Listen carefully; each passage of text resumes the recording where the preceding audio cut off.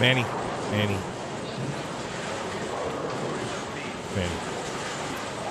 Chill, my guy. We're just fine. We're just starting now. You're fine. Right? Practice started at 12:30. Squad starting right now, 12:40. It's at 12:30. It's 12:40. It is what it is. Practice over. 5 games of qualifying coming at you on 47 feet here at the Gold Coast for the Coach K Scholarship Open.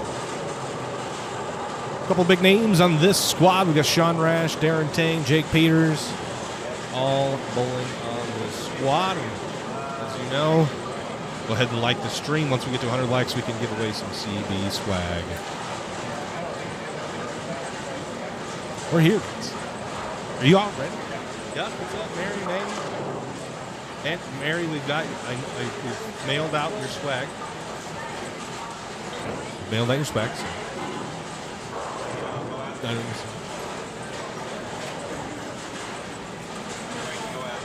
I would say just mail.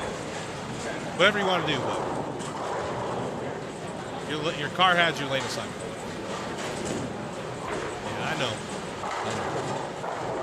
This guy's Sean Rash, man. What a guy. The 47 feet. We're going to see Darren Tang's first shot here for us. There's Derek Taylor making the trip from Utah. Rank it. What's up, buddy? Yeah, it worked out.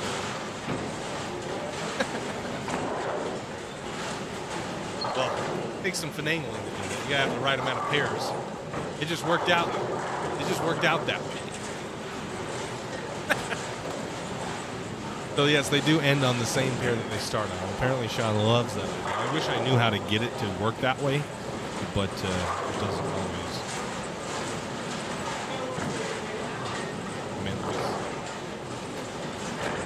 Darren started with a strike. First kind of starts with a strike. We're going to Sean Rasher.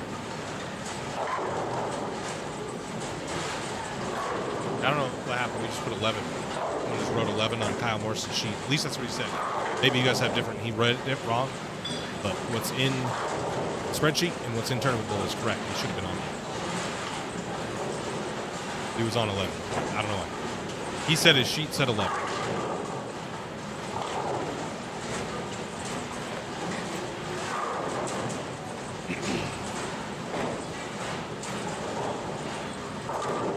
We're off and running.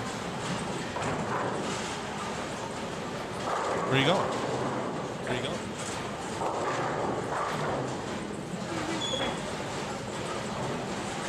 Yeah.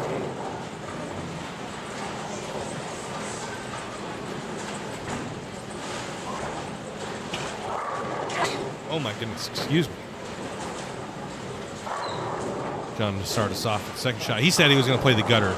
Gutter does not look like it's going to play on 47. I've seen some try to throw your thing. We'll go see Kyle Morrison, maybe see what he's trying to do. He had 3 purple hammers on the rack. Peters checks to the face. Look at our boy Ken. Hey boy. Face. They hook a little, huh? 47 feet, you'd think, man, those are slick. But they are hooked a bit.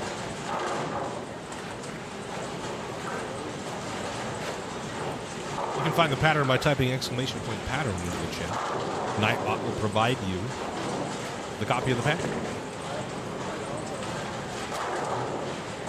Sorry, but if I will turn off ads right now. If every stream you guys promised to donate collectively $1,000, I'll turn off ads. But realistic expectation. Unfortunately, we have to have ads to. I'm here for D Tang. Well, I'm sure a lot of people will be here this weekend for Darren Tang. Appreciate that, my boy.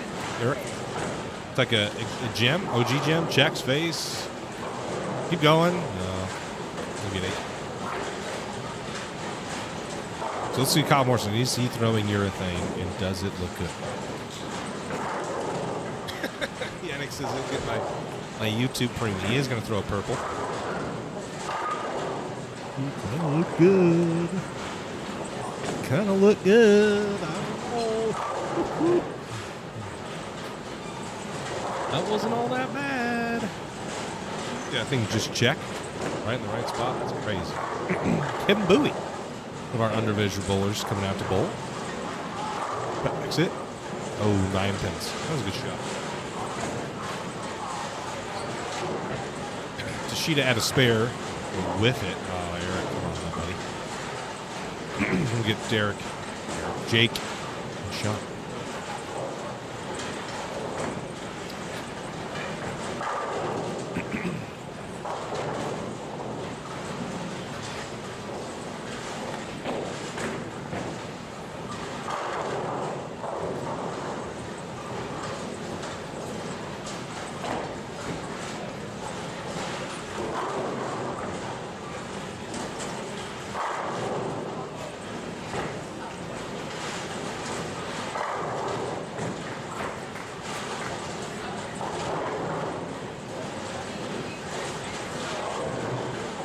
What is that?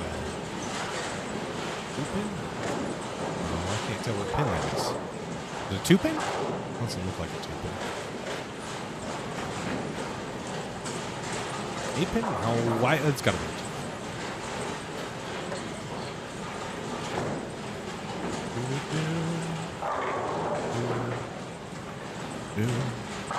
John Paxton, good job.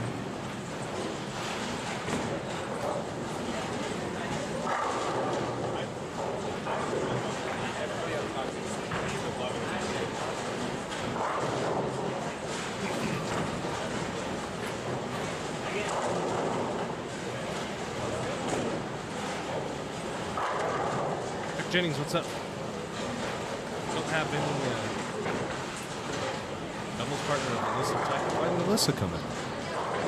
Maybe she will. I don't know. Who's to say? Did she go to Disneyland with Kristen? Oh, roll a 3-pin for us.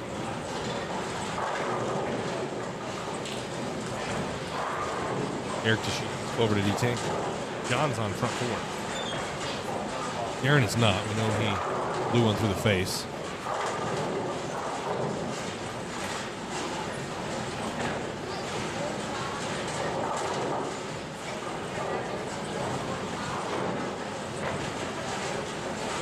Go ahead and that like button. I know there's a lot of new faces we'll get to. Once we get to 100 likes, we'll do some giveaways. So you don't want to miss that. But we got to get 100 likes. Last time we didn't get to 100. We couldn't get there.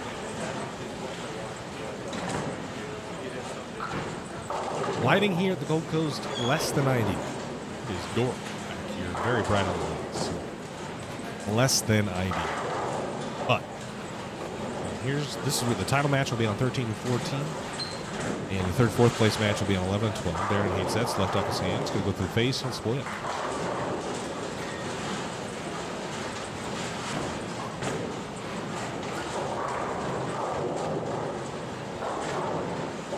Over here really quick. Right here is Tim Cats. Tim Cats founded Tap Out, the brand, clothing brand, and has his own. Oh man, he almost rolled the 1, 2, 4. Has his own custom exhaust brand, Black Widow exhaust. So that's Tim Cats. Came out in Bold. He's here for the NHRA races that are happening right now, and SEMA starts on Monday. And Rash just struck for the 5th or 6th. Forgot the link. I knew I was forgetting something on my squad sheet. Forgot link.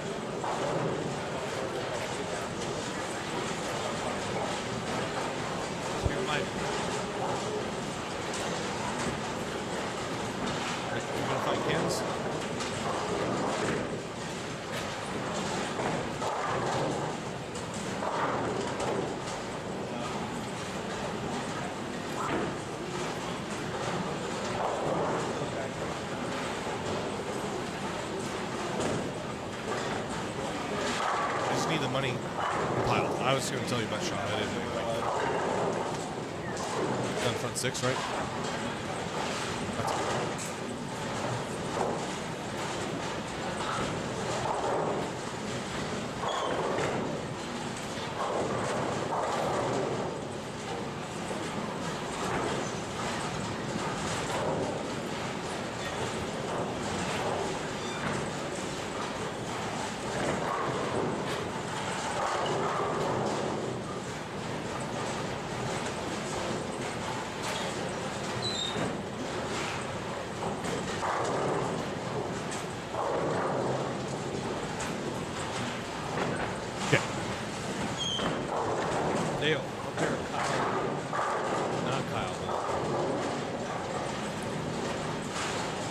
They're on the low end. Yeah, they're on this camera right here. See Kyle's, and not Kyle's ball there. So, Darren, Sean is on front 6. He's on front 7. We're going to come over here really quick. The favorite for this? Says Joe, we had Alex Hoskins as number 1 in our power rankings.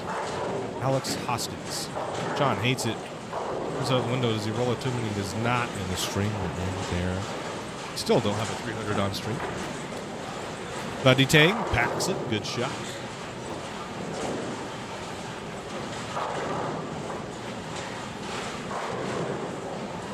Anytime, sir. Let's go to Art. Good shot from our man Art. Well, you're seeing it, and John Janowitz, when he made this pattern, I was a little shocked. Wow, really a long pattern. I wasn't expecting that for kind of what we look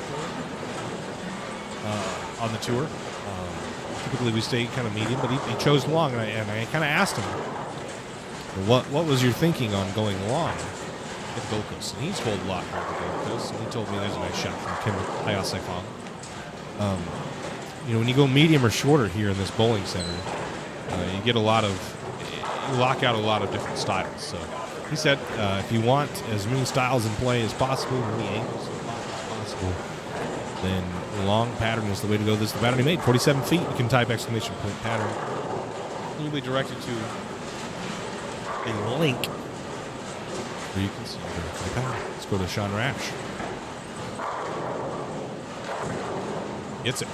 Gets in the fall. This is game 1. We're about to wrap it up. Kyle Morrison just 7-8 with urethane, so I don't think urethane's really good here today. Here in a few, once we start build up a little more people watching, we'll bring our tournament sponsor, Steve Clemkin, down here with Coach K Scholarship, talk to us a little bit about what he sees going on. He's been kind of watching the bowling, so what's going on. So he'll provide us with some really good insight. Kyle? Oh, I thought he was going to make it. I really thought he was going to make it.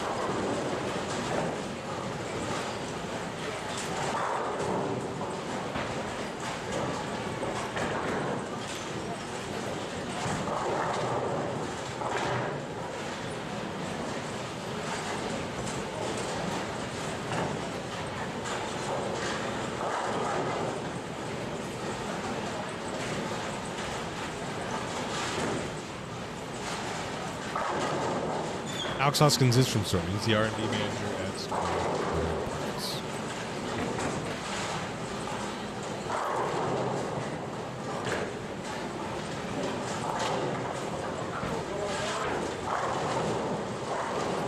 Cheetah hates it. Yeah, I don't know if your thing's going to play.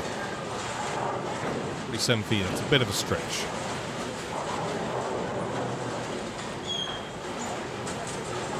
So we got 2 divisions, or 3 divisions, I'm sorry. The Open, the 205 and under, and the Senior division. Spending this past week, I guess I'm still wrapping my head around. Right? Away she goes. Oh, Eric, and whiff on the 7. Bring up Sean, and we'll head on over to see our boy Darren.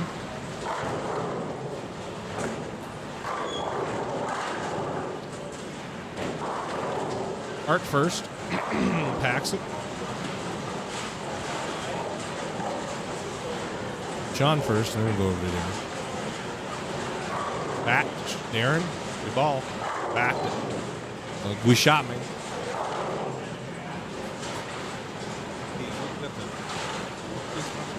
It's the CB Tour, baby. Death provides water for the CB Tour bowlers and all CB Tour. So, CB Tour to the moon. Huh? One day. That's kind of our dream, is to be the woods. CB Tour be the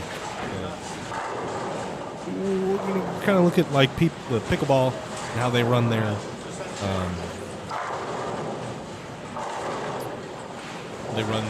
professional series tour, whatever you want to call it. Sean strikes again. That's kind of what we're looking for. Meld the amateur side, the professional side, and we get them to be one. We've kind of seen that right now. We got several touring pros. So we may switch that up a little bit. Hopefully, if we can get more of these bigger names, they can have maybe their own separate division. We got big plans. This is just the start. Peters trips a two-pin.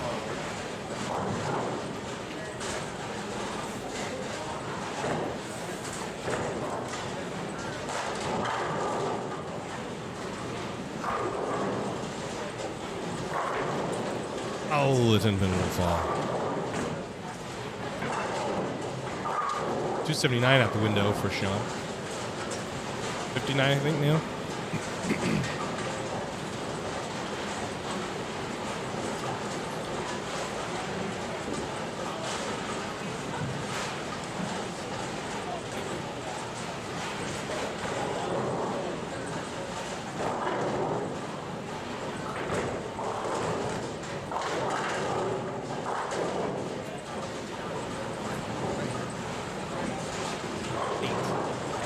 58 or 60?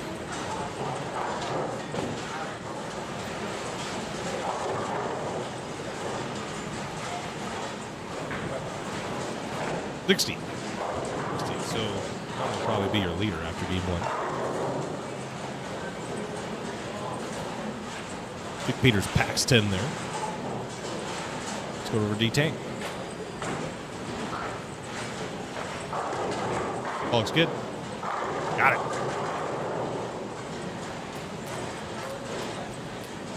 Andy, what you think you're going to throw? You're still here. We got. Oh, yes. It's only 1. It's only 2 o'clock. Then.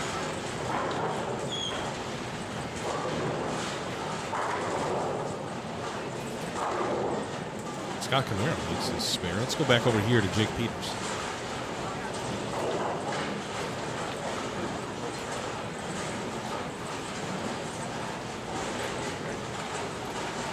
Jake gets a 10 out of that one. Good. Not good? Is that not a good one? Taking scores and stuff?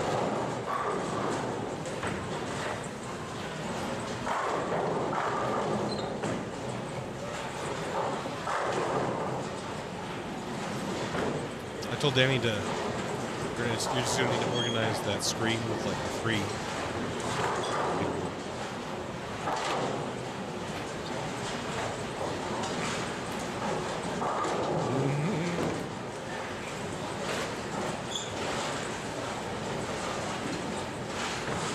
We're left at 7. He shoots. We get that light to go away. 231. Not a bad game from Tang.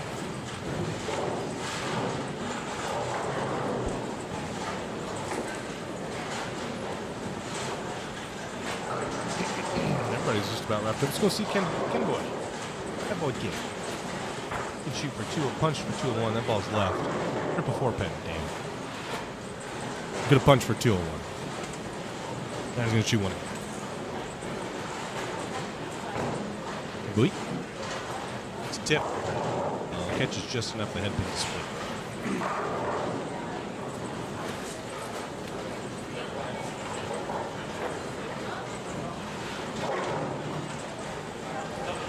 spare.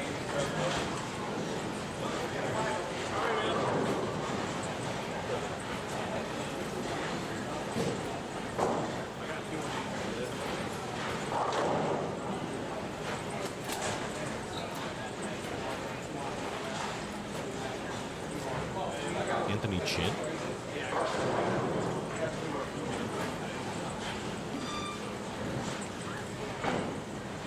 Holy shit. It does, Paxson.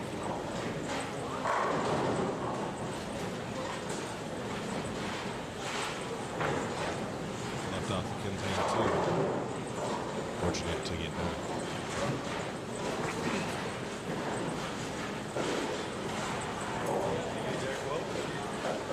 Kind of love like each person's on.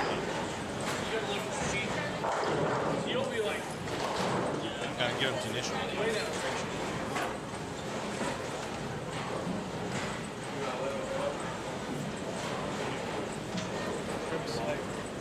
Is there a website that has a list of comparable balls between manufacturers? Say maybe Bowler's German? Oh, Chin. Pocket 710s on the fill. Is it the fill or was that just with the 11 fill? Duck break.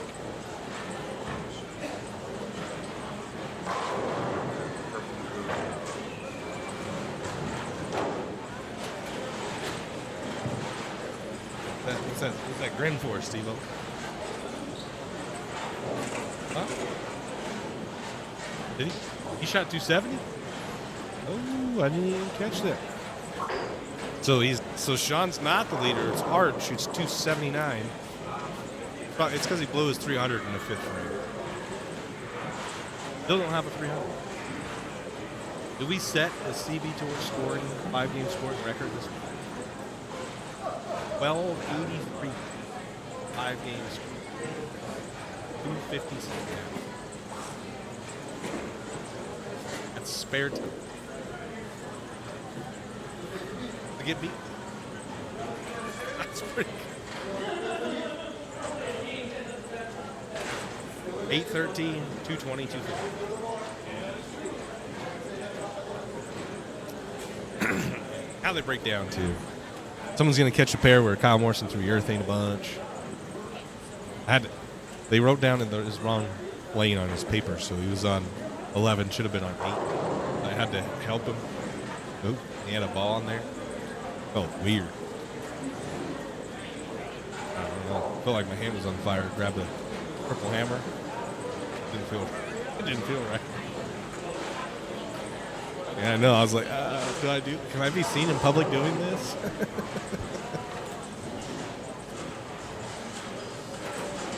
Bowler's Journey. You think Louis Annapolis would wipe the floor? Where are you at? Where you at, though? You know, here. So how do we know?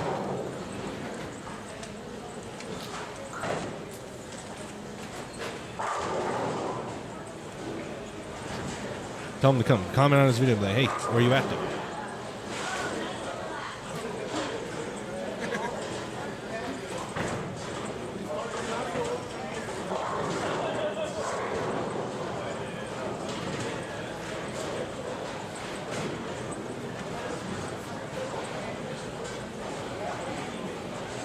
Get him out here. Let's sign him up.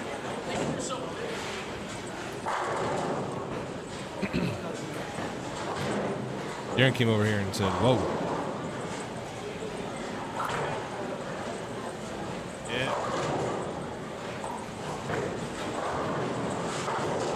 Oh, we might have a little bit of a disaster here.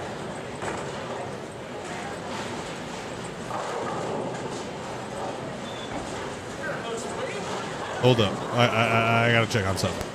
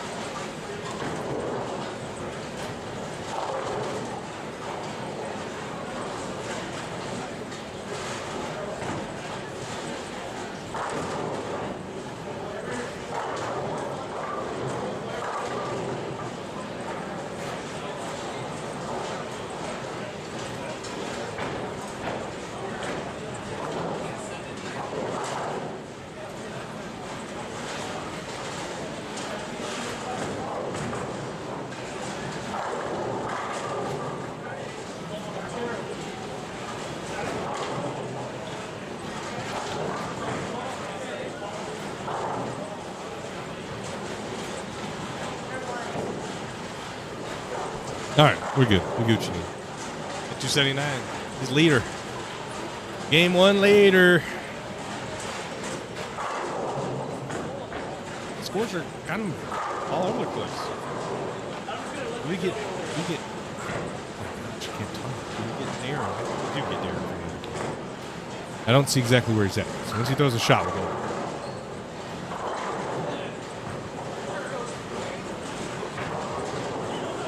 Bully through the face.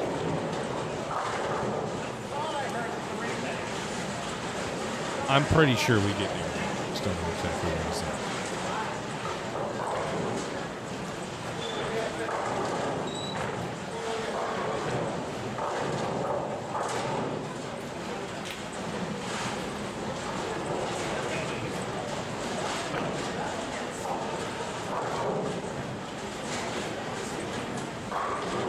Is that are all?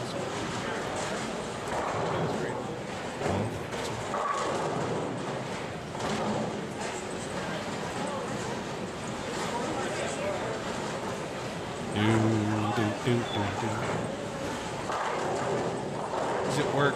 This night off is Thursday. Oh, there we go. He only has one night off. It's Thursday, so that's a tough break. That is a tough break.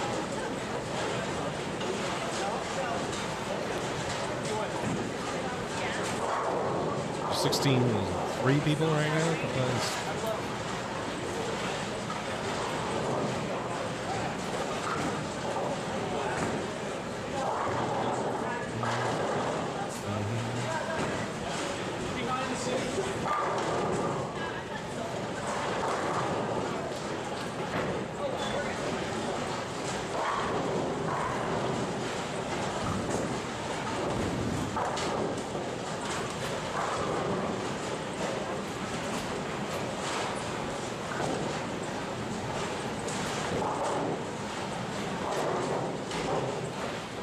Okay, so the number plus 35 in the open division is Darren Tang.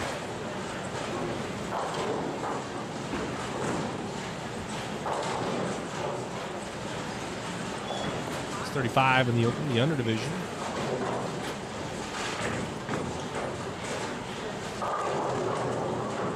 Minus 20.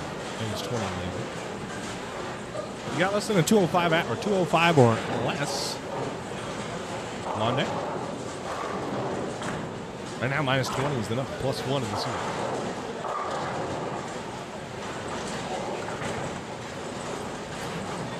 Darren Tang is here on the very end, 70.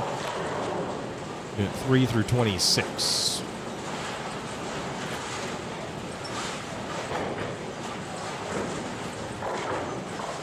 Going to find our tournament leader here in a second. Chan makes a spin. There's your tournament leader right there. That's Art pulling with Kyle Morrison. So Art goes plus 79, Sean Rash plus 68, Darren Tang plus 35, and Rudy plus 31. Tim McNeil and David Haynes tie at plus 26. Ari Wilson plus 16, Jake Peters plus 1, Kyle Morrison even. Tim Caps rounds out your top 10 at minus 18.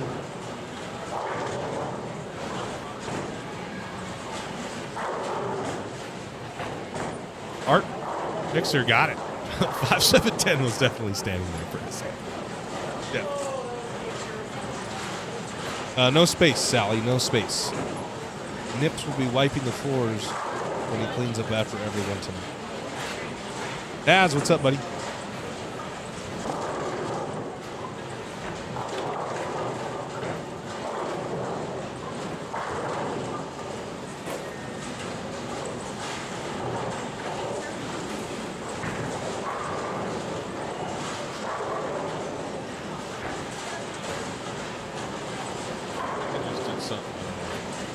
His off-camera thing. I'm sitting behind the lawn. I'm on the high end. We have 7 through 21, so that's where I'm behind 19 and 20. Ken on the high end. Was there. Something he did.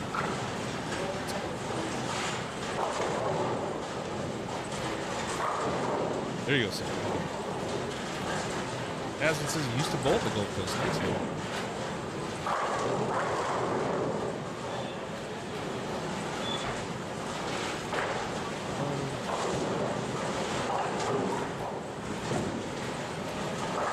spots in the high game.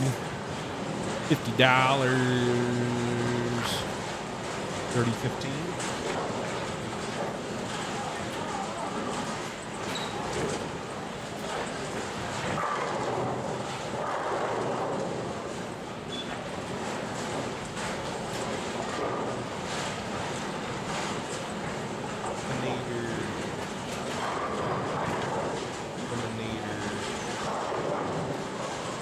Eliminator.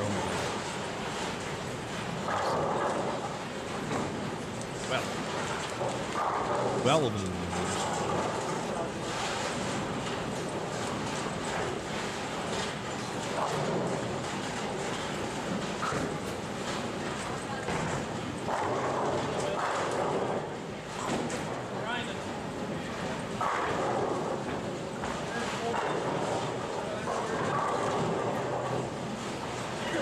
Okay.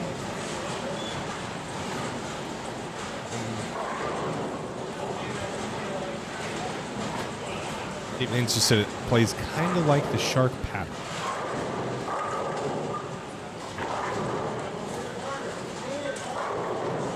Not more sense.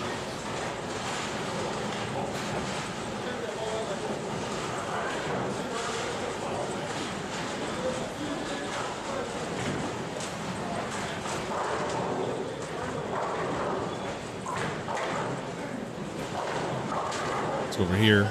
There's D-Tang. And Ari Wilson will get.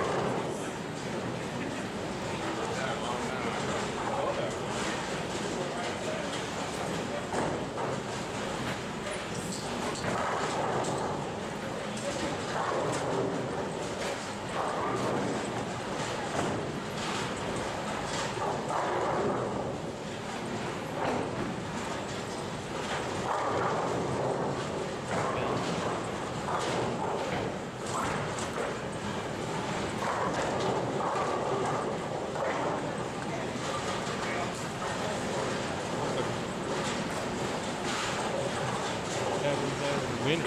The only area says winners. What are you looking for? Dome.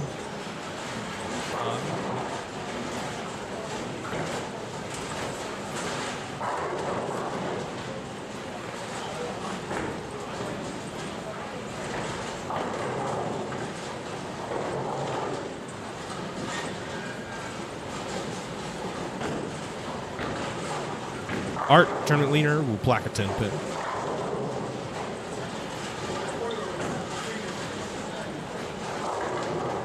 Bring SK on. Game 3. Say game 3, I believe. Bring SK on. There's Ari Wilson. I flushed. 7-9 stands. 7 gets stripped down.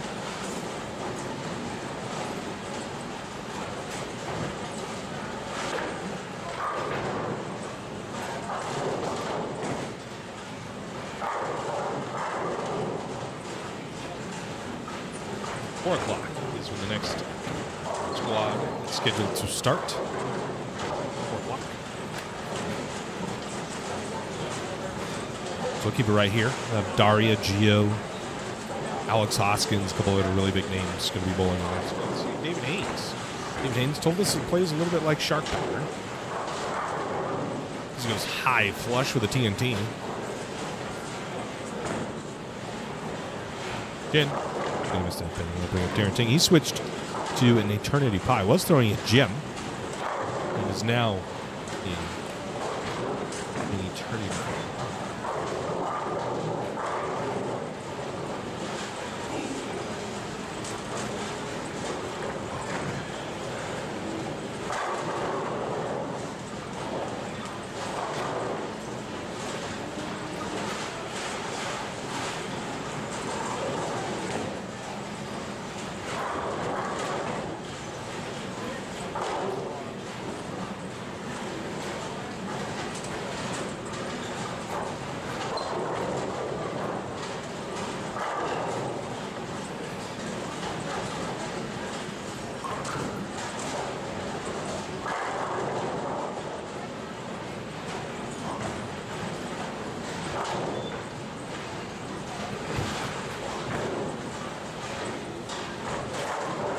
Darren, mixer, got it.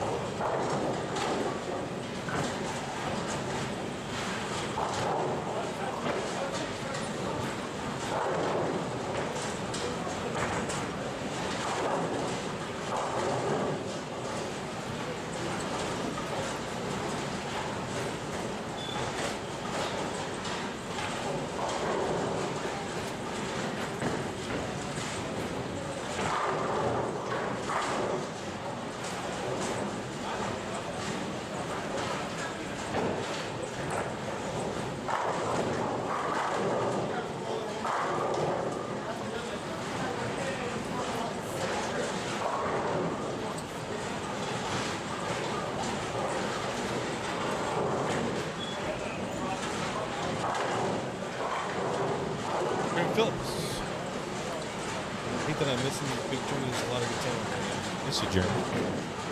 Are you looking for our rankings? Our rankings? One second.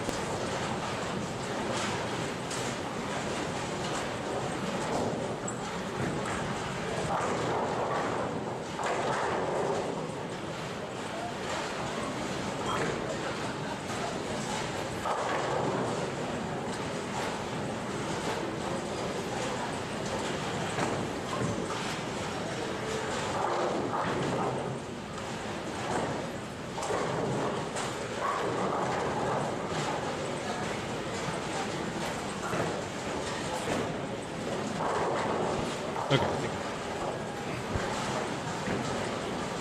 Our rankings can be found in our groups, the Las Vegas Bowlers, and my Facebook. Been blocked on Facebook page, our business page. We haven't yet gotten it back, so unfortunately cannot post there.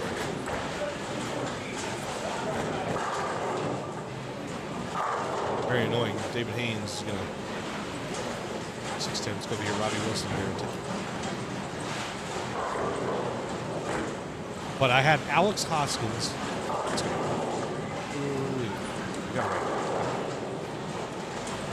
I had Alex Hoskins,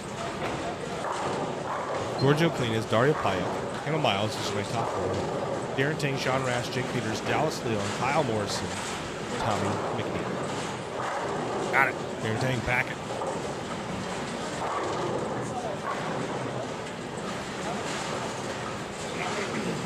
Pack it home. Sunday's going to be a big day. We got Cashers round and the bracket all on Sunday. So usually we would have Cashers round on Saturday night, but the way the timing works out here in the bowling center, because they need us out. So excuse me, Cashers round is Sunday morning. Matt says, guy like that. I don't know about that. I flushed Darren.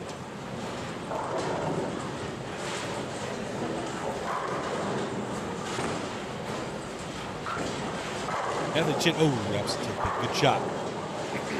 Wraps the 10. We're about to wrap up game number 2. We're game number 2.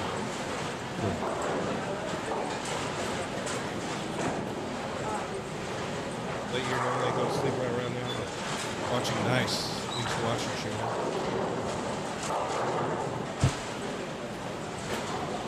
Ari on the right lane.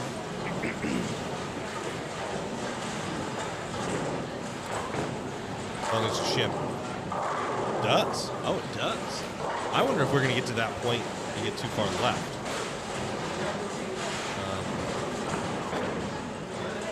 Maybe miss the head pin right, missing the left. I could definitely see that.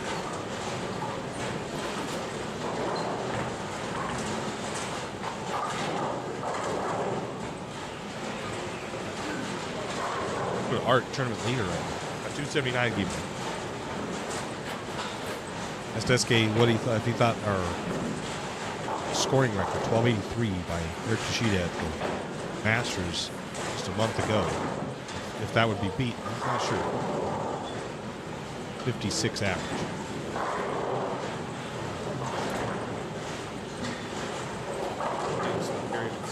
Yeah, he is.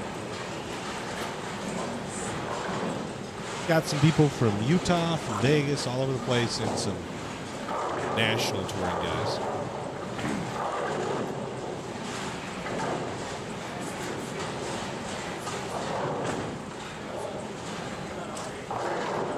It's the 2-8.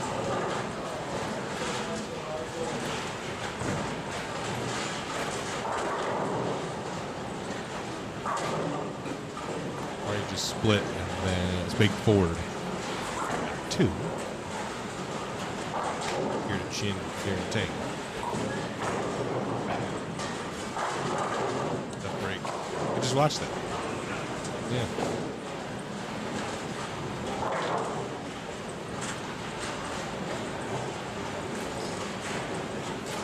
Darren, lane 8. Looks good. Got it. Darren's on a string of strikes now.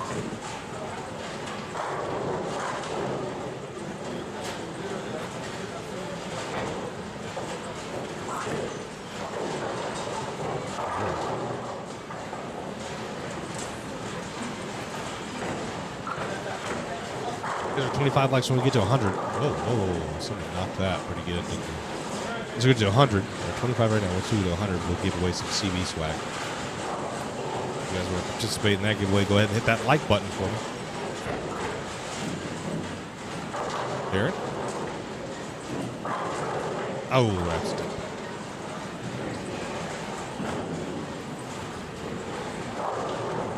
Art Mixer.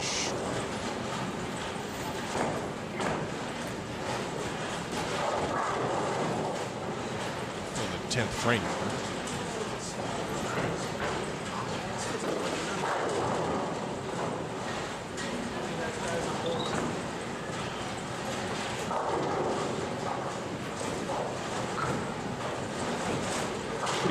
Where did you guys put like any of the double stuff? What? Is it a separate like workbook?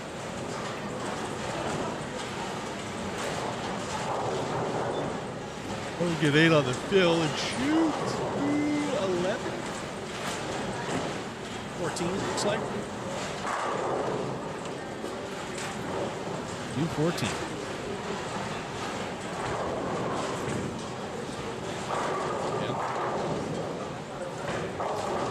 See, 79 out the gate. Not necessarily low, but the arch shot 2-teen after, so he's not gonna. I don't think he's gonna beat Eric's 8-12 for the first 3. What's Sean doing? I can't see him. He's out. I'm all good.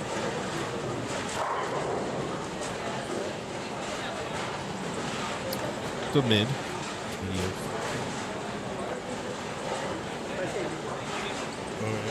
Again. He very much enjoyed ending on the very start.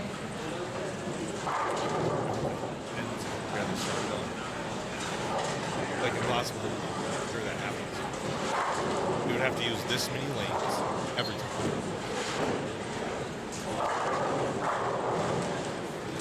Like right in. Yeah. We need to use 22 lanes to do the skips we're doing.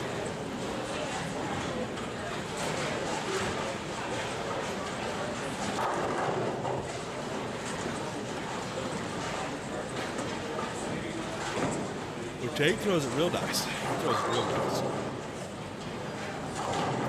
You're 240, it looks like. That's what I see. I'm Morrison.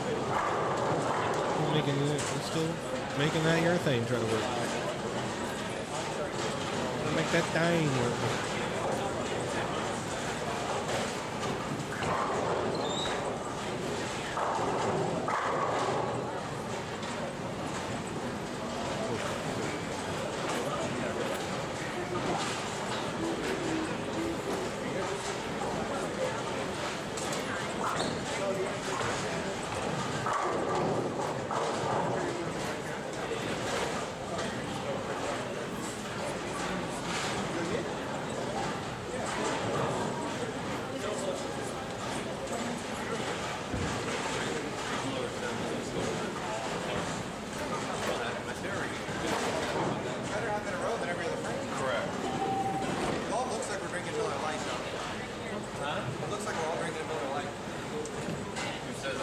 About done with game 2. We're going to head into game number 3. These are the final shots here. Shot there. That's tipped in.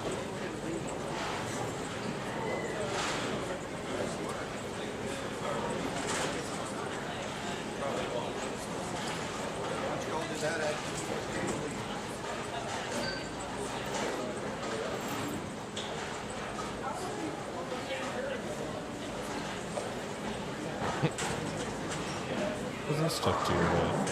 Wasn't stuck to your head.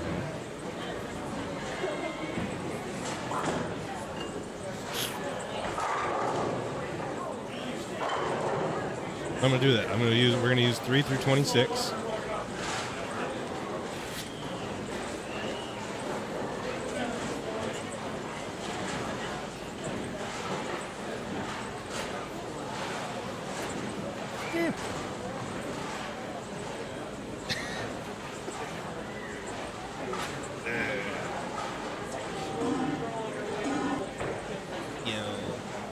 Will you post it?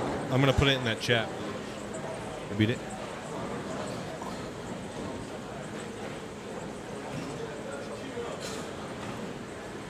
Game 2 underway. Underway. Done.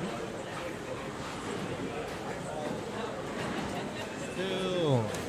Section 2 right now. Ew. What'd you shoot?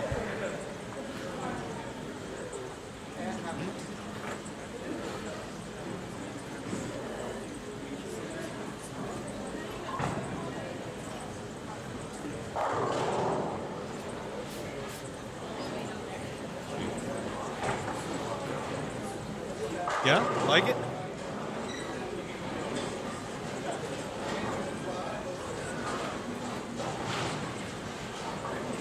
Don likes the pattern. Likes the pattern. Why your screen following pattern? Need to be. Nice.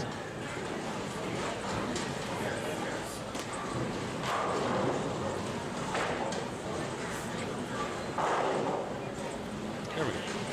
We're firing up game 3 here. Just a moment.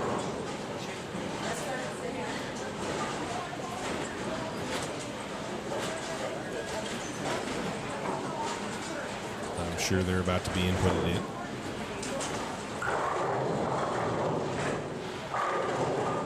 She does not get in the carry. He was getting 45 feet with that purple. Not getting the carry.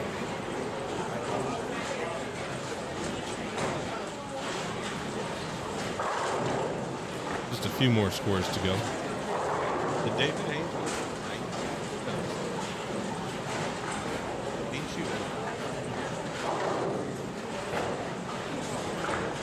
Someone missed the wood. Thought maybe he got hurt or something.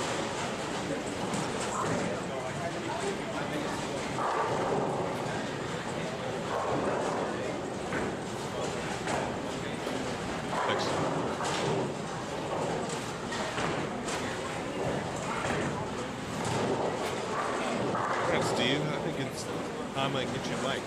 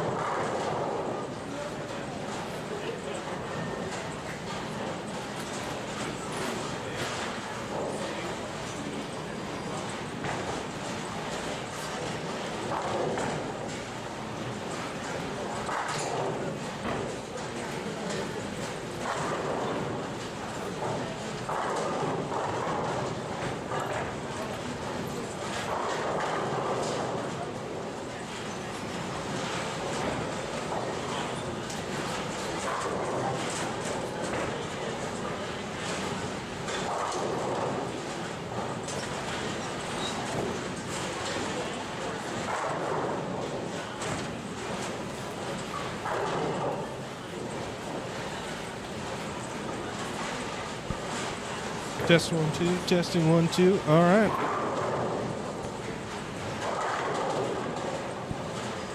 Test 1 2, testing 1 2.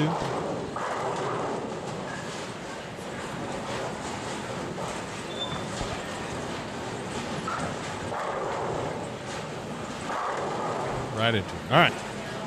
So, game 3 underway. We got Steve Klemkin here. He runs the Coach K Scholarship Open and is the title sponsor of this event. Steve-O, tell us a little about what Coach K Scholarship is. Yeah, thanks, Jayton. Thanks for running a great event here. We're definitely excited to be here at the Gold Coast, and it's nice to see a strong turnout right out of the gate. But Yeah, we've been doing the Coach K Scholarship now since 2010. So we've got 13 years under our belt now. And basically it was a scholarship we started back at the time, which would reward the student athletes for their performance in the classroom, not just on the lanes. So back at Wichita State, they have an outstanding bowling program, and what we wanted to do was put something together that would give back to those student athletes who had a great year in the classroom. And so it awards, last year I think we had about $7,000 that we gave, which was split between the top two the male and female student athletes, and those individuals got that money to help cover their costs for, college is expensive, and many people know it costs a lot of money. And if you're a college student, you definitely need as much help as you can to pay for rent and food and books and all that stuff that goes along with it. So, yeah. So far to date, we'll say it's about 13 years. We've got over $60,000 so far that we've been able to raise, and along with a lot of help from many of the fellow Shockers who have contributed as well too. From the folks that I had bowled with have been strong supporters as well over the years, and we're looking forward to keeping this thing going, and hopefully we can continue to raise and give back to the sport of bowling. A lot of these student athletes are the individuals who are going to be our industry leaders. They're going to have careers like Sean Rash, for example, on the lanes. Francois Lavoie was one of our Coach K Scholarship winners, and they're going to be professional bowlers, and they're going to be industry executives, and hopefully will help be promoting the sport for years to come. Yeah, it's good stuff, Steve. So what is you just pick a scholarship recipient, or is there a criteria someone's got to make, or what is it? Yeah, well, basically what we do is we raise money throughout the year, and then we will remit that money to the program, to the bowling program at Wichita State in the fall, and then it gets awarded to the highest GPAs for the fall for the top male and top female student athletes. Nice. And it always ends up being, and there is a good competition between them, because they know basically if they can get, it always ends up being, I believe, I might be wrong, but it's always between 3.9 and 4.0 GPA for that fall semester. Is what it takes to win. And sometimes we get some ties too. We get a couple of them that have straight A's for the fall semester, and then they'll split that scholarship. And so it is based off of their performance in the classroom, though. Nice. Well, good stuff, Steve. We're glad we can help raise money for the Coach K Scholarship with everybody's entries. You're getting a portion of that donated to you, and you also have your raffle items and such that you guys are doing this weekend. And then you guys also do chamois, right? We have a Facebook page as well too. Has some accessory items on there. We've got some backpacks and some accessory bags, stainless steel water bottles. Got a couple of different stickers and stuff like that. So anybody that's interested in picking up any of that merchandise, and it does change. We always get that, items like that has been donated to us over the years from other people who support the scholarship. And then once we have those items, then we'll basically distribute those to whoever wants to make a donation. So a lot of the times the donations are $20, $40, $60 or so, and we will then just go ahead and mail you whatever it is that you are interested in. Perfect. Well, one of those folks, Jen, right, Bertolina, donated our trophy for our champion this weekend and the high youth finisher. She's donated to us, which, I don't know, trophies are kind of expensive. We spend usually about $200-$300 for one. So Darren enjoys his liquid death. Liquid death, yes, he does. But yeah, she donated both of those. So $400, roughly would be the time and effort it took to transform our trophies. Who's to say what that costs, right? So, thank you, Jen, and for donating that to us. It's one less expense we have to deal with. More money we can give back to the Coach K Scholarship. So, SK, how do we like this John Janowitz pack? I tell you what, it's I think first glance at it, for people watching on today, either in person or watching on the stream here, when you watch this, I think you'd be surprised to know that it's 47 feet. You know, a lot of times people think, and there are some patterns that I can tell you are a lot shorter that can play a lot tighter as well too. So, you know, understanding the lane surface, knowing the bowling center well as the lane machine and the type of oil, the venue, the format, all that stuff is critical to kind of matching up a good condition for the tournament. Now, when you do see the ball go down the lane, you think 47 feet, you're thinking like the ball's just going to be a beeline and just barely kind of tipping on the end. But you can see here that it's not just the length, it's also that lengthwise taper, you know, and that distribution of oil from the foul line to the 47 foot to the end of the buff. So you can watch and you can see there is still shape and ball motion that's created. The interesting thing for me to see too is, I'm sure you noticed what the scores were like the first game, and when you switch pairs then trying to get lined back up again, and based off of how the people were playing on them before you, you can see a lot of difference in that. So that's one of the things that I've liked seeing is it looks like it's as far as scoring pace wise, looks like it's challenging where you have to make shots, but there's definitely ways to hit the pocket and ways to strike on this. Oh yeah, we had our buddy Darren, who did not go to his correct pair, so he came to the pair game 2, said, "Wow, this pair is different," and I don't know if he struck or not, but figured out that he had to move immediately after that. He didn't follow his score sheet. So yeah, the pair to put that. I mean, that's kind of what John talks about a little bit, is evening out the left to right, making sure multiple angles can play. You know, if you have a little bit of a lower rev rate, you can play a little straighter. Some of the guys with the higher rev rates, because of that, like you said, the taper, the ball slows down a little quicker for higher rev guys than the lower rev folks.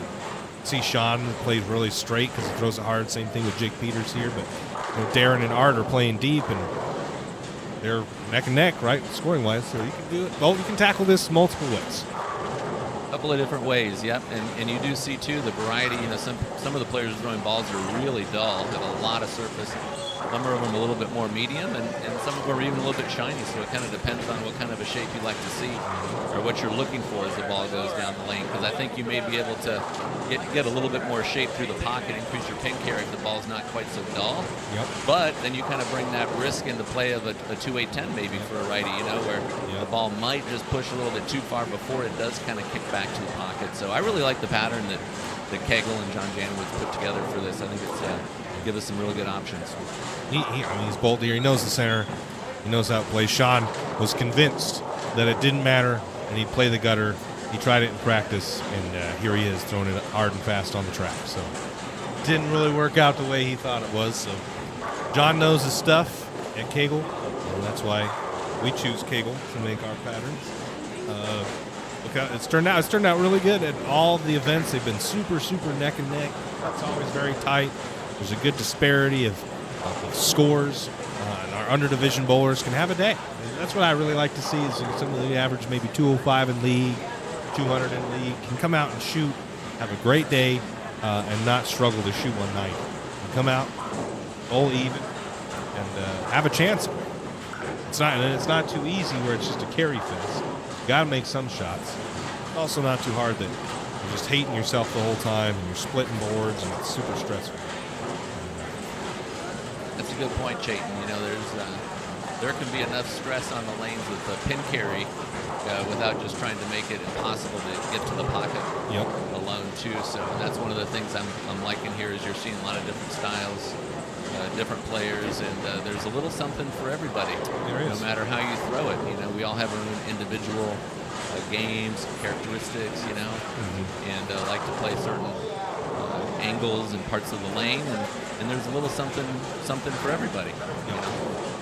Yeah, that's kind of like I want to make sure that our under division bowlers have fun, but still give an advantage to the better bowler because they practice or have crafted their skills and know if you get lined up with the right ball, the right part of the lane, you're probably going to score a little bit. But still have a good day. Still come out, shoot your 220. It's like in golf. You flush one, get you coming back. You see that one shot. It could be 30 over, and then you're 140 out, and you stiff one to 5 feet. That's right. Keeps you coming back. Spin it back. I tell you what, all it takes is just have to grab that divot repair tool out of your pocket just one time. You chest out, You're putter like, in hand. I've got to. Yes, you get a putter in hand. You're walking up from 100 out. You got your putter out. You got your divot repair tool ready to fix that little mark, and sign me up for the next round. You pop a 220 off, feel good about yourself. You want to keep coming back. You want to keep getting better. How do I get to Sean Rash's level? How do I get to a level where I'm averaging 220, not just shooting 220 once? So that's our goal. John's killed it with all of our patterns, I think. They've all been super, super competitive. We've got some talent here in this squad, Chayton. Yeah, and that's only about half the talent. We got next squad, Daria, Gio, Alex, a lot of heavy hitters in that squad. Sean, Jake Peters, Darren on this squad. Oh, Sean just chopped it. 2-5. Come on, man.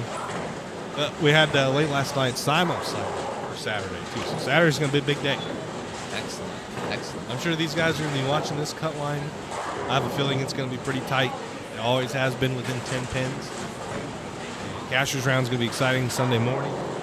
That's always within a few sticks. A mark here, count there. Always super competitive. And the top 8 get a bye. So you're going to have not only the cut to 24, the cut to the top 8. That's like $100, $200 getting the top 8. You automatically get that bye, the bracket. That's nice. Yeah, nice incentive there. So you already had your rankings out, Chayton, and you had a late entry here with Anthony Simonson. I know. What would Simo? Where would he have been on your rankings list? I mean, there are people who say, and I think it's warranted too, that he's one of the top 3 best bowlers in the entire planet. Right? You got Belmo, you got EJ, and you've got Simo. That seems to be a pretty safe consensus around the planet. So. Yeah. With that being the case, I don't really get to watch other than on tour, but it's been a minute since I've seen Simon bowl. He didn't bowl all that great. Cedar City, bowled okay, not great. Probably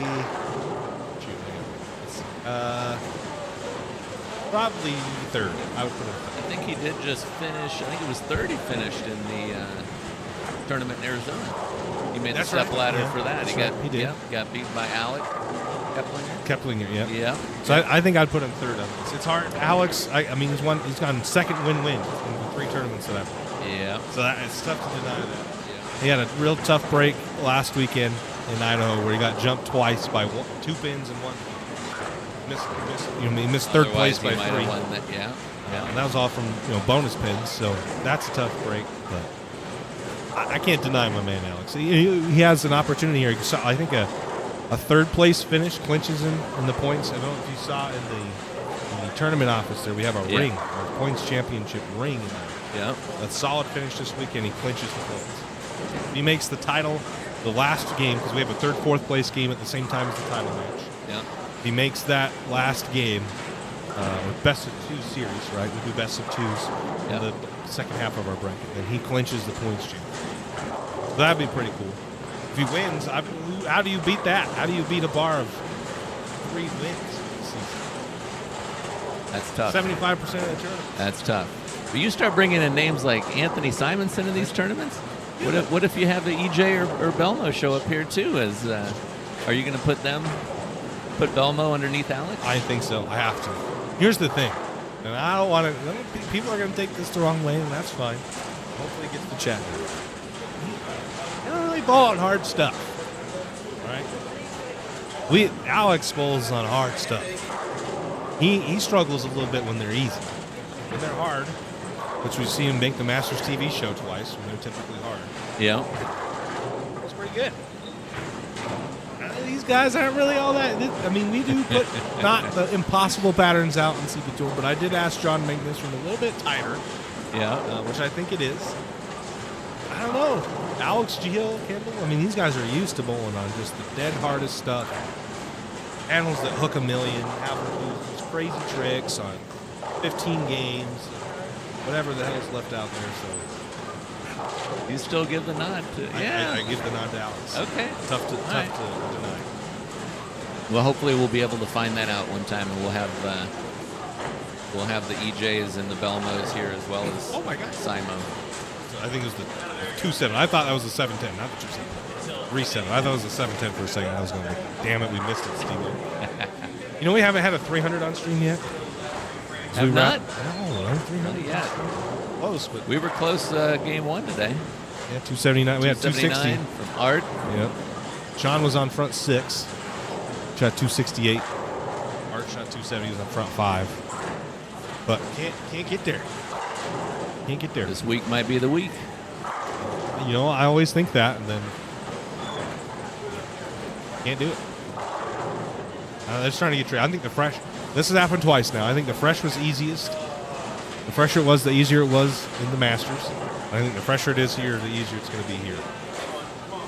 It allows you to play as straight as you can get, and then that drop brush at 38 feet. You know, the fresher it is, the cleaner your ball gets through that hook that's on the track. When it starts to break down, you start getting your ball to check and move in, and you got a bunch of fresh oil that you're trying to fight. Grab it a little bit at the bottom, face. I think That would be interesting to see at the end of the tournament, kind of see what the average scores were game 1, 2, 3, 4, and right qualifying, and kind of see what that progression is like for the 5 games and see how that plays. exactly. Yeah, I would love to get that info. We'll have to get that. We got to get lane talk. Got to get them to track our data, Steve. Yeah. Robert, if you're listening, we need you. All right. Game 3, that's it. Moving on, 2 to go. Evo, what's your predictions for the end of this squad? Well, I can tell you we've got some great names here that are definitely lined up. I know we got game 3 scores. They're still going to be coming in, but you know, we've got Darren Tang and Sean Rash, Jake Peters. We got some big names up there. And there's a lot of good players that are, you know, just right underneath there as well, too. Some accomplished amateur players, David Haynes and Ari Wilson. You know, we got some big names here. And as of right now, I got to tell you, you're looking at, Darren shooting 230, 240, games 1 and game 2. Looks like he's lined up pretty nicely. I didn't see no game 3 scores yet. But these are guys with a ton of experience, and you know, Las Vegas native too. Can't fail to mention that. Darren Tang's from right here in town. Does a lot of practicing here at the Gold Coast. Very familiar with the approaches, the surface, just the feel of the bowling center, maybe the pin carry, that kind of stuff too. So, and I got a little bit of a soft spot for Darren Tang myself, just because was fortunate enough to have him ask me to bowl a doubles tournament just early last month, and we ended up winning that title. So he feels like you know, you got to always be rooting for your doubles partner, I got to say too. So I gotta give a little shout there to Darren Tang. So he. We love our D-Tang, with right? that said, So. we do have a special event for the Tour Championship in Reno. We have a night on the lanes with Darren Tang. Tickets are on sale right now on our website. Pretty cool deal. We're going to get to bowl with Darren. It's going to be fun.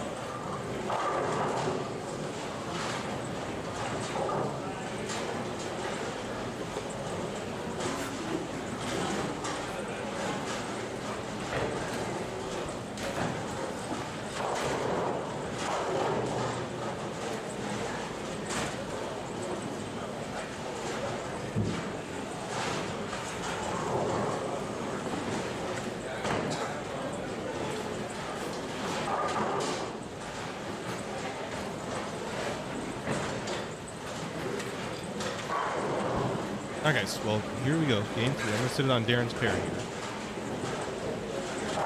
Darren, what pair are you on? We'll sit on this pair. Darren's going to go, I got to fix a good show. I'll be right back. Also, shout out to Steve-O. Thanks for coming on and talking with us. Appreciate you. Thank you, Chayton. Thanks for having me. Thanks for supporting the Coach K Scholarship, and thanks to all the bowlers for showing up for this great event, and appreciate everyone's awareness. and support over the years. And again, if you are interested in getting any Coach K Scholarship merchandise that you wanted to make a donation, pick up some merch, just shoot me a message on Facebook, and look forward to hearing from you. And thanks as well for your support.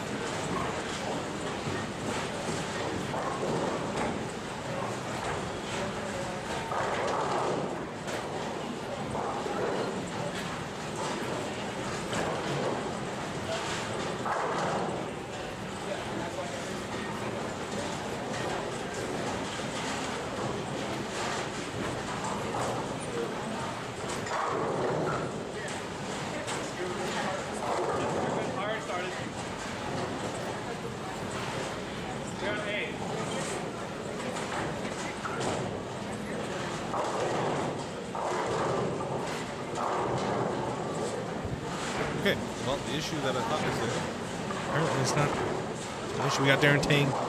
We got 19. Is he bowling with Arya again? Did someone mess up? Darren, didn't you just bowl with Arya? Did you bowl with Arya in the last pair?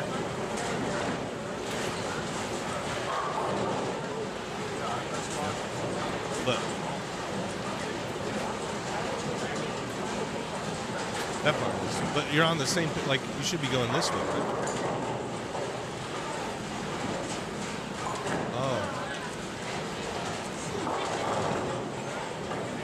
Yeah, that's. Yeah. You end on the same. Yeah, you end.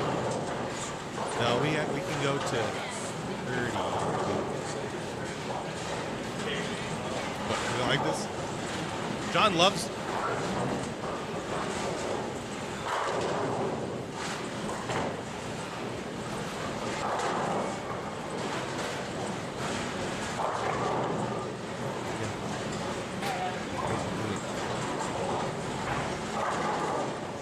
Facts.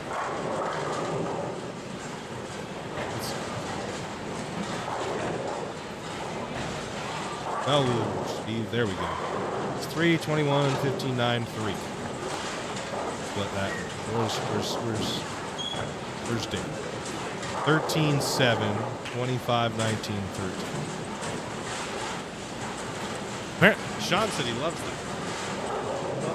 The end on the pair he started with. Who's to say if that helps or hurts? But I'm surprised he's bowling with Ari again. He's on his way back. I don't know.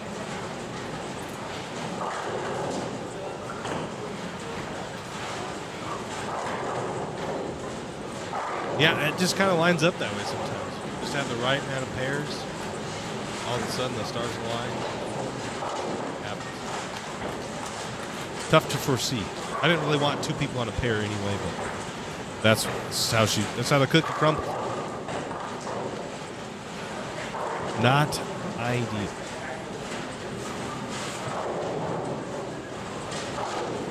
Rumble? Yeah, well, you need to get work.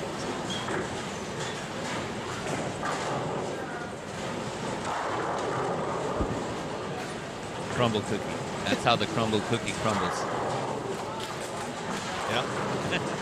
See, that'd be good. That's fun. Right? We got to get a hold of it. And who doesn't love a good cookie?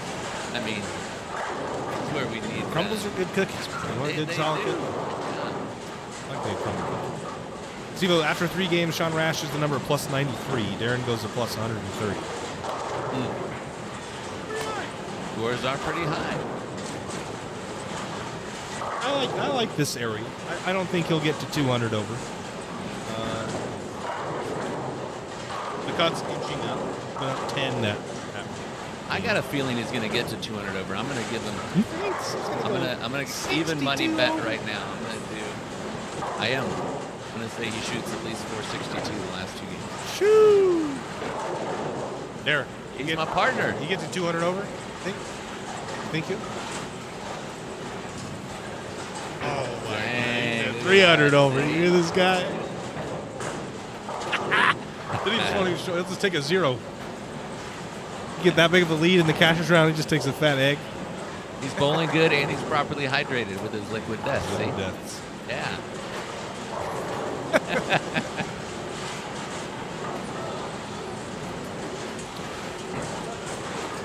guess 88. You're an under-division bowler, Steve. Get out here, man. Yep. Under division for sure. 88 under. And that's right. very doable. Yep. Average 170. Mm-hmm. Kevin's setting the pace here for this. Kevin's a great bowler. Kevin You know is Kevin? I do know. He is a good bowler. He bowled great up at Westies. We had the PBA regional. Yep. Was up there. Josh Blanchard was running, and Kevin bowled great. He qualified third, I think it was, and third for the semifinals, third for the finals, and bowled really well. Yeah, he's a good bowler. I'm sure. It's funny when we take pictures of it. He's got this like his backswing way out. Ball. It looks kind of cool. With some of the pictures we've got of him. But he gets to the right spot at the end of the swing. So Really strong release. Yeah, gets his hand up. Good axis rotation. Gets his hand to the side. Usually helps get it through the front part of the lane nicely. And then gives it some change in direction, a little bit of shape down lane. And he struck a lot. He likes to play the inside, kind of a deeper, well, on this should match up for him. this oil pattern here, there's definitely a shot if you want to be a little bit closer in the middle part of the lane right now. Darren's on front 4.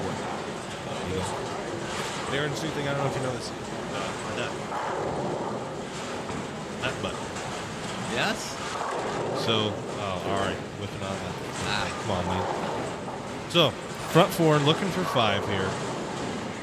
If he gets 5, we're going to have the chat spam nut in the chat. Gets to 5, we got to have the chat spam nut. We needed Darren to bring his button so I could just sit here and spam it right here on the mic. He's nudging his feet a little bit left, hasn't he? Mm-hmm. Eternity Pie. Yeah. In between He's fourth way and fifth arrow. Bang, got it. Ah. That. Yeah, he's just getting the kind of tip right 200. there. What did we bet? Did we bet some kind of a donation for a scholarship donation? Something if he gets to 200 over. I'd faith in him. Everybody spam nut. Spam nut in the chat. Nut.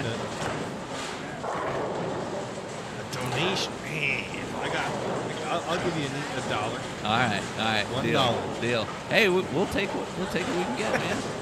Take every dollar counts. We go left lane. You know how many raffle tickets we've sold for $1? Oh, he got that one in a little bit, didn't he? Shim. Well, we got a good break there. Out of trouble. Very good break. That's when you know you got it rolling, really. Isn't that? I mean, honestly, like when you have a good touch and good feel and you're lined up properly, it seems like you break those down. Yep. When you're struggling to find your way to the pocket or get lined up or your execution struggling, it seems like that 6-pin stands every time with the 4-7. You just don't break it down. The pins know. They do. They just know how loose or how tight you are. Yeah. Makes his spare. That could have easily been an open. So he's still on track here. 460. Put up a big number. Could be 200 after 4, much less 5. I mean, yeah, you should pop 270. I guess I don't know. He's getting into a range where I don't know if that ball wants to kick the corners out. And when they don't get this is where bowling gets tough, Steve. When you get in that range, Yes. you kind of grab it at the bottom and make it hook. Yes. And then it's face. Yeah. Now, is it ball or did you throw it back? You have to Yeah. make a decision. If Yeah. you make the wrong one, you go down that rabbit hole real quick. Yes. And it happens so quickly. Mm-hmm. I mean, that's the one thing with bowling is it's you have to gather all this information from one shot and decide what's my next adjustment? There's so many different adjustments you can make with speed and launch angle and your release and your alignment and your equipment too. Yeah, we talked about that a little bit. Like in golf, if you're hitting the ball bad, you're hitting it bad. You're hitting it good. You get some breaks here and there, but rarely do you throw. You don't have bad ball reaction in golf. So you can't throw the ball well and then not get it close most of the time on the green, right? Yep. You really get split with did I throw it bad or am I in the wrong ball? Do I need to adjust a hand position or do I need to switch quick? And then if I do need to switch to what? If I don't, what do I do with my physical being? So you can get deep in this real quick. Yes. Yes, Fred Borden, he talked about that a lot. His PBA Hall of Fame induction speech about all of the different combinations as well too that you have in bowling. There's not only the adjustments, but then do I make this combination with this, and then it has a compound effect. Exactly. Do I add a little loft, and maybe I decrease my axis rotation a little bit, or I try and add some rev rate while I'm doing something. There's so many different combinations, and I tell you, David Haynes, perfect example. Team USA member, I don't know, 10 times or so. Mm-hmm. And David Haynes, he and I, both of us, we like to play a little golf too when we're not bowling. Yep. And he is a staunch supporter of the fact that golf is a way easier game than bowling. Way easier. So less complicated. I think golf's hard. Golf's a very hard sport myself. But he says bowling is so much more complicated than golf. I think the choices you have to make are much less. It's just easier to see how hard golf is. It's very hard to see how hard bowling is. Yeah. And the difficulty comes from making good decisions. It's crazy that Jason and Walter and all these guys that won so much just continue to make good decisions. They got a really good break on 20 and then packed the one on 19. So looks like he made a move, didn't he? 78. Looks like he made a move. Yeah. Does 78 get him there? Yeah. 216 over. Ooh, well, I guess we're.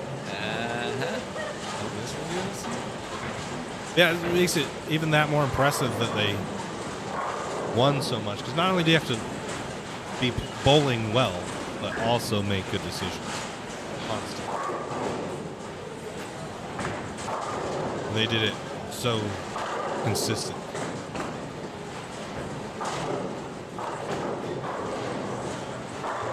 I got a question for you, Chayton.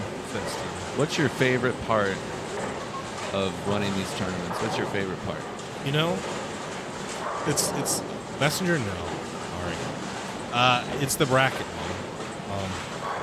What gets me most is watching. We've got 6 staff members here that know nothing about it. Not bowlers. They've never really watched it until they helped us, our kids' family.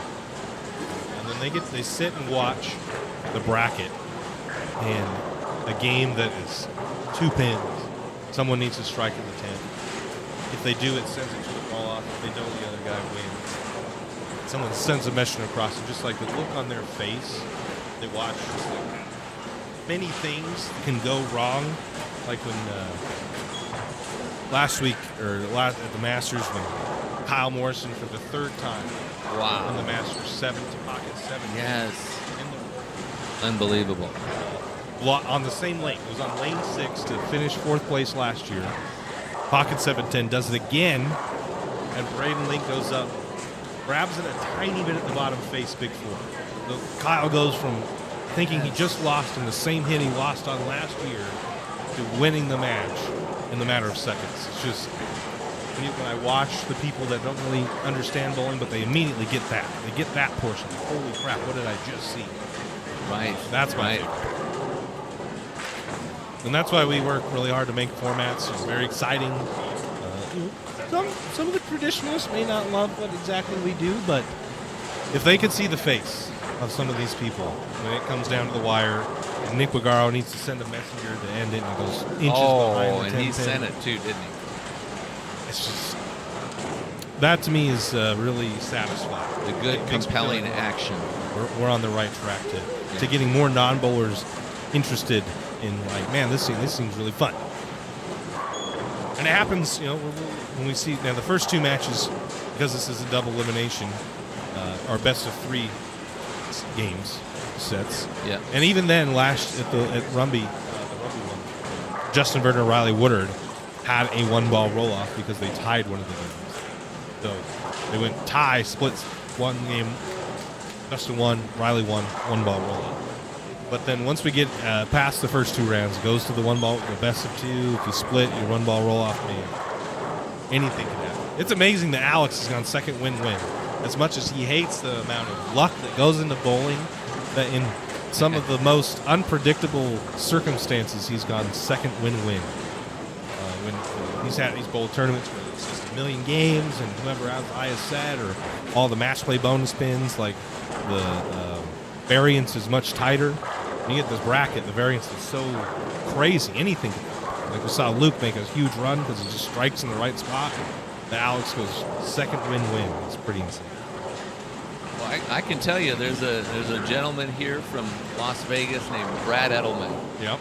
And he and his dad pioneered a tournament that was sort of based on that compelling action called the High Roller. Mm-hmm. And there was the format was the opposite of what the PBA was at the time, which was, you know, you got 18 games of qualifying, 24 games of match play. This was, the entry fee was about 4 times what it would cost to get in a PBA tournament, and you were guaranteed to bowl 10 frames, and that was it.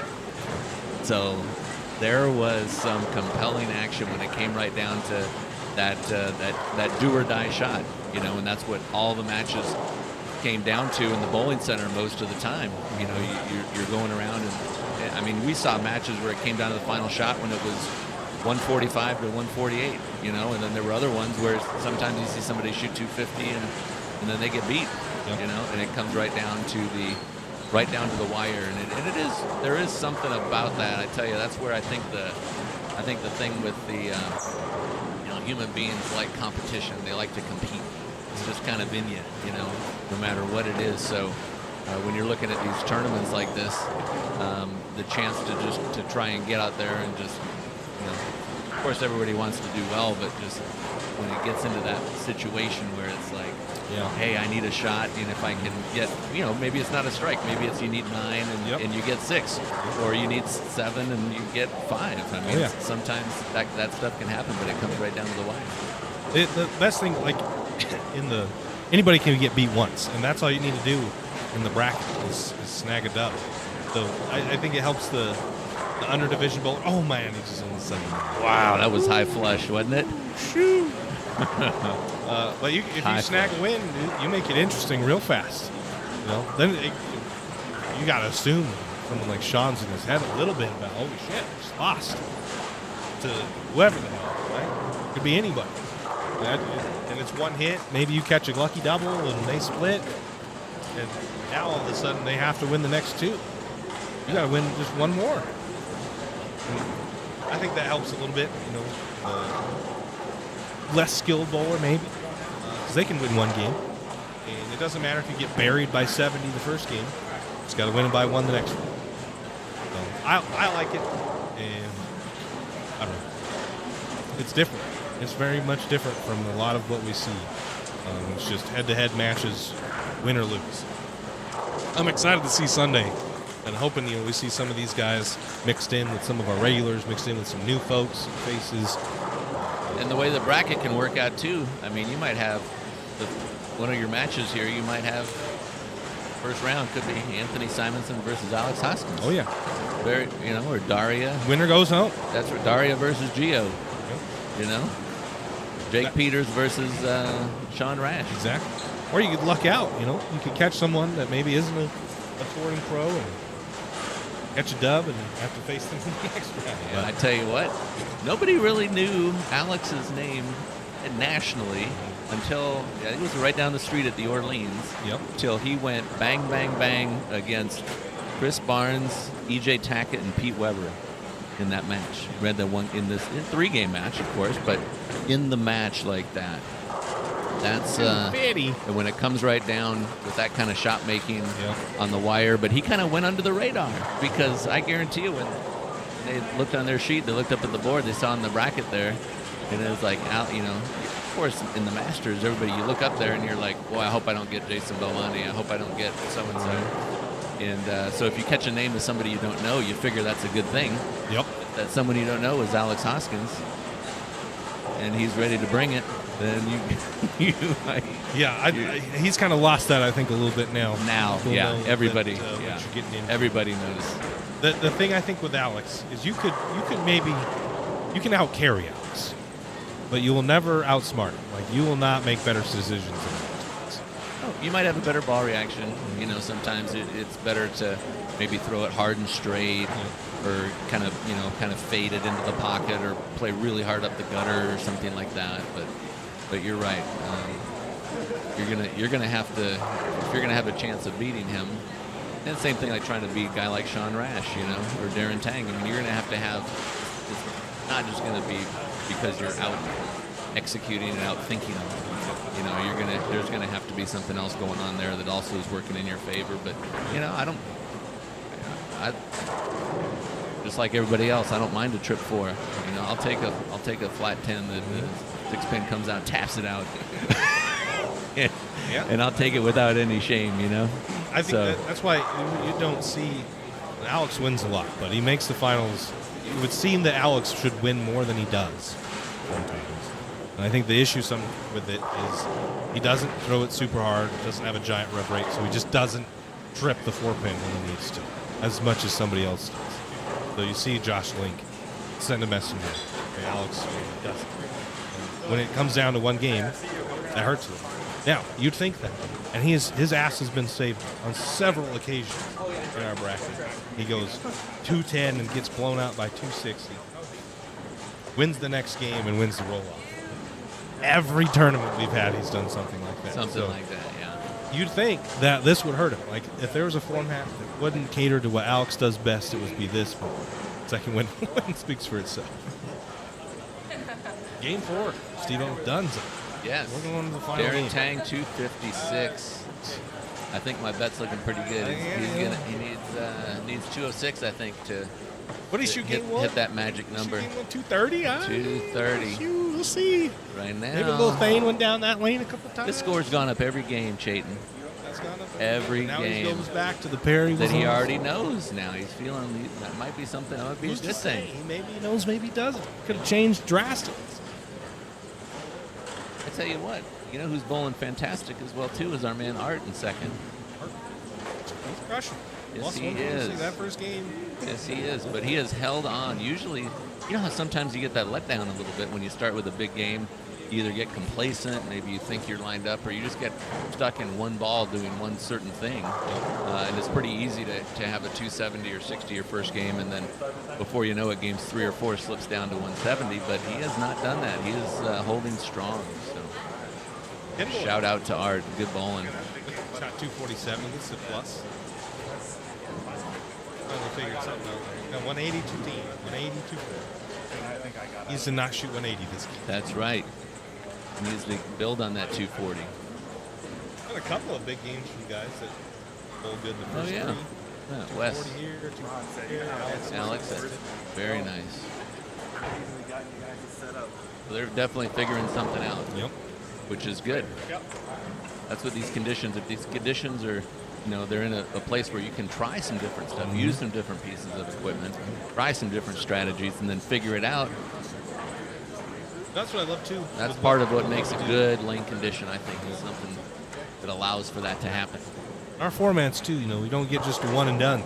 You don't spend your $300 in an entry and you get to bowl once, and if you didn't match up, you get to go home. We get you can try again and at a discount, $100 to re-enter. That's right. So, worth it, IMO. If you're going to come all the way out here, an extra $100, get another look at it. Fuck yeah. Mm-hmm. Fuck yeah. Dude, I'm gonna change the camera battery quick, and I'll be right back.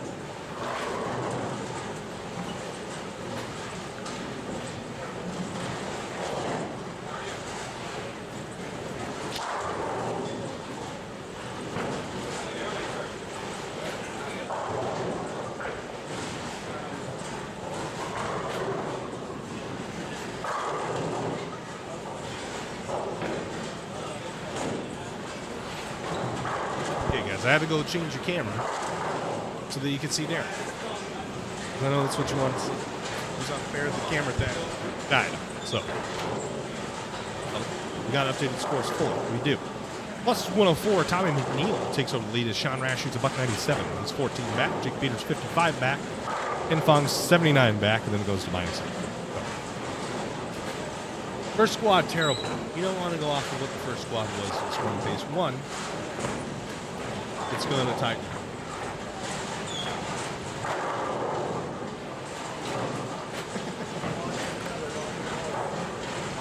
Scott Camaro put a 2-team up and raises the undercut to minus 7. Steve, let's get your opinion on what you think. This is the first time they laid the pattern down. So how is it going to transit? The first squad is never a good indicator. We got some really big names and good bowlers bowling right now, and it's the first time that they've laid the pattern out. Talk to me about what you think is going to happen as they lay it out. Yeah, typically it's hard to say. It doesn't happen all the time, but it is true that a lot of times when you go to you're bowling in a tournament, you go to a bowling center, and they put out the new, let's say a little bit tougher shot or so. There is the case where the lane machine that they have, most bowling centers only have one lane machine, of course, and on your normal house shot, there's not very much oil that's left on that brush that's inside the machine. So even though you're applying more, it takes quite a few times of running the lane over and over again before you get enough oil that's kind of saturated inside, on that brush to allow for it to actually kind of lay down and put out as much oil on the lane, especially out, more towards the outsides when that brush doesn't typically have any oil in there, just because of your typical house shot. So as we, throughout the weekend, as it keeps putting down, I would expect and would imagine that it's going to be getting a little bit tighter and a little bit tighter, especially to the right, but you're going to start to see a little bit more oil on the lane just overall and start to see maybe not quite as much friction. Now, the other thing, though, that you can't really take into account right now when we're looking at what we actually have for squad bowlers, for how many people are on the lane right now. We've got one on the lane. When we do have extra bowlers, when we get some of these squads, they're going to be a little bit busier. You're looking at getting, instead of going from 2, going to 3, or maybe even 4 on a pair. We may start to see that track break down. Maybe it starts tighter. Maybe everybody uses a little bit more surface on that pair. It is tough to say, but I will say that usually that's what happens. Is you're going to start to see the lanes get a little bit tighter as they keep stripping and rerunning the lane. That lane condition is going to change just a little bit. And normally it does get, the scoring pace drops a little bit, lanes get a little bit more demanding. That's typically what happens. Yeah, I figure we'll settle into a solid number where we'll have probably 10 people within 20 pins, 30 pins of the number. So it's a little bit high right now. It's a little bit high, but I don't think it's going to maintain this pace.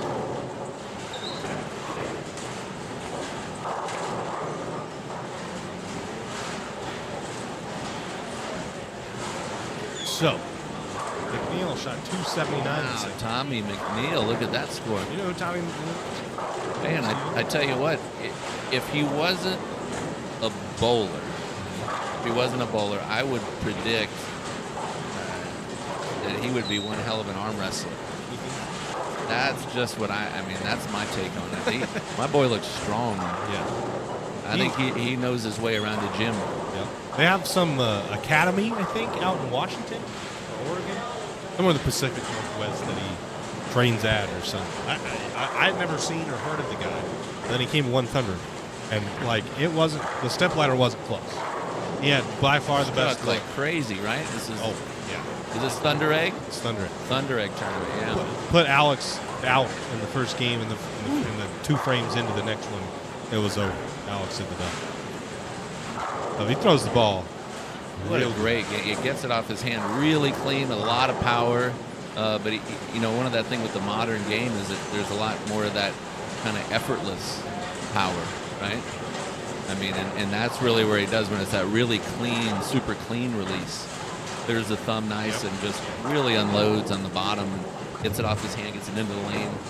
Really nice with a ton on it with, like I said, without a lot of, almost any grab or it's just all uncoiled, kind of like like a yo-yo. Yep. Right? Yep. He throws it good. Yeah. So now, where's he at? Scores wise, what's that put him at with that 279? 104. 104 over. So he's a little bit ahead of Sean Rash. 14. And then a little bit of a step down to Jake Peters. And Jake's having Plus trouble 49. getting his ball through the pits. His ball he just can't really kick the corners out. It's not continuing very well.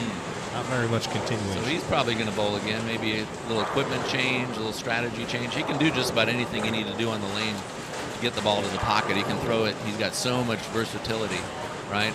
Whether it's a urethane option or his reactives, but his angles and speeds and everything.'s one of the top-level players. There's no doubt about it. Oh, yeah. That's why we've seen him bowl on TV. Yeah, he'll adapt for sure. But you got to think, top 8 spot, that's like extra $100 or $200 right there.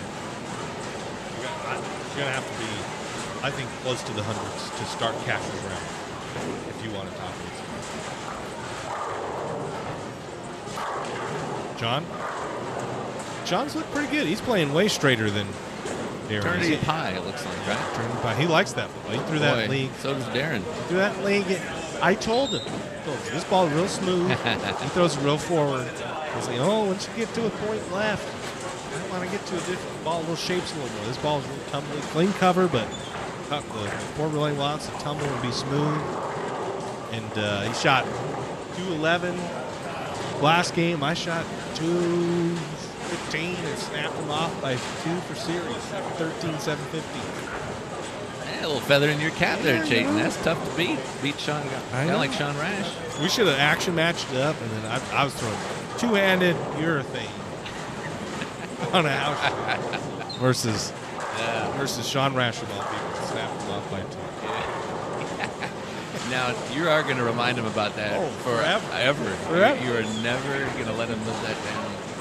Kenzie was also beating him as well at 1.2. After like 5 or 6 frames, she had 78 in the 5th or 4th, and he had 76. You've been on fire lately, though, right? She just had her high game high set recently, right? High game high 2 weeks set. ago, high set last week. She's bowling good. We're getting her closer and closer. Her ball roll's getting really good, getting more accurate. She's still. Sometimes I'll be like, you're missing a little left. Where are you looking? I don't know. Have them work sometimes. So once she gets a little more used to that aspect of it, I think her scores will continue to go up. But she started this year with like 9 average. She's up to 130. It's going to be probably 135-ish at the next week. Bowling good. I don't know how to put this to you, Chayton, so I'm just going to say it. You ready? Let's hear. Darren Tang. He is going to win me that that dollar? He's going to win me that bet. I'm guessing right now. I think he's Let's see. got a string. Yeah, he So got 290 pace? strike spare 4-bagger. 280 pace. Yeah, and he's got a 280 left. Oh, clouded him. Boning him. What ball is this? Is this an OG eternity? Shame on me. This is the pie. This is still no. I This think isn't he's the still pie. in the pie. Oh, there's no white. This one's like purple. I think he is. All right, might be right. I think that's an OG You might eternity. be right. You might be right. It could be a reality. Too shiny, unless he shined it up. This is a shiny reality. I don't think it is. I think that's the OG. Then, Oh, there's black and gray in there. Purple, black, gray. That's OG eternity. Come on, product development. we'll take it. You made this ball. We'll take it. Doesn't mean my eyesight's good.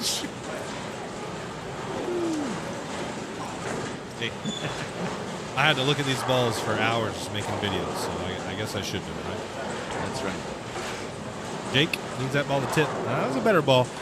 Just the way where he's at and what ball he's throwing is he's got to split if he wants the ball to move. If he doesn't, and the ball wants to check a little bit, he 4-9. The last one, deflect the bunch and 10 pin. Ooh, kind of a tough break for Sean there. Lower 7. Threw it pretty good. The 10 kind of fell a little bit weird. He is playing pretty straight, though, isn't he?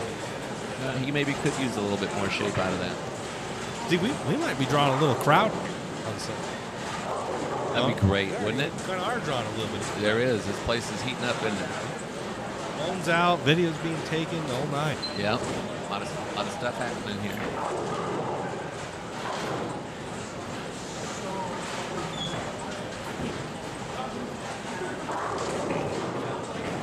Art, who had led the tournament at one point. It's kind of the pattern settled in. I thought it would break down a little quicker, and this is what John's been really good at too. Is some of these patterns they break down quick, and you're in front of the ball return in 3 games. But these have really it's settled in. Art's kind of probably 5 left of where he started. Really, Yeah, which is not a lot. No. You can see where Sean's at there. There's still plenty of oil right there for it to. It's You're solid not now. moving in, and there's not a. Granted, there's only one on each lane, but Right. That's what I was saying before. I think we might see a little bit of difference as some of these squads fill up and they get a little bit busier. We might see a little bit more breakdown, and we might see a little bit, change.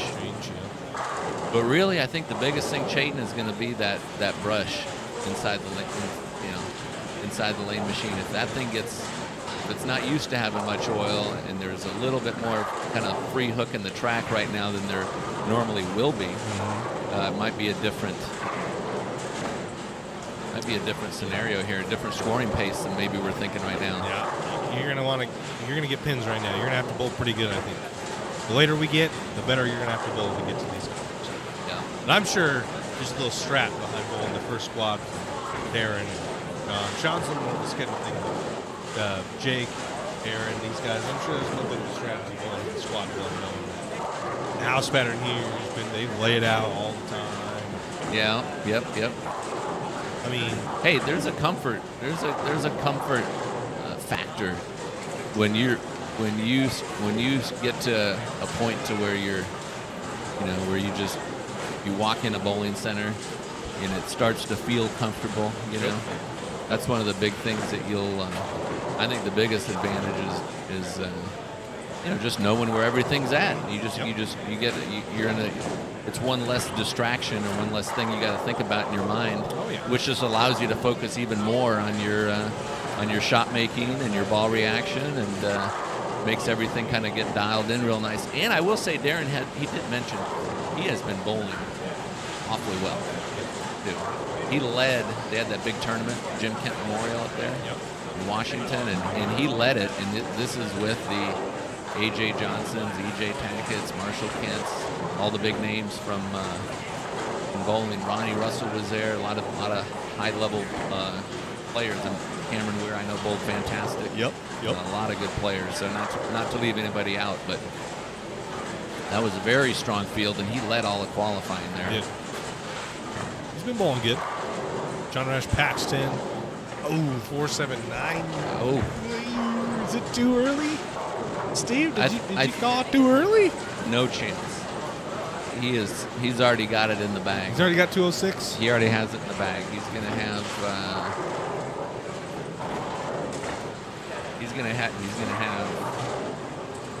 9 out in the. If he gets 2 of these right here, please get 2, Darren.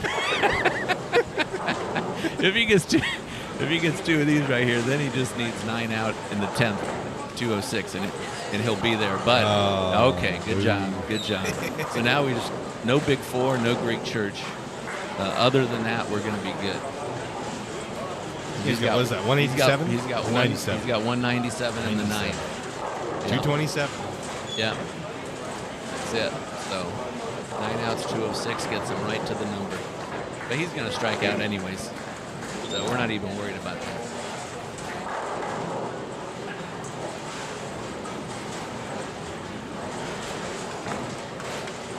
What do you think Jake's got to do? Jake struggled a little bit. Tell you what, I think the first game, I don't think he struck until the 7th frame, I think it was. And I think he's just got to kind of get settled in a little bit. He's just got to figure out which strategies. Sometimes it's an advantage to be able to do anything on the lane like he can. But sometimes then you have to kind of sort of work through all the different options before you really kind of get settled in on what is the best option. So if he re-enters this next squad, I expect to see a Big scores, I huh? expect to see a bigger number out of him. Now he is at 50 over right now. It's not bowling bad. He's not bowling bad, but I'm sure he's looking. That $160 killed him. He's looking to get.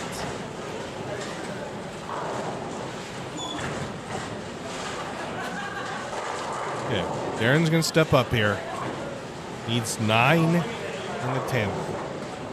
To earn the Coach K scholarship. $1. Right. The Dollar bill. Let's see.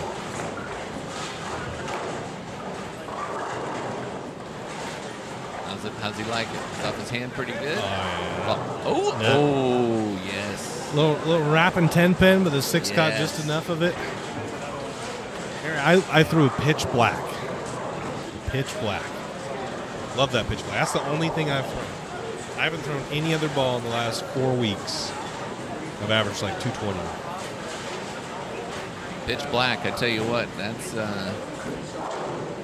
that's one that I do not leave home without. At least 1 or 2 of those in my bag. You need at least 2 still. Yeah. These surfaces. Yep.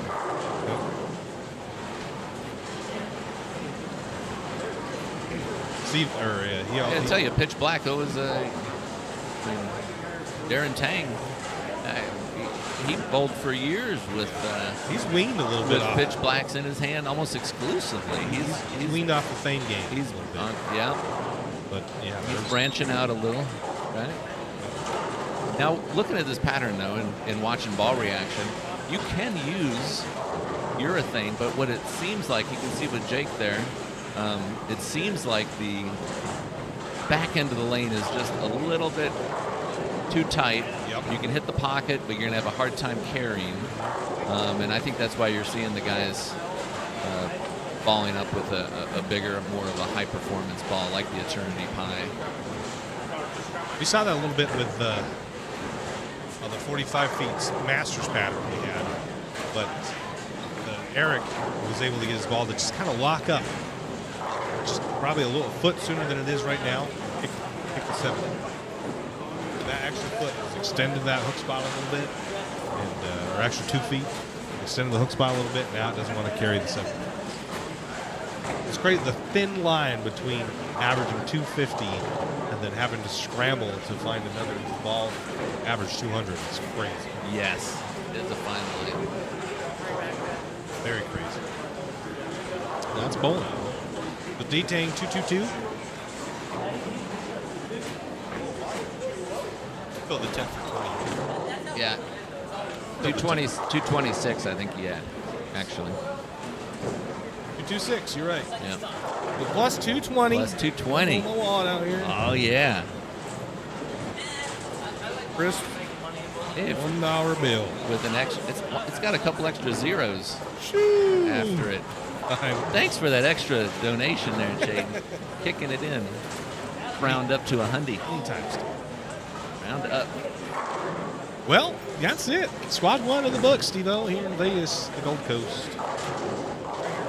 Hey, I think while I'm still on here, I think we got to maybe say a quick word, too, extra special thank you to our presenting sponsor, Storm Bowling Products. I think we have to acknowledge them as they're very important in the sport of bowling, very important to this CB Tour, and very important to us personally as well. Yes. Yes. And thank them for all of their not only great equipment, but great support of the bowling industry and tournament groups like Championship Bowling. Well, we don't mention those other people. They didn't pay us. Well, guess what? Yes. Storm, they've contributed to our season-ending points, so essentially Storm's just going to pay Alex a $2,000 bonus. Essentially that. Yeah, he earned it. Hey, if somebody can come in and go first, second, what are you going to do, right? Yeah. Yep. So I'll just tell Denise. That just gives more motivation, I think, for the rest of these players to try and take them down next season. You know? Exactly. Try to be able to take them down next season and a little bit extra motivation. It's tough. I'm a little sad because I didn't get to see like how close the points could have been because we went win-win. So like, we got over 1,000. Yeah. A pretty heavy emphasis on winning. Yeah. I didn't think anybody would go back to that. Yeah, tough to do, but he's definitely on top of his game right now. So, All right, thanks, Steve-O. Appreciate you. thank you, Chayton. I'll be back to join you, We will. and appreciate all you do here for the sport of bowling. Absolutely. Oh, Art wrapped attempted. He had a pretty big game going too.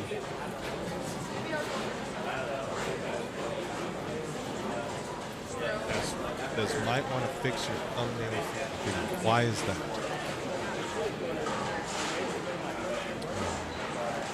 Oh no. Might be.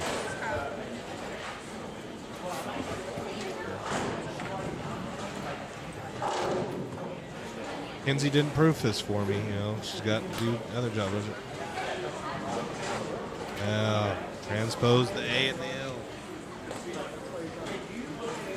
Rats. Oh, look at this one. This is the one. Good catch. Good catch. What?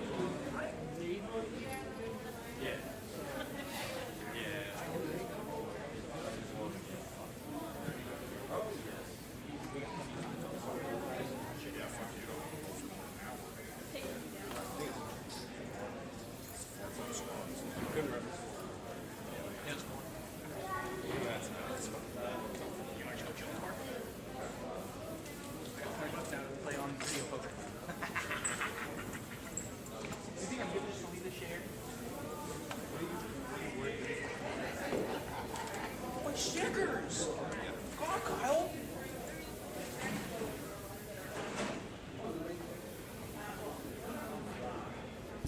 Mike was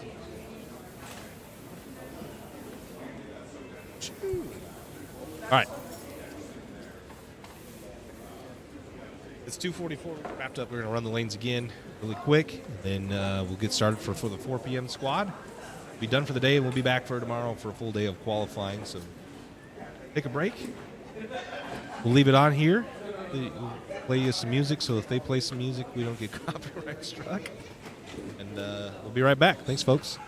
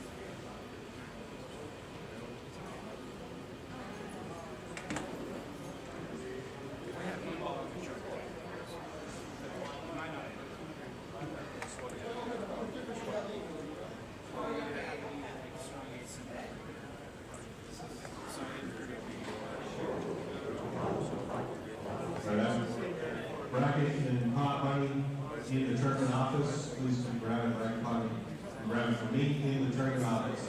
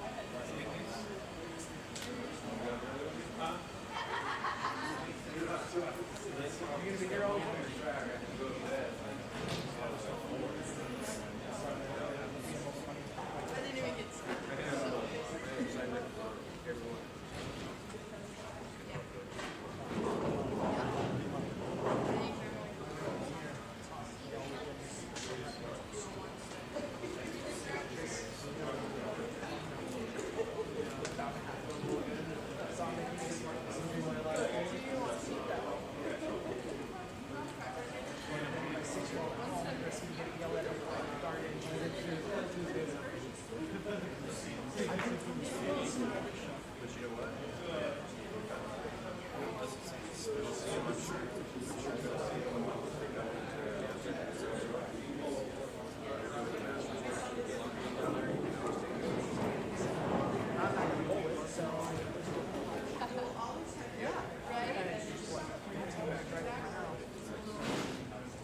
So yeah, Chris, I plan on showing us what we want. I'm not willing.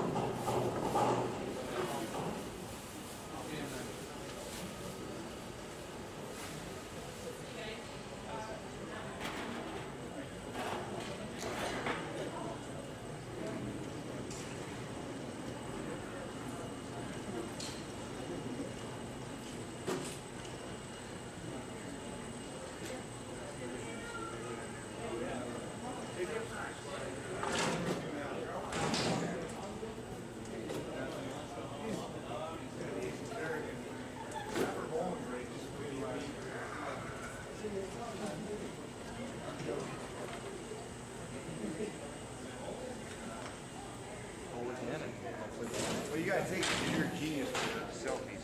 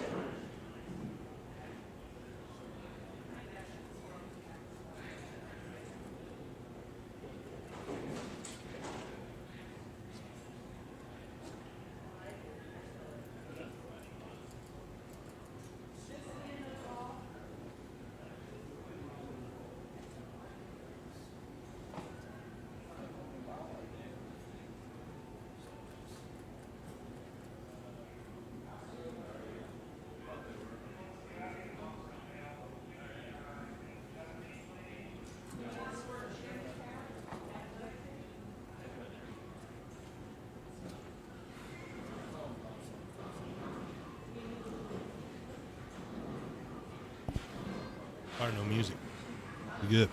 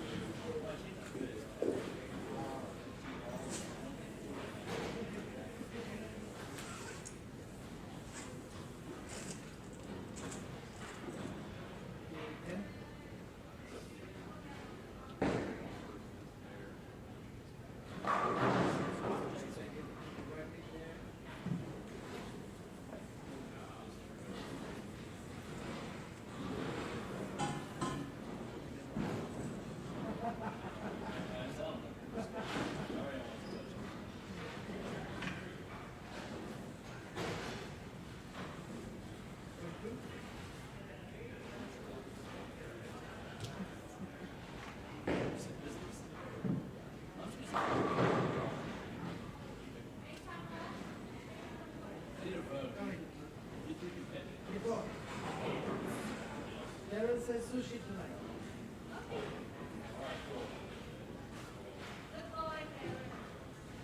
Yeah, he said he has to do 3 more because he's using this.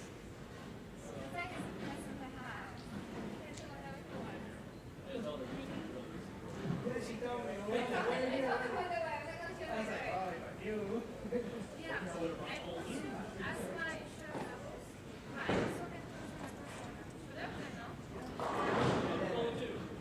And Darren. Why is this? No, it's And you could make it so much with everyone. I don't think I can put yours, but I can help. There's a cut. I asked her. Okay. So I will, I'll alternate the floor as well, so. Darren, And my old Darren. Yeah.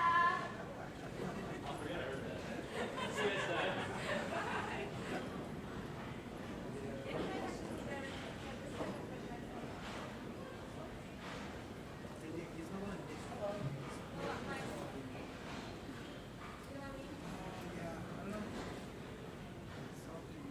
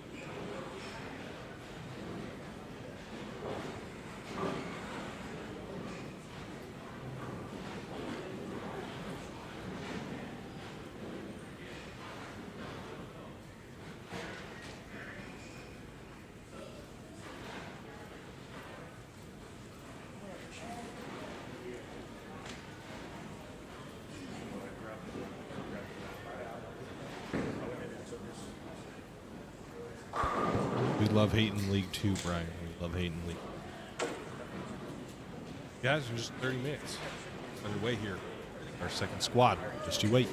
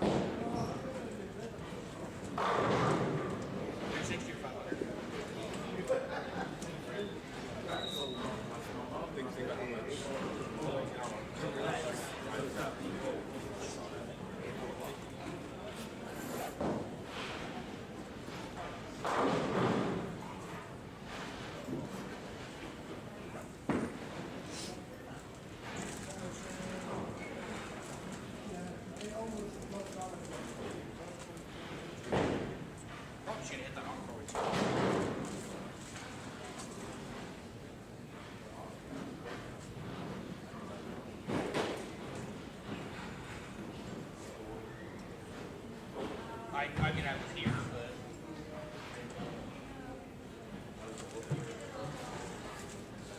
Your things into play. I mean, big ace was all inside. Fucking. Wait, what's wrong with you?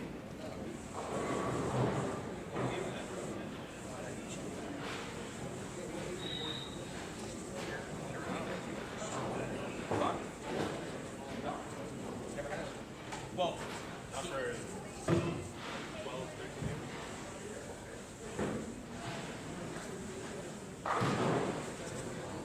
Puts way too much fucking pain in the ball. He's rich and just ripping his fingers off.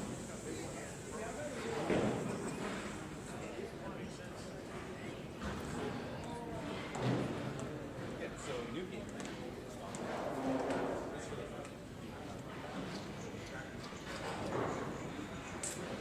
Oh my god, you're just trying to get a spot? You're doing something on spare too, right?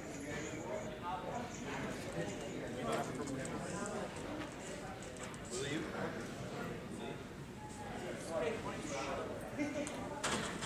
Ever think about that again?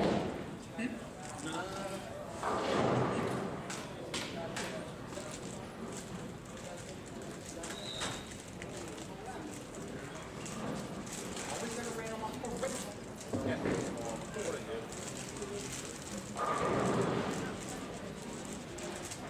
Oh, that's cool.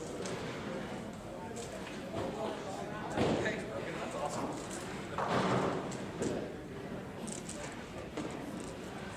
We should change up the rest of this, right?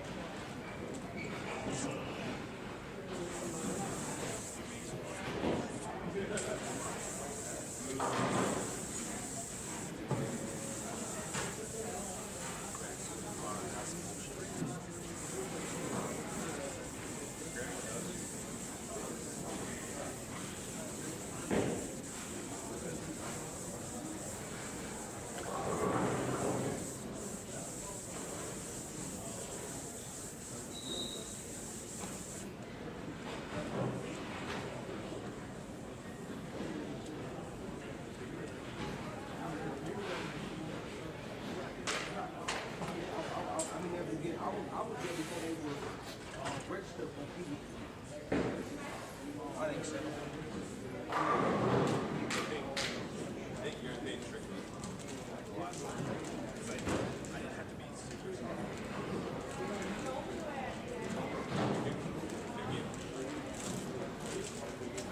I'm not judging, bro.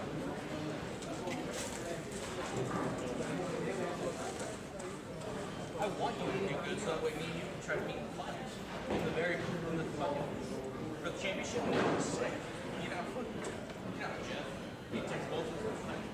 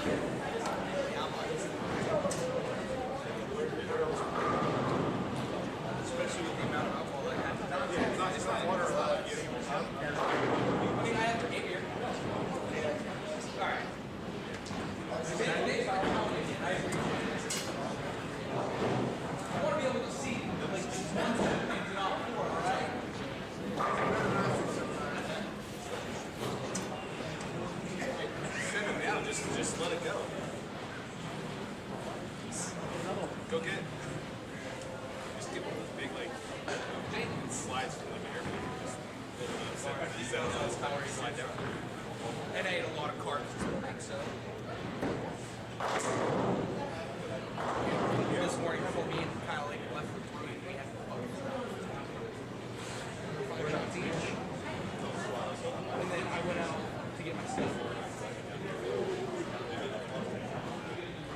Drinking. We're in Vegas. Yeah, I get a little, like, so old. I'm not drunk, but you can't. Better not be either, I'll kill you. I don't mind drinking either. Like, during, this is my last drink. I will not drink until after. When it's this big of a tournament, I will not drink during it. It's not like the order.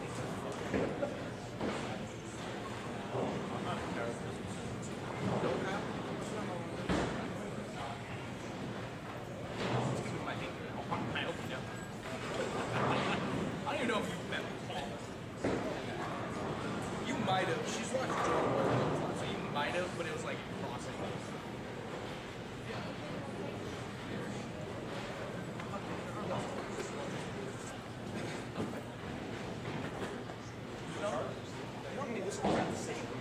They're using the same one on each.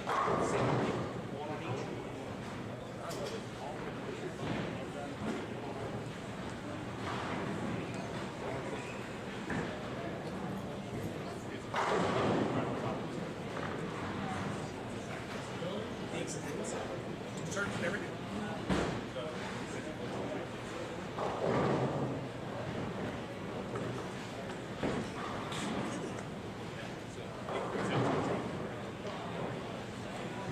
I mean, for him, he needs to because he's bald all the time. So. I think the blue hammer's going to fuck up. IQ 78. It's going to fuck it up. I think it's going to win. I think the blue hammer's going to win, but I like what they did in the second game. I like what they did with it. I'm not lying to you. As much as it pains me to say it, it hurts me to say it, but I like what they did.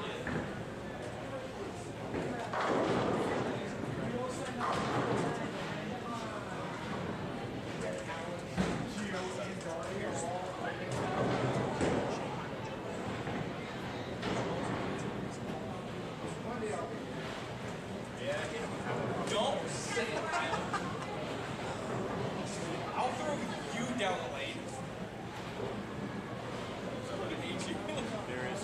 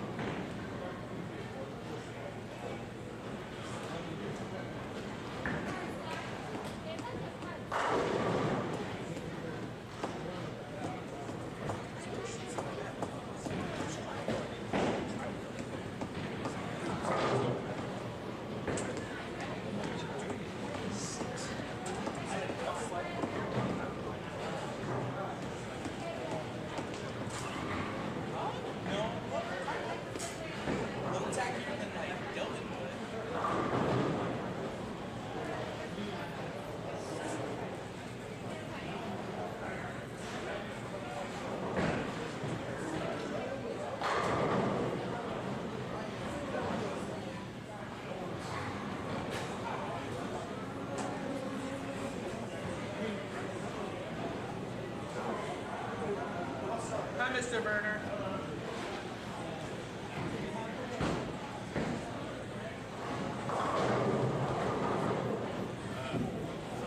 All right, 15 minutes from the start of the next squad. We're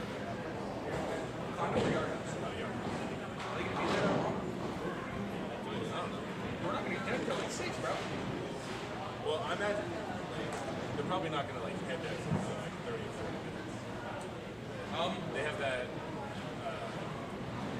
We're going to get going here in just a moment. They'll just sit in the house and get one. Especially with how much they were talking that shit up. What'd they say, Steve? Oh, you been there? Not to the one they're going to, but I've been there. There's like it's a chain.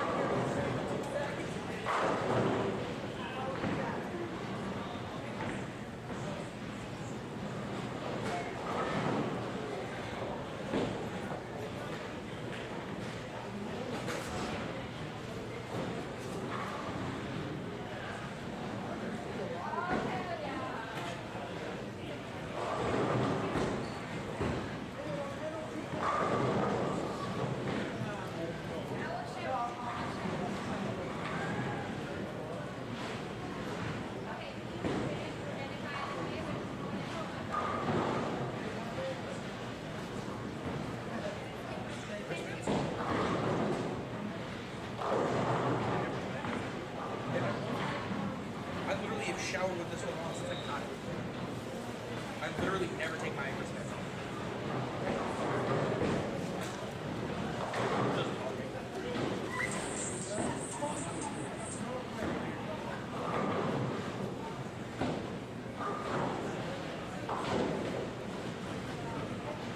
Hello?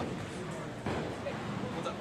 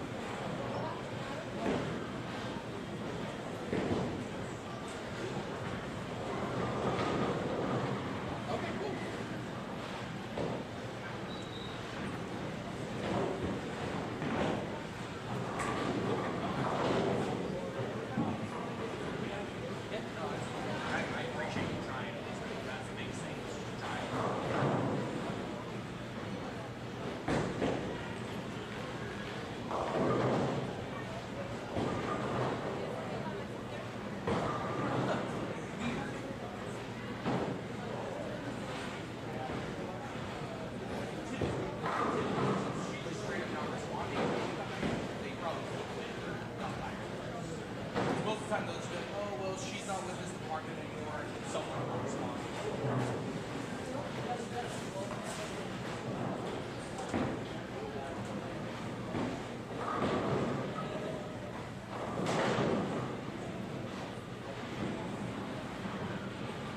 Yeah, it sounds good.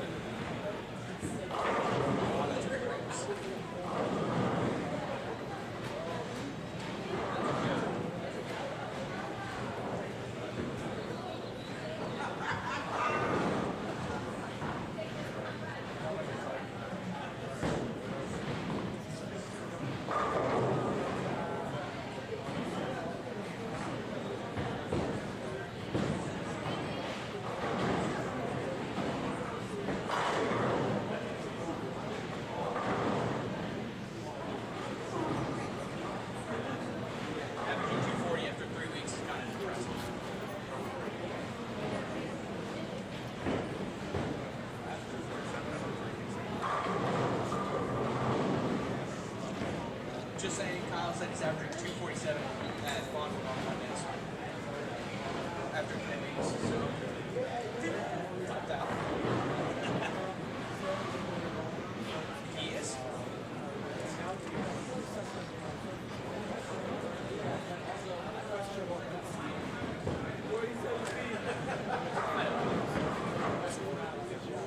I know, he's right here with me, so he heard me say that, and this was like, you know, that, and he heard me answer the phone saying, hey, and he's assuming he knows what I'm talking to.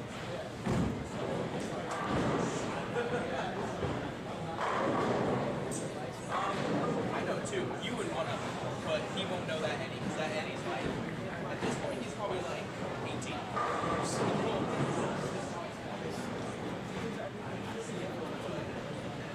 Thanks. I'm gonna try this. It's a trick, but it's playing, super playing this stuff. No, exactly. Oh, I agree. So, I'm just gonna go out there, throw some good shots, make sure I stay in it. That's all I gotta really do. So I'm just gonna. My biggest goal is to make sure I stay out of my head and just not get mad. I've been getting mad. No, it's some other shit, but you know.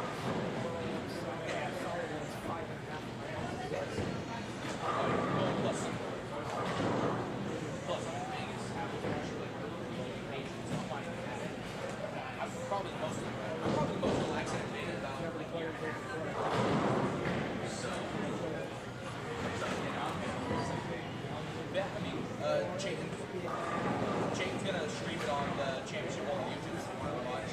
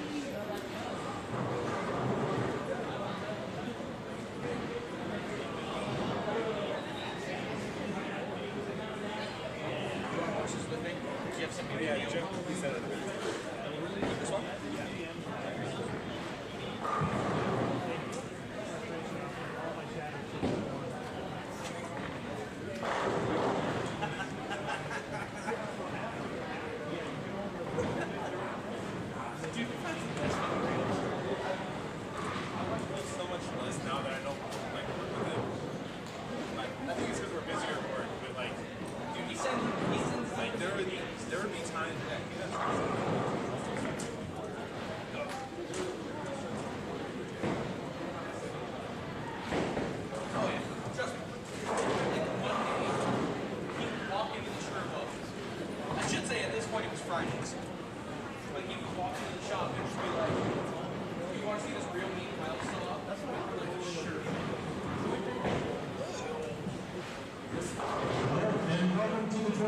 outstanding Coach K scholarship being presented by Storm Mountain Products, Liquid Death, and Peterson Pro Shop.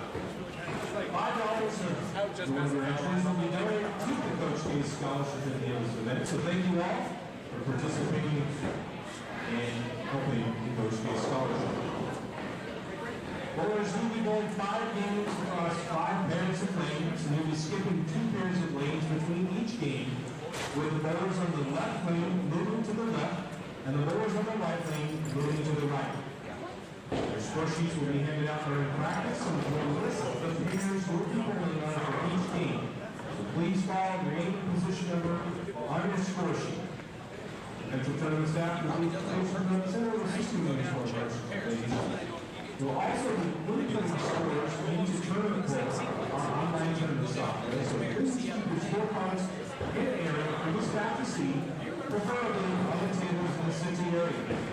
We'll be taking 1 to 5 bowlers from the open senior and junior divisions after the completion of all 5 qualifying squads. If you want to cut your scores will carry over to your caches round Sunday morning at 9 a.m. with roll call taking place at 8:30 a.m. We will use your highest qualifying set if you choose to re-enter. There are raffle items near the tournament office. The raffle will be drawn before the start of the final qualifying squad Saturday night. All funds collected for this raffle will go straight into our student youth scholarship fund support. Youth bowlers who do not cash the main event, they will go home with a scholarship. If you'd like to get into side action, this must be done by the bowl registration form in the tournament office, in both levels. Always sign up for the entries. If your partner has already entered you, do not enter again. In the shootout levels, you can enter before your partner goes to the position of the tournament office, they'll take your shootout levels entry fee. If you have any questions, please grab me or the tournament staff members as we can assist you. I'd like to thank you all for coming out and participating in our third event of the season. We'll be turning on your lanes for 10 minutes of practice. Entry.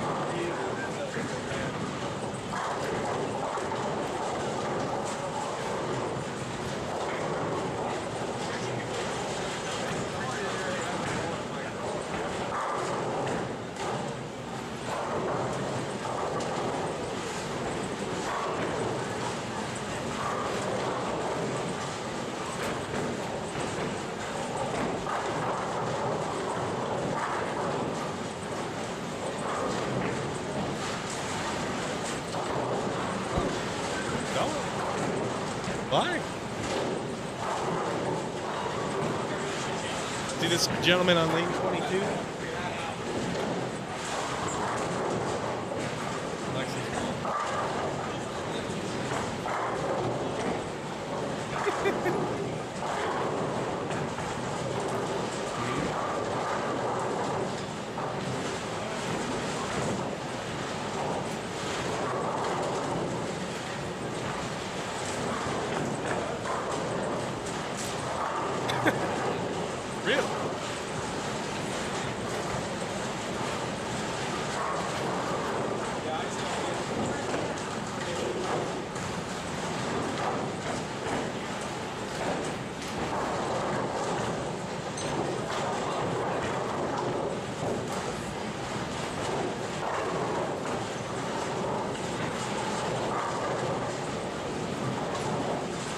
All right, practice time here for squad number 2, the 4 p.m.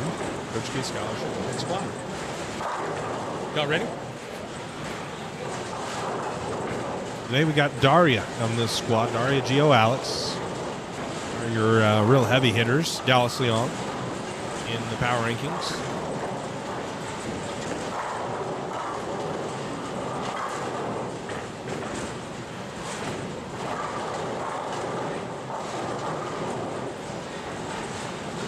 Let's pair with Dallas, Gio, and Daria. Just next to them is Alex. Those are probably your 4. You got Jake Peters down here. Jake, he wanted the bull again today. It's him and Ari Wilson.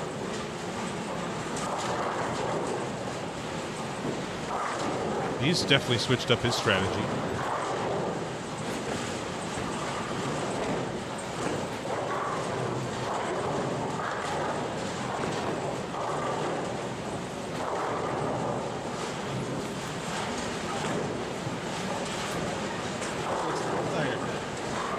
They don't quite slow down as quick.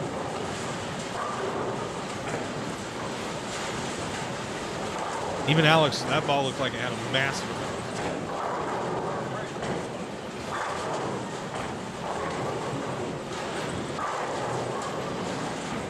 Receivers out here? It's just off street.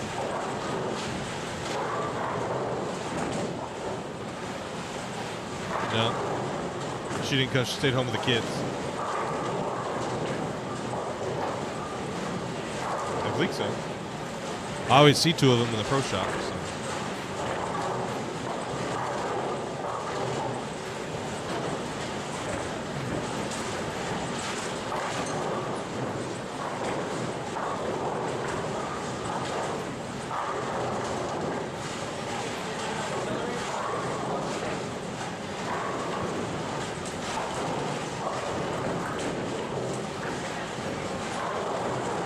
About 5 minutes left here in practice.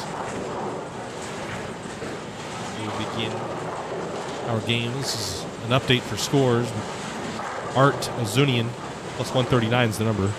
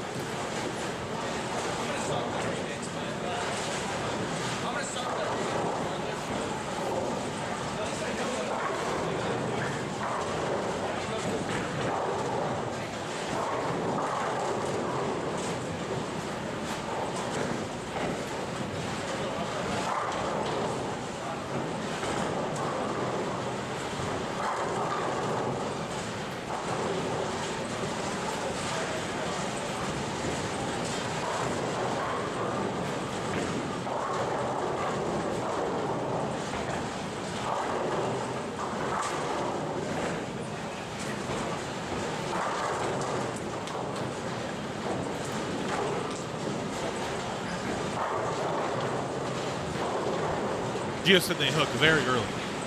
Lots of early hook. Maybe 47 feet, 40 mils.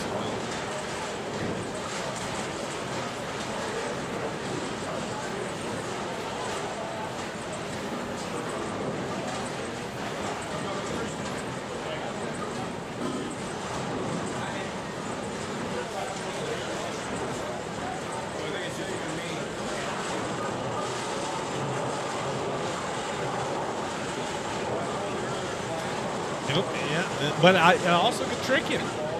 Come in thinking, got a look. Hey, Sean, if he does a bowl again, which probably won't until cash is right, he'll be playing weighted. Now, he was straighter. But that hook he had when he was playing straight, or might be checking off, get in and never see it.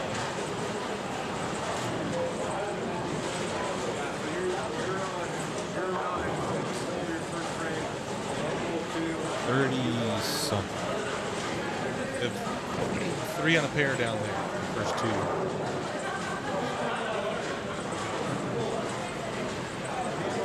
yeah.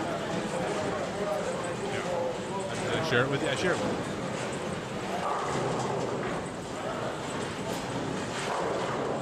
you. Just have to. I told him the absent. B should be absent. He should have been.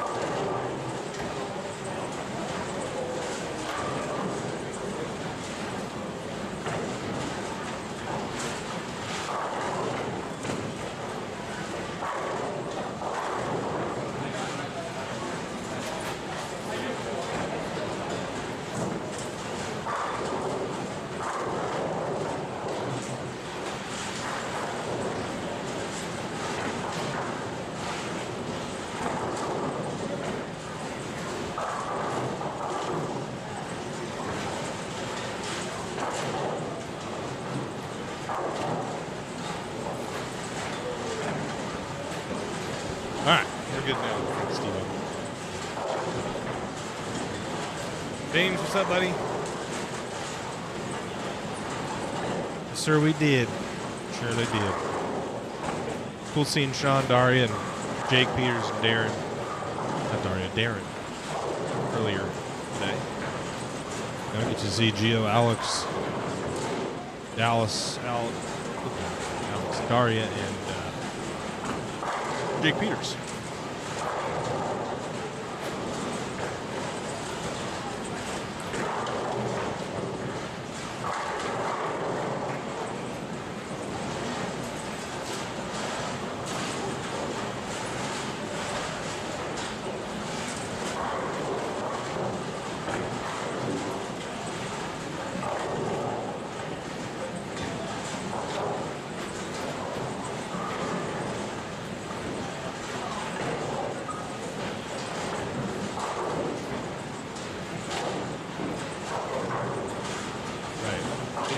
start with an open or a strike?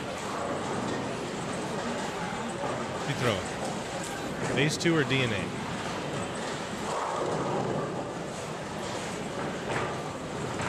That ball right there was red and blue. Dallas. High flush, got it. But he dropped the new blue. Not gonna phase 2.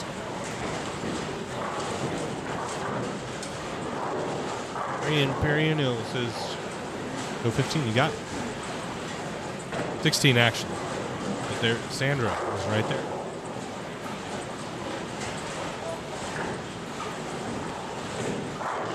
Perhaps a 10 pin on a really good ball. What about Vincent Jablonski? Throws that out the window and never gets back. Like Dallas was gonna. He said he was gonna try to rip her. I don't think he's gonna. That looks like reactive to me. He's got the game that he could rip it off the gutter like that.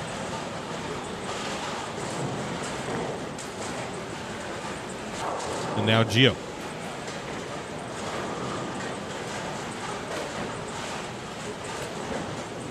Mixer. Count it. Count it.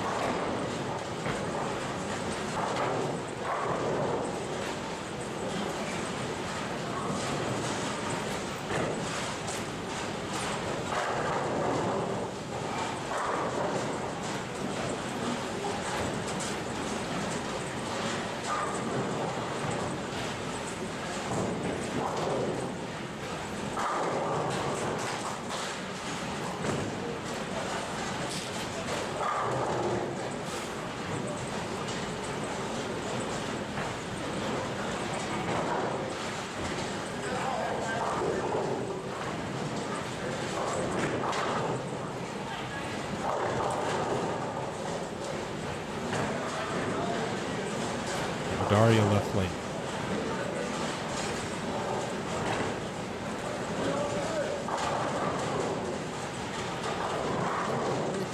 Yeah, that ball didn't hook at all down. Daria shot. I think you're right about the little drop brush thing. Not having any oil in it. It made him cry. When it stopped at 38 feet, when it stopped laying oil down, it made him cry. Now that it's got a little moisture in her. That ball looked like it hit one of the little Mario Kart speed boosts when it got to the end of the pattern. Right there. What? She almost just missed that. Ball never slowed down. She was asking too if she should surface up. I don't know what Gio told her, but I think she was.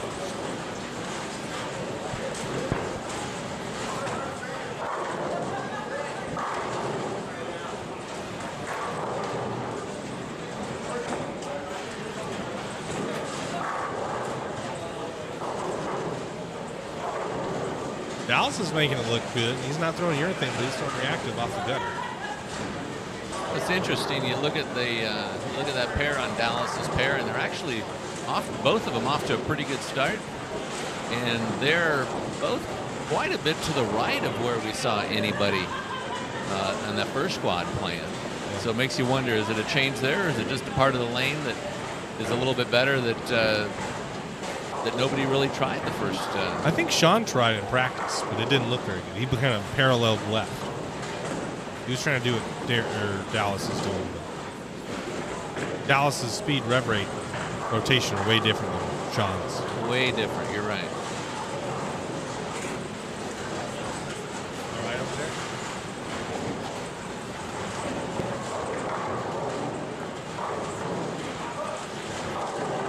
Yeah. Look, here he is. Where's Robert? Everybody. Korean. Shall we?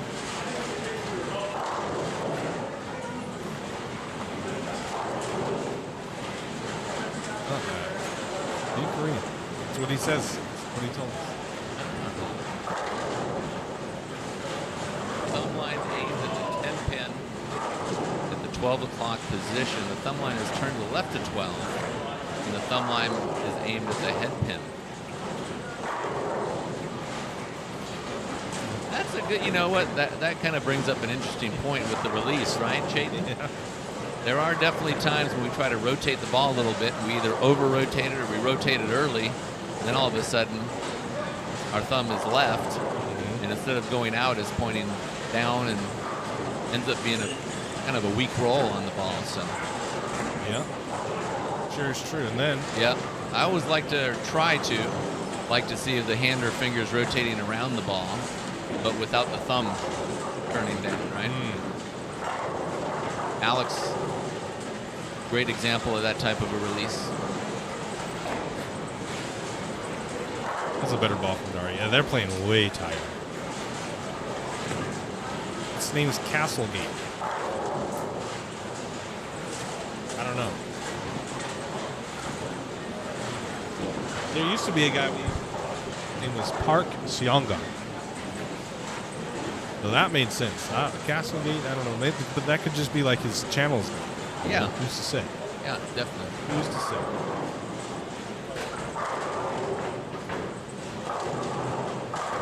I think Alex got something figured out. Threw a little triple there, 4th, 5th, and 6th. Yep. Daria's up working on a strike.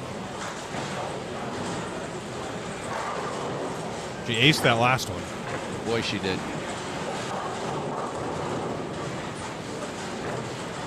That was pretty good too. 10 back. Definitely seems like one of those conditions. You gotta get kind of settled in a little. Yeah. Yeah, the ball just never looks like it's wanting to slow down. It's not what we saw earlier. Because even that reality looks real sharp now. It is quick off the spot. This is another ball change from Gio, or is that still phase 2? Phase 2 still. All right. There we go. All right. That was after an IQ Tour strike on the left lane for the double, so I wonder if he's going to go back to the IQ Tour or if he's going to stick with that phase 2. Dallas is about to cap off a pretty solid game.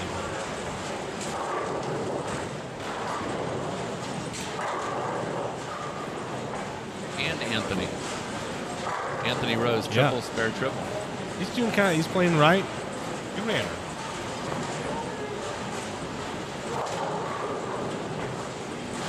And he's at the hook. Yeah, and he just missed the headband.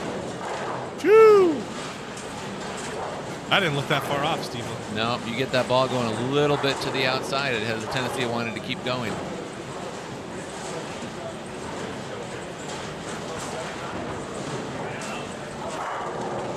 This is everyone's incentive from now on to bowl the first squat. Get here early on Friday. So you have a little hook.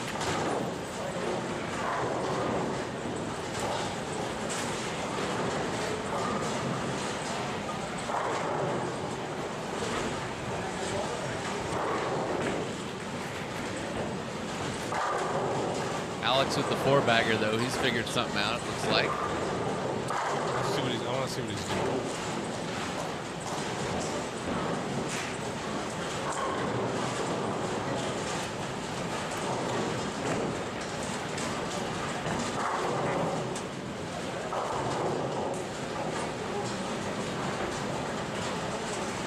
Phase 2.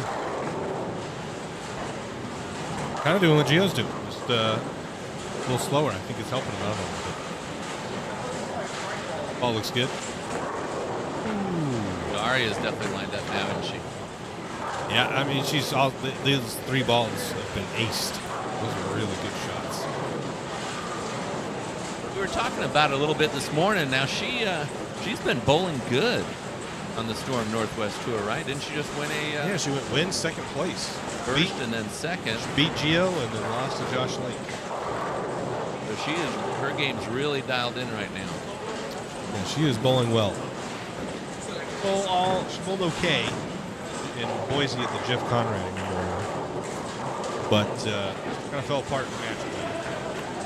But let's put together some solid sets. That's 4 world-class shots right in a row. Yes. Starting to migrate a little bit in, a little bit more towards the middle part of the lane, it looks like. Hey, JR Lifestyle has a question. Okay. Can you read that?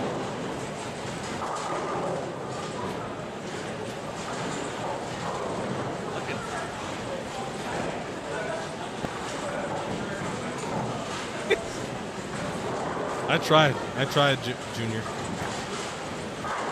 Tried to get Steve. He didn't fall for it. I fall for a lot, but hey.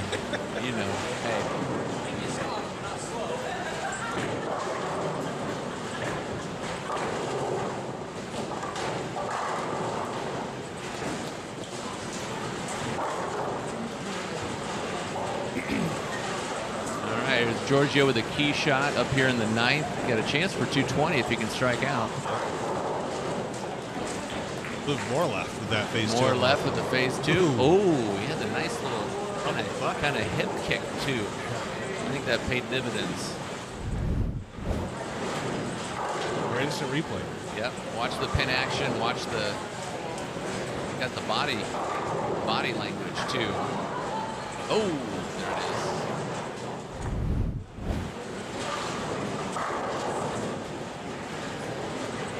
Yeah, Eric Hatchett would like to know if your Nationals team is going to win the whole thing this year. 100%. Well, there's some stuff at stake this year that isn't normally at stake for SK. Feeling good. And the Coach K scholarship team. Well, the thing is we've had a couple of years where we, I want to say 15th maybe or so, but haven't been, like in a top 5 kind of position where really like in contention where you're, you walk out of there where your team's leading or you posted a real big score. Now this year we'll be going back to the South Point. As far as some experience out there bowling, out there in the arena, the South Point, I think a lot of us have a lot of experience there, which is going to help out. And I think we all have some good successes out there too to kind of build on. So, but what big part of team bowling is really different from bowling singles tournaments or so is going to be that kind of team chemistry, and if you can really get something going where you're striking, you're passing down the good vibes to the next bowler, and everybody kind of builds off each other. If you can get that going, I think our team definitely has the talent and the ability to get there. It's just a matter of kind of getting in that position,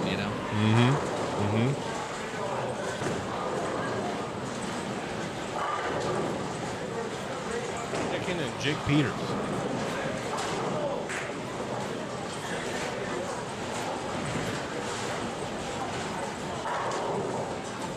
I think he's changed up his strategy a little bit this set.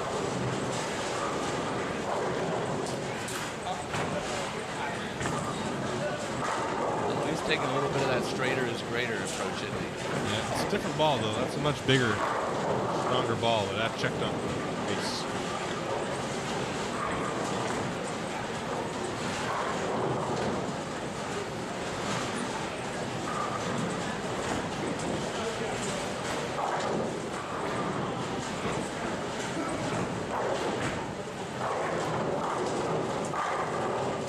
Mixer 7-pin there for Alex. Pretty good shot though, and a nice starter too.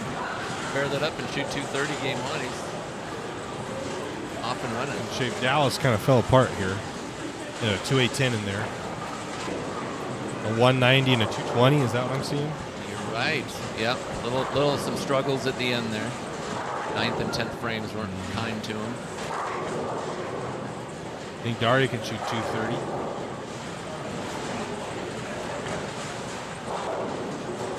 226 and 223 max scores here. Okay. Yeah, so Gio's going to get up first while Dario's grabbing another ball. He wants to kind of explore a little bit, see what else she might have.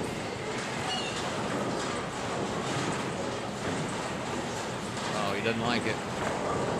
Yeah. I mean, that ball hooked there last squad. There are guys getting the balls back from there. They ain't hooking there now. Like missing the head pin there now. And he took the 2 straight out, so he's got the 1-6-10 to pick. Dari on the ball change, Eternity Pie. We saw that go down the lane a few times, didn't we? Yeah. With success. First squad, so that might be something to keep an eye out for. Does Gio make the 1-6-10? Boy, it's a tough spare, I tell you what, but he's a great spare shooter. Dang. Not too often you put out the 1-6-10.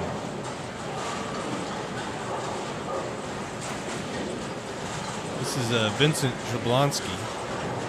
He's one of the youth bowlers competing this weekend. Oh, he's got 2 on 6. Did you see that? Someone just picked 2 out. That must be that guy in the white hat.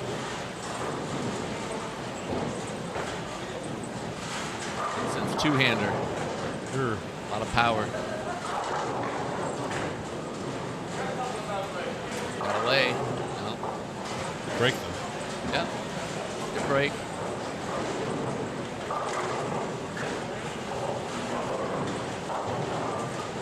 Definitely one of the keys, you know, one of the nice things, if you can get out of the gates with your bad shots, getting 9 and not just getting 6 or 7. Take a full spare if you can kind of get dialed in.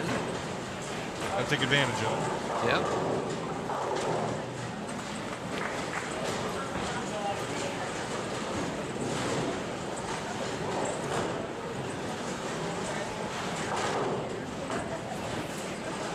I believe Vincent won the PBA Junior fair time weekend after the Masters. A nice win. Came and bowled the Masters, the CB Masters, and got himself a little practice in for the Junior tournament right after the weekend after, and got himself a W. Nice victory there. How's our senior player doing there? How's Kevin?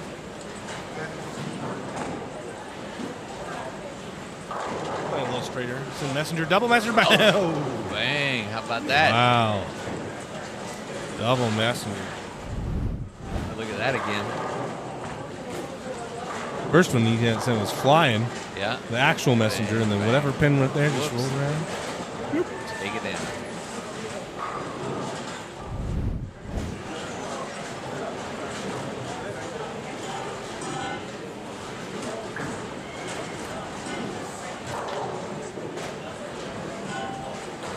Look at Jake Peters here.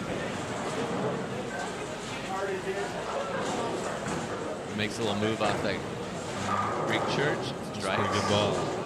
Pretty Shot. cute.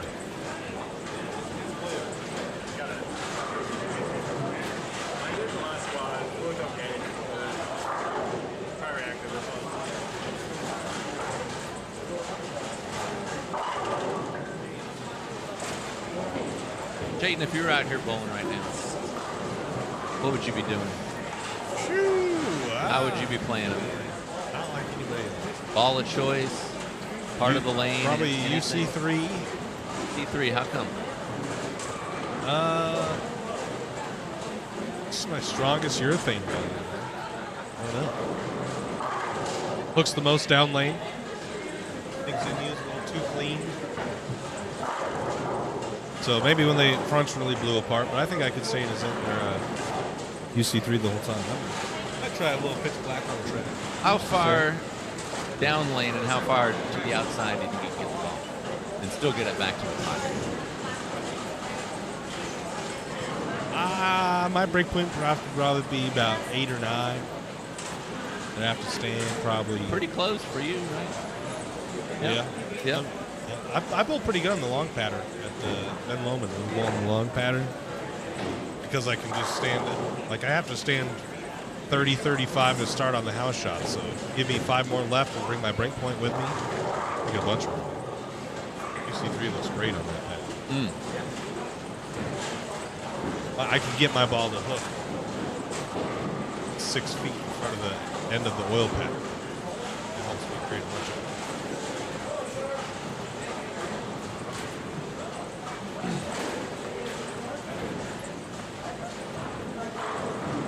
Usually have a strong UC3 with a little surface, a weaker one, a little weaker, and kind of a little leaded lane shot, a little cleaner, a little shapier.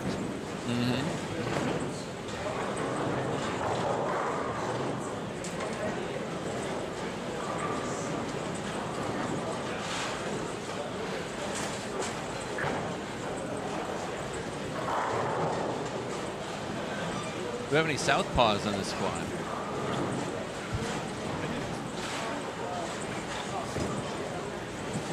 I did not see it. Kyle Warson's going to start us off game 4. Get the 6-pin to come out of the channel just a little bit.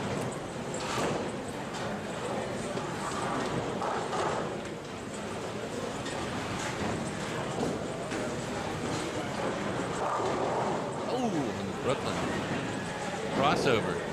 Austin's 230, Dario 220, Morrison 214, Justin Weaver 212, Gio Buck 98, Darius Allo, he's a youth bowler. Yeah. 206.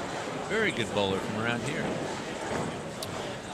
Now he missed the cut by a little bit in the Masters, but his brother Jairus shot 222. He made the bracket at the Masters. Naturally made the bracket the other week. And won his first match against Ryan Connor. Ryan Connor went into a roll-off, and Jairus ended up on top.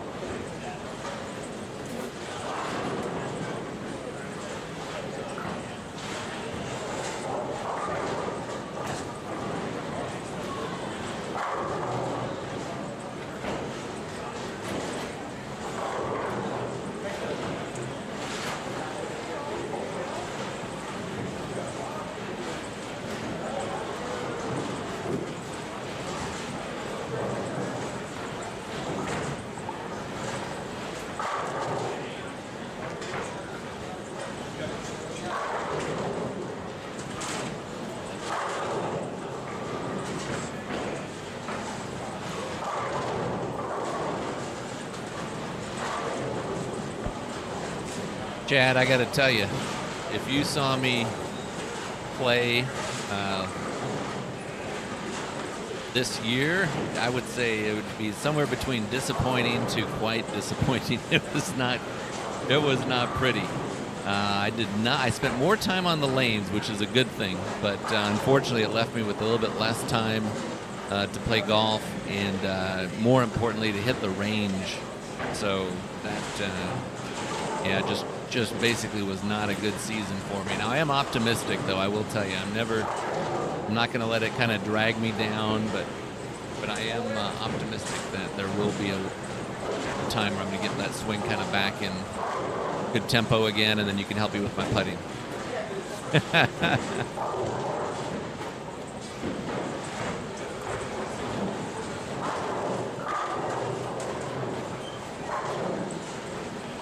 Darius had a chance for 2 there, a little 2-burger. These two on 13-14 are off to a hot start. Got a 3-bagger on the right lane. Can't tell what Gio's got that white, but spare in the first, spare and double up. They are off and running on 13 and 14.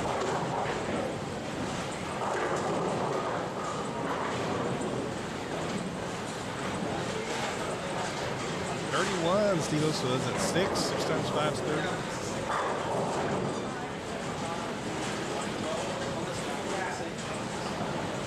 Cut now is Ari Wilson at plus 34.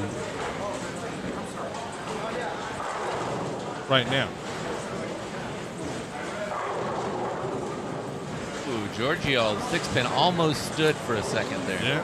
That was a pretty cool shot. Nice reaction, mixing them up. There's another guy hot off big win, right? Hot bowler, Giorgio. Oh, yeah. Yeah. Last weekend. Yep. Ran the stepladder Ran the stepladder. That's not easy to do. against Katie Simpson, Andy Kinney, and Kendall Miles, who's Miles. bowling good. We'll see Kendall tomorrow. Should at least.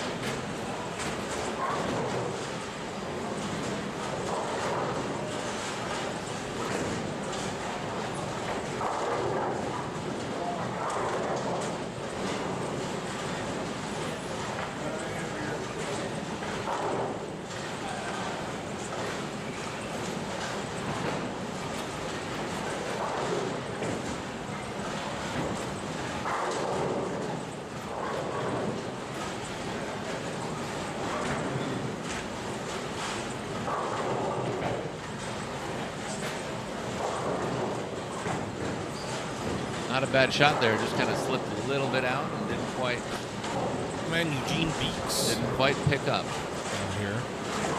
Yeah, just lead to the Close. hair right. Just a light.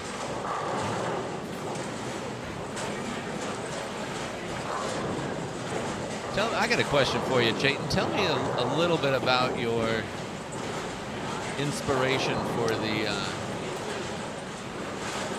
moving of the bowlers to not most tournaments the pair, you'll skip 1, 2, 3, 4 pairs, whatever, and just move one direction. When did you start thinking about this? And you've been using this format for a little while. Any pluses, pros or cons, pluses or minuses, feedback on it in general? Why do you split up and go separate? Giorgio and Daria, for example, they bowl game 1 together. A lot of times maybe they like to cross together, bowl the whole set, but one goes one way, one goes the other. Yep. I don't know. I think to add in some more variance, I would say. You get stuck crossing with somebody, just throws your thing on a pattern that doesn't call for it. It could potentially affect you. Now you're kind of spreading that out. You'd have to get really unlucky to get paired with cross with somebody on your pair that would do that. So it just eliminates the chances of that. Further randomizes things, I guess. I feel like it speeds things up too. If you have 2 slow bowlers together, split them up the next time. You only have them for 1 game. Ah, okay.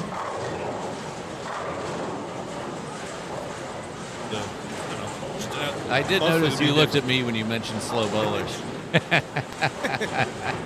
Are you saying you put Steve and Marsha Klemkin together and Kendall you and Clay together? That would be a disaster. So we got. If that happens, we got to split them up. Okay. That's just different. I don't know. I like the lefts go left, rights go right. Too. It feels like higher tier. Oh, this is serious. Okay. And essentially eliminates maybe I said someone throws urethane, messing up your line, whatever you want to do. Yeah. The inverse of that, you get 2 buddies together, Gio and Daria together, and they're breaking down. It eliminates that. They can cross together, but they'll be on opposite. They'll be on different pairs. Yeah. So. Al Morrison on the front 6. You mentioned that you have not seen a 300 game here on camera. Now did you cloud it? Wasn't me this time. Now he's definitely, he's definitely going to get hosed here.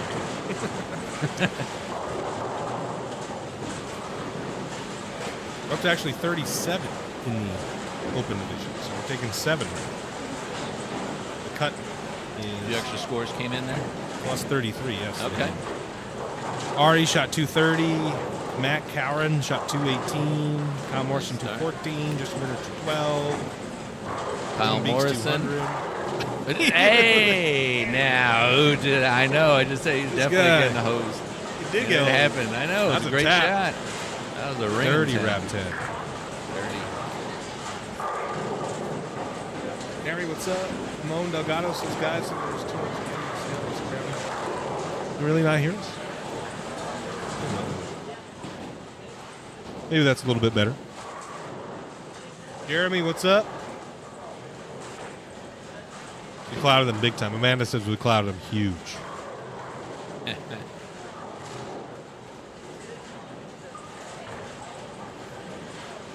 Hey, at least he made the spare. That was a little bit of reprieve there. You're going to owe Kyle an entry. Yes.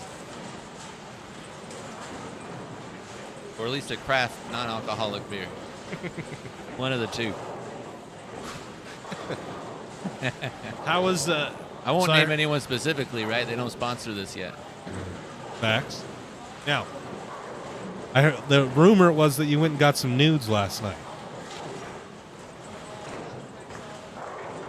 Got some noodles. Is that true, Steve? I got some noodles last night. It was the Noodle Exchange, the fine restaurant here at the Gold Coast.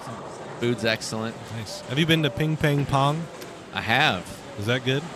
Food is terrific there. It's a little fancier, kind of a sit-down type of a meal, more appropriate for a bigger group. Sure. The Noodle Exchange is kind of its little sister, more of an express, smaller menu. Sure. Food quality is still excellent, though. So either one of those two are good choices here if you are here at the Gold Coast. I would highly recommend stopping by.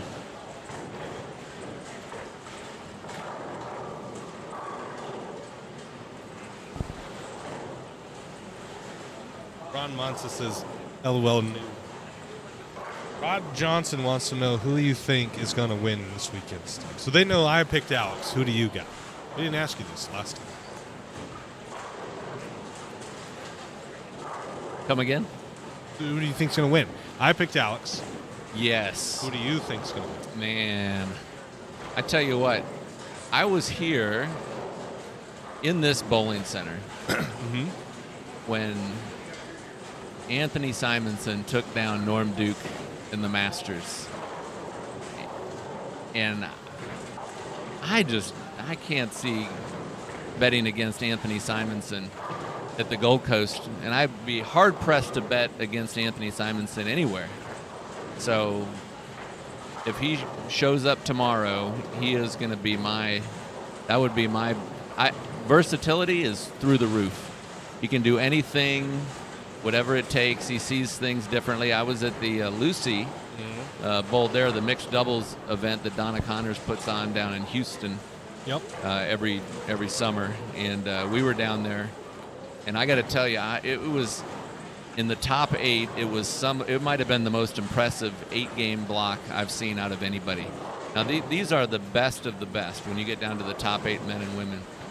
And for 8 games, I think he had 1980 or so. He averaged almost 250, and he was about 220 pins in 8 games ahead of second. And this is already when you're looking at the best of the best. And he was playing a part of the lane, doing something that you just couldn't even imagine it. And he was making the best shots, just completely striping it. I mean, right, you're talking a little golf analogy. I'm talking about the center, the very center of the fairway that he was hitting and doing it, throwing the ball 22 miles an hour off his hand probably. I mean, it was so hard, so much speed, and his control of his launch angle and his velocity. I mean, it was just really something to see. So he's my pick. Do you think we get the 10 to 12, 20 mile an hour rocket today? I think there's too much shape. Not today, tomorrow. I think there's probably too much shape to be trying to do. But he makes it deep on Sunday. Who's to say? You never know. That's right. And there's a guy, too, who excels in that match play format. Simo. Winner of the Masters in Detroit. Yep. This year. Top seed. Is he not the youngest to ever win a major? 18. 18 years old.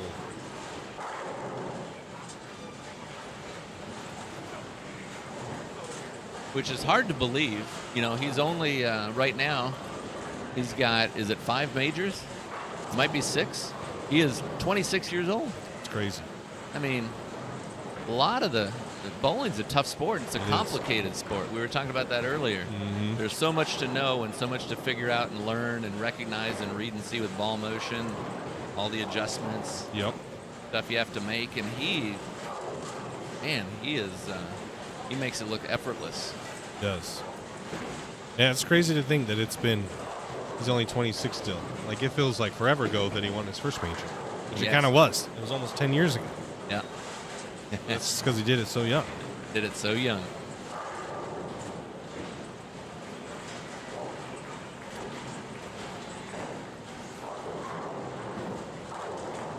Like Alex is still striking a little bit, doesn't it? Caught it out the corner. Where's he on, Steve? Do you go to the high end? We've got 7 through 22.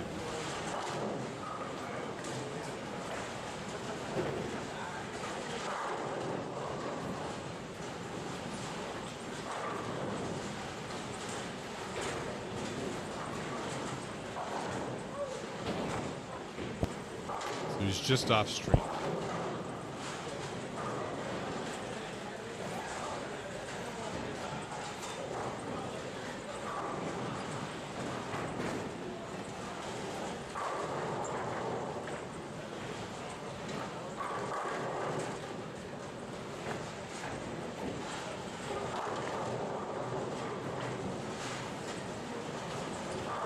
Like Ari's been making good use of his re-entry. 230 game one. Fired off a nice game. Yeah. He's a talented player, I tell you what. First time I met him was at the Orleans, actually. Had the TAT tournaments. Yeah. And they had one of the best balls, $5,000 one. One of the best ball tournament that they have. Yep. He was quite young at the time. And he won that title at 5,000. Yes, he did. I remember that.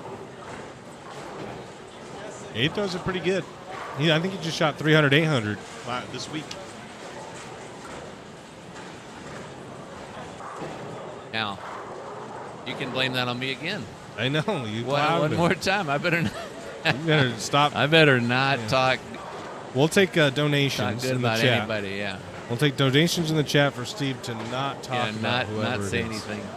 Definitely nothing positive. I don't want to note anything good.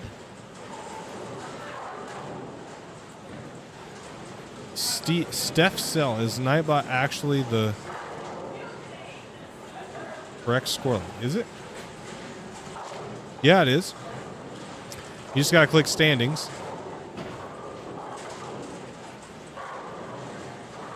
Is anybody else having issues with the standings? You're the first one I've heard, so if anyone else is having issues, let us know. Let us know.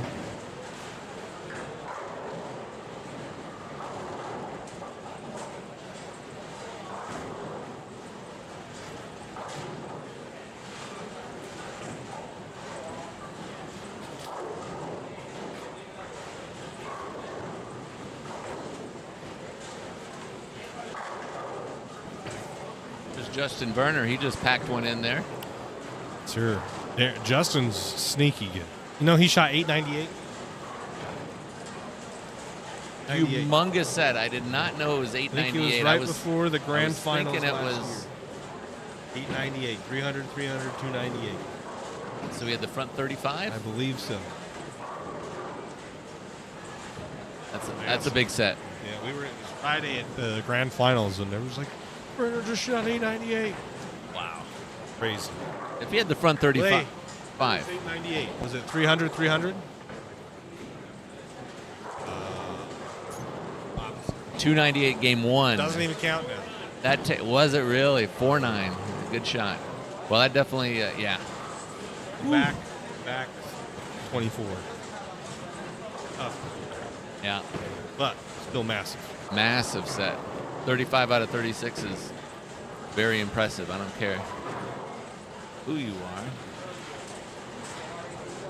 How come you didn't get your boy Pete to come bowl? Evo? We need to.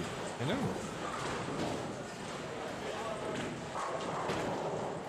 It can be a sponsor's exemption. To do that. Use SK. I'll give him free entry. He wants to come.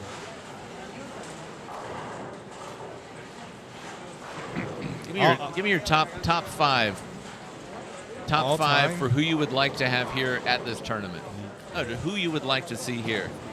You know, one of my favorite bowlers of all time is Marshall Holman. I don't think there's any chance that he bowls 9 games a year for the Open Championships. Still kind of keeps that going. He bowls with Tom Clark, but from the PBA. But I don't think we're getting Marshall out to compete in this. And David Ozio was one of my other idols growing up, but he has not thrown a bowling ball in a long, long time. So both of them are out. But who would you like to see here Jason next year? and Pete for just pure ratings. Jason and Pete, tough to beat.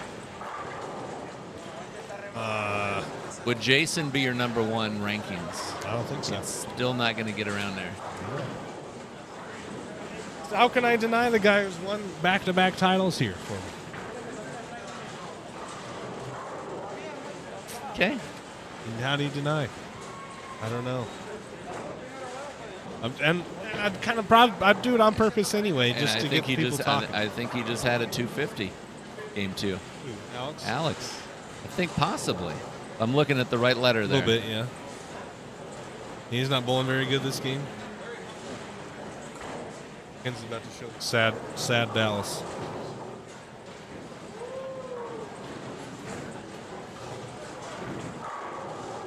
Yeah, well, he only tough out. Pair to pair, they're tighter now. I'm sure he got a good pair, and this pair probably is nothing like the last one. Tough break, Definitely the challenge.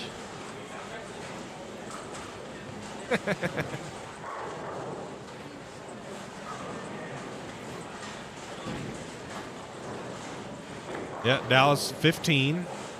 He's moved way in. High flush. Yeah, he's moved 20 left. Do you have any idea what he has going right now, Chayton? That white strip's really killing us. Okay, well, I can tell you right now, just because it's something I can see. He is working on the infamous, it's probably every good bowler's most hated Dutch 200. Oof. The Dutch 200 is not a favorite of any competitive bowler. No. Because he had never struck on the one lane, and he struck every time on the other lane. So he needs to fill the 10th here to shoot 200? He struck the first ball in the 10th. If he goes spare, he shoots 200. He's got a 210 max score. Let's see what he does. He's got the left lane He figured likes out. it. Yep, exactly. But he doesn't get a patch now. He just threw that in the garbage can. But 10 more pins, he'll gladly trade that, right? I'm sure. They don't even give awards for that no more. No.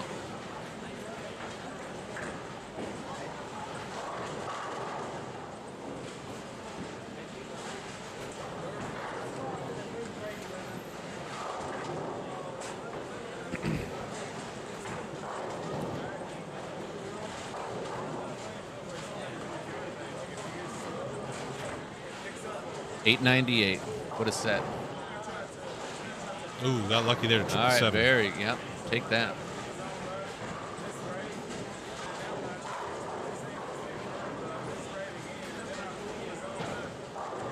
Yeah, Dallas trips the 4-7 to shoot 210. 210. That's right. 10 pins to the good.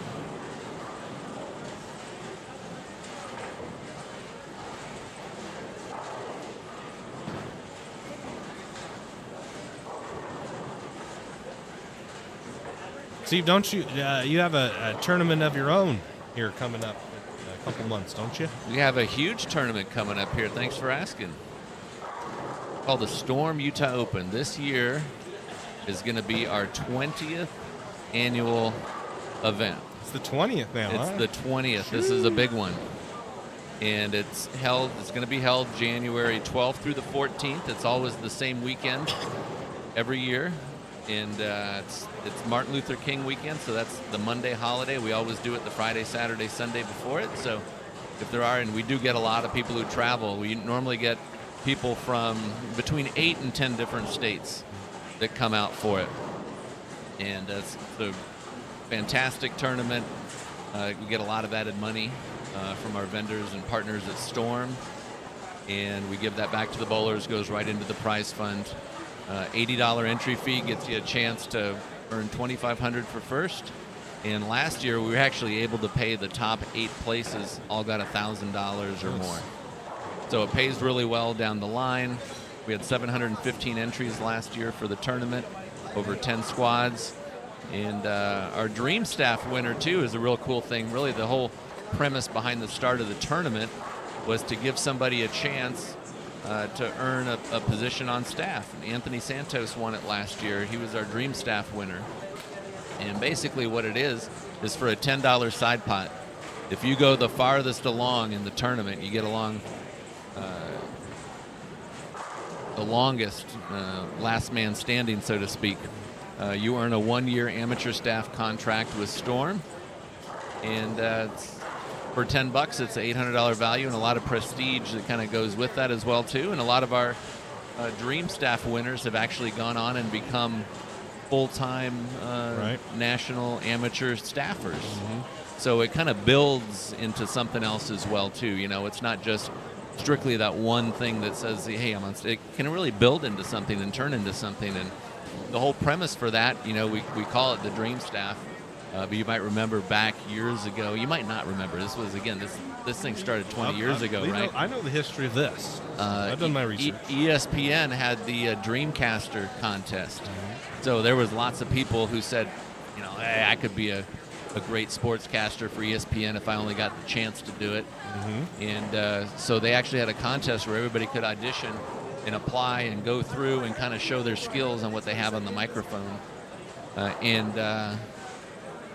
I think you would have done quite well, Chayton, if you were around and had entered that. Now you were around, but you know, I don't know if you were quite the little guy, the sportscaster when you were 5 years old that you are now. But that's basically what they had. They had this contest that came about. ESPN ran it, and so we had at the time, you know, we had all the people who wanted to be on Storm's amateur staff, and they would write in and they would send letters, they would call.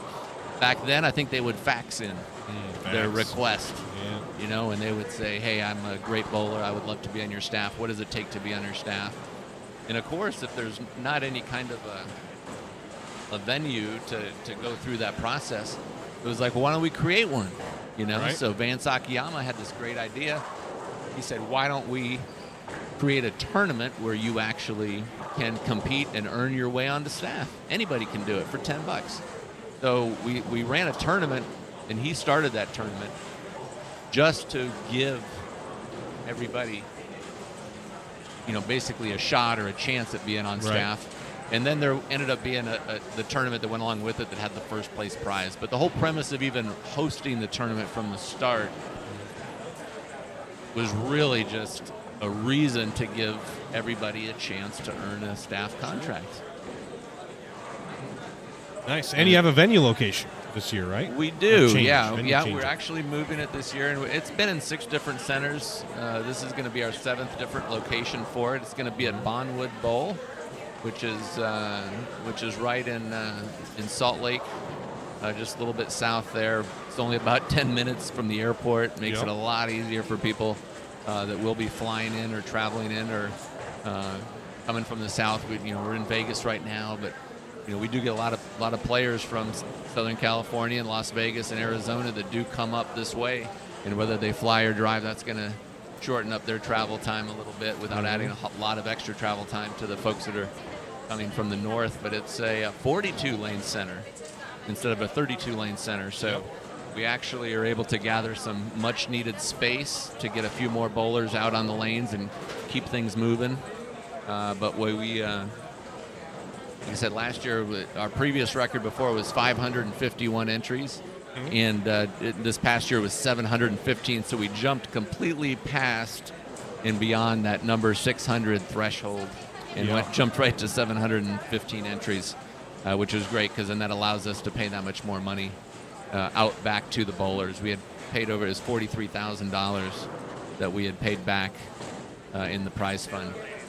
To the bowlers, and again, it's coming up just in a couple months. So we'll be there. Last year, it's going to be tough to top last year because we had Brad and Kyle and Darren Tang in attendance. 80,000 views on the final stream alone. And almost over 200,000 views. You know what I say to that, Chayton? You're welcome. No. You're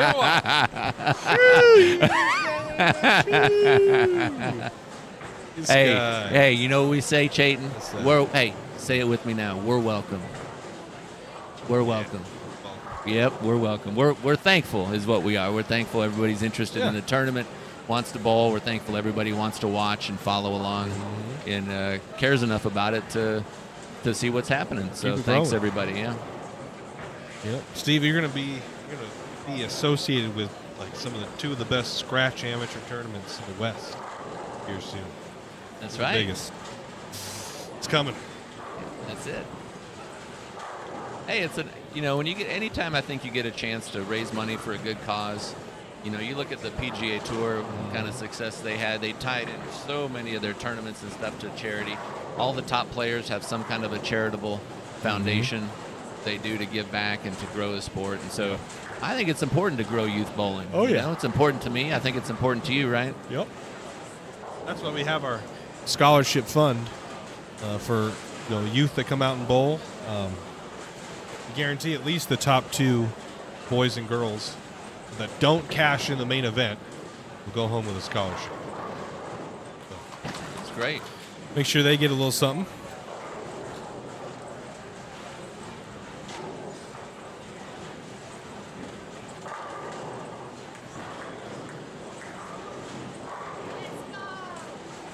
Morrison flush.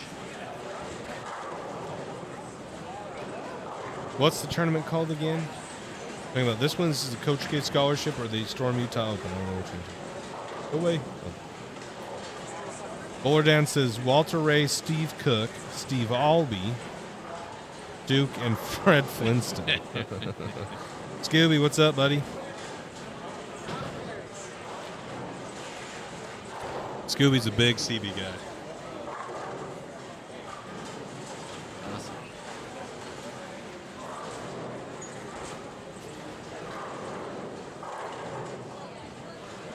Oh, it's got all the scores in.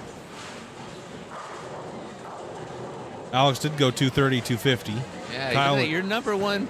Again, Chayton, you're on it. Number one.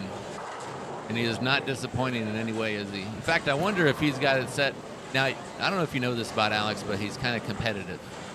Have you heard that? Kinda. Do you know that? Are you familiar with that? And So I am guessing in his mind, too, that he saw Darren score a 220 and said, I think I can get there. And I don't think he set his goal on a number like, well, I think I want to, shoot 80 over, 100 over, get in the finals. He's thinking, what do I got to do? I want to be the top seed. yep. And 221 or better is maybe an acceptable number for him. I'm not to put words in his mouth, but I'm thinking that's when he set his sight. He had his sights set on that. I think, Alex likes money, and the higher up he is, the better opportunity to make some money. And you get a buy, right? Higher think a buy. qualifiers, you can get a buy. Guarantees you a little bit more money. Pads your lead going into the Cashers round over the top 8. So Sunday's going to be popping. Normally we have the Cashers round Saturday night, but due to this kind of the scheduling of the bowl here, last squad can start at 4:30. I think is what they told me. So we start at 4. But so we can't have a Cashers round at 7 o'clock at night, which we typically would do. So we were going to have a Friday 9 a.m. squad. We chose to, about a month ago, to change it from Friday 9 a.m. and then add a qualifying squad at Saturday at 4, and then move Cashers round to Sunday morning. So most people are kind of already out here anyway, so it's going to extend the day. But this bracket goes by quick because it's not double elimination, so it's not too long. Scores are kind of on the higher end, so get through the games pretty quick. My hope is Hey, Saturday night in Vegas? Come on now. had to save their Saturday nights for it. Yeah. So it looks like we'll probably be out of here by 6. So we're halfway through the third game. A quarter way through the third game. 5:10. Sir, I'm assuming squads will be fuller tomorrow. Darren Tang's going to come back. He needs to get some content for the YouTube channel. Jesse's going to be here. Wants to bowl some pots. Guy's going to load up in pots and then This pattern's going to be completely different.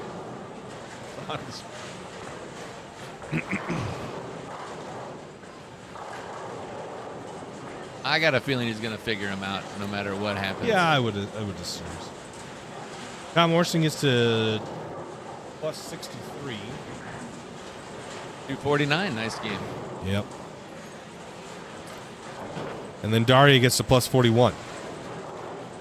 Ari goes 230, 197. Gio goes 198, 220.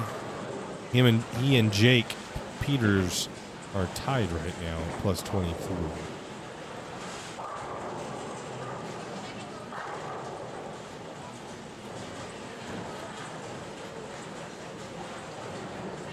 Dustin hit a rough pair there in the last game. He did, Huh? buck 50. Yeah, every time I saw him, he went high, it seemed like. So Yep. starting to fight. Maybe the lane's breaking down a little bit. Maybe the heads, he might be a little bit behind the move.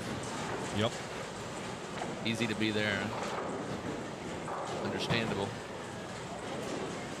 Nice. 15. Oh, that's right.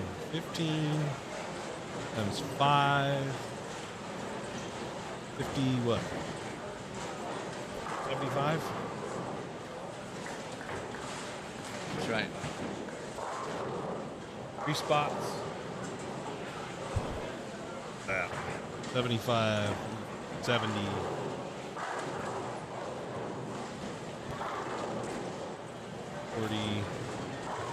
40, 20, 10.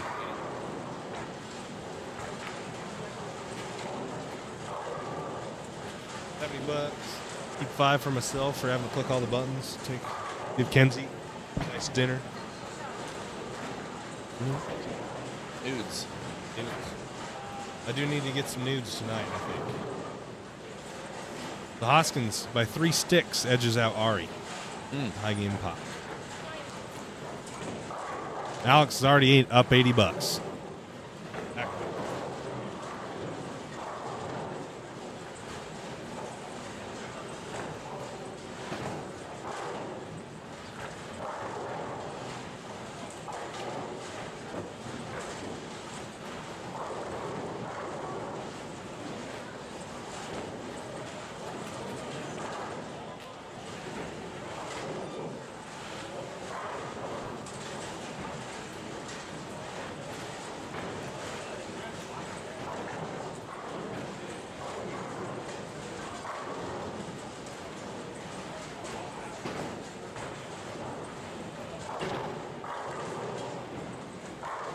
Switch over to 19 and 20.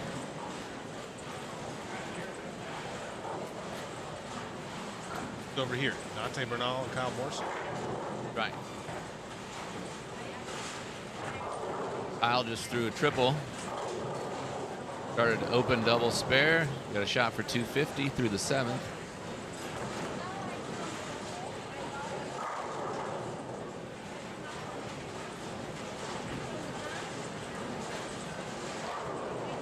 Kevin, nice flush shot there on 21 for a double. Kevin's bowling good. He's laying the smackdown in the senior division. Dante just back. Dante gets that 10 out there. The 5-bagger? Yeah. Fair spare 5-bagger. He's got 270. Couple good scores there on that pair. 19 and 20 has been a fairly decent scoring pair here, hasn't it? Go has.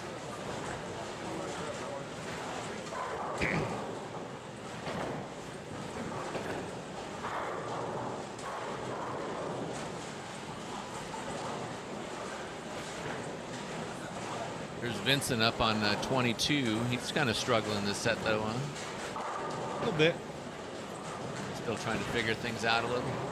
It's kind of in between looks. Like it looks like he's slowed way down and trying to get his ball to tip. Yeah. Trying to get it to shape the lane a little bit. It's looking a little too much for him. Might be grabbing a little bit too much right now. A celebrity in the house. Yep. Sir. Yep. Just you? Yeah. Did your fam come? Oh, just you and her, huh? Nice. Nice. Good weekend. Good weekend away. Where you guys staying? Did you use our group, David? I just gotta make sure everybody use We got enough group codes used, so I don't have to pay them. Group codes. There you go. They make you pay them back. It's all whatever about they the did group use. codes.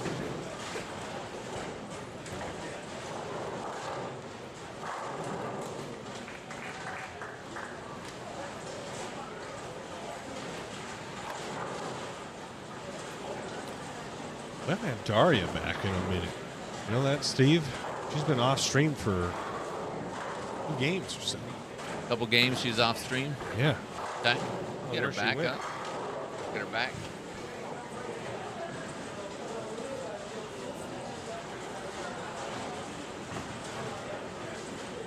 We went 20. We saw her 26, and then she's on 8. She's down here with Gio right now. 7 and 8. Yeah. Now the way that the pairs work out, like you cross and you meet you go the first, the third, and the fifth game. You bowl with the same person. It's just kind of freaky. Which is freaky, but it's just with this number of pairs we have going right now, right? Yep, and skipping 2 pairs after each game. It, yeah, but you get the low end, in the middle, low end, high The end, different middle. sections, yeah. So bounce around the center a little bit.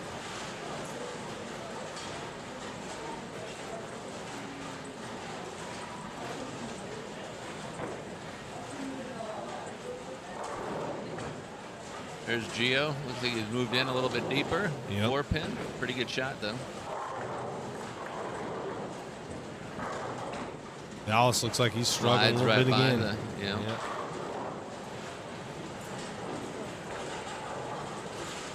Dallas shot 190, 210.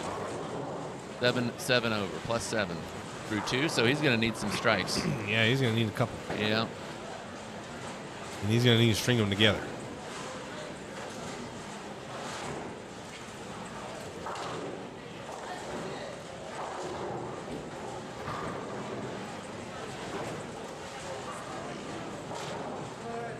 If this one's a little closer to the pocket. Yeah. Oh, soft 10 though. Just didn't want a shape down lane Didn't though. quite get the, yeah.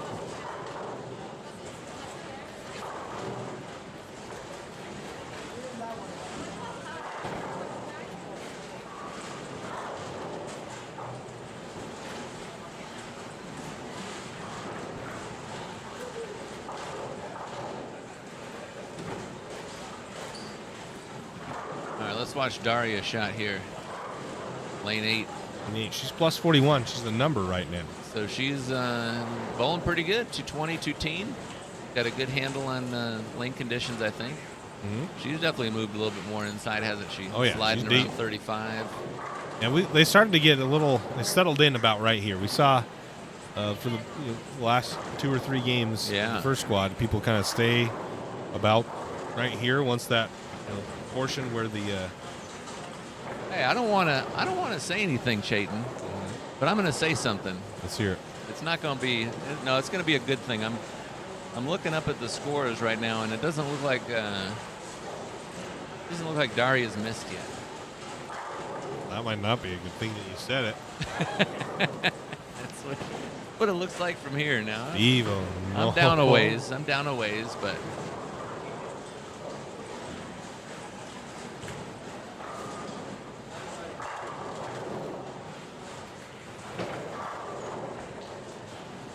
another shot. Look. Bang. Bang. Hearing Split a couple 'em. claps down there. I'm not going to say anything. I'm not saying anything. It's Oh, hard no, hard to that's say, front but 8. it looks like it's the front 8 It's to the me. front 8. It looks like it to me. I gotta make Not sure. Not sure. You might want to confirm that, though, Chayton. I gotta make sure Kenzie's on it. Might want to confirm. All right, so Chayton's going to run down there. He's going to try to make sure we got some good footage or some coverage. Make sure in case. She does indeed have the front 8, but it sure looks like it. Like I'd mentioned earlier there, she'd really been bowling good. Been working on her game a lot, too. I know last time she was out at the Storm when Jason Belmonte was in town, they were talking a little bit of some of the important things about the swing. Body position and the flatness or steepness or lack of steepness that's really needed for best kind of shot repetition, execution. And I know she's been working really hard on her game, spending a lot of time there on the lanes. And it looks like it's been paying off, not just here, but the last couple tournaments. She's really bowled well, and nice to see.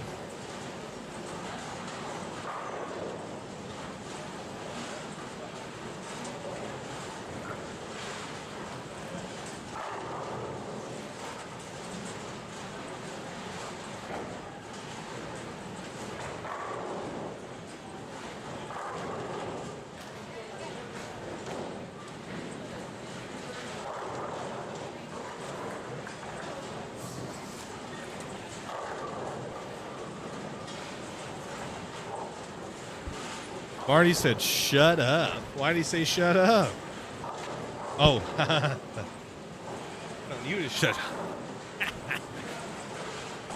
Oh. Tough break there. I guess we're going to see. I went and told. Was it front 8? It is front 8. Looking for 9. Nice. Kenzie's down there and aware of the situation.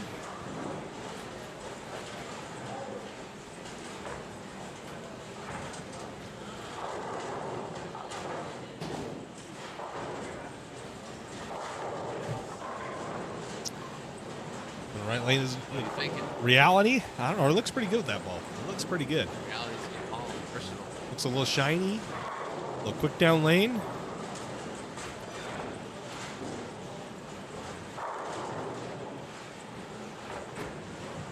That looks nice. Posted up. Oh, That shot. aced it. Aced it. Perfect balance of the line. Yeah. Couldn't have thrown that any better. Nope. That was a no doubter. Nope. So is that front 9? We're going to 10th frame here with the front 9. Never had it. The closest we got was Wade Christiansen, shot 289. He needed to shoot 300 to make the Cash's round or the bracket cut by 1.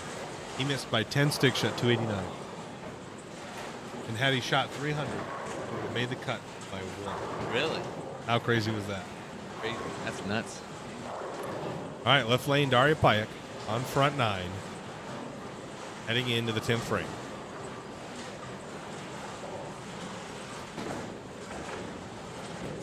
Solid. Mixer. Oh, got it. Well, that's Oh, yes. Big Kahuna asked, is Daria and Darren on the commentary, or was that clickbait? Well, Daria just threw a strike there for her 10th strike, and Darren bowled a little bit earlier in this stream. So, if that's if that's what your definition of clickbait is, then absolutely.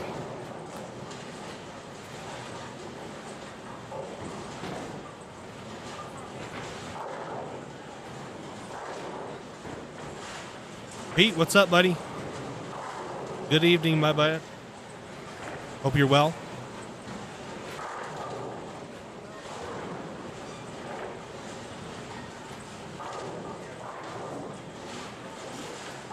Hopefully we'll see Peter there.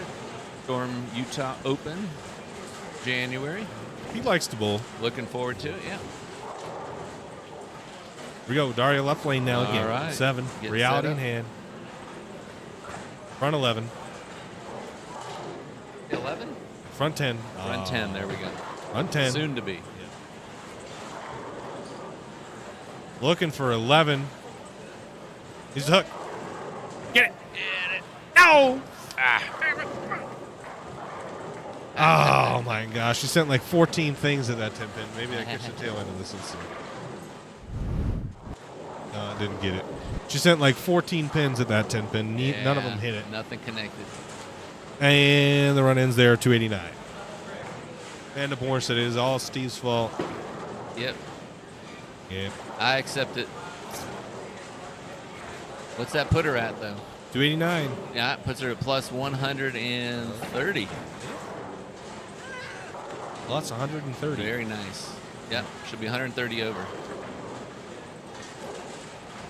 That's about to be 11. It should have been. It was about to be. Jail bleeds one through the face. Thanks, Marty. We should. We'll have Darren here tomorrow afternoon. Anthony Simonson is scheduled to bowl. I don't know. What squads he signed up for? 9 and 12:30. 9 and 12:30.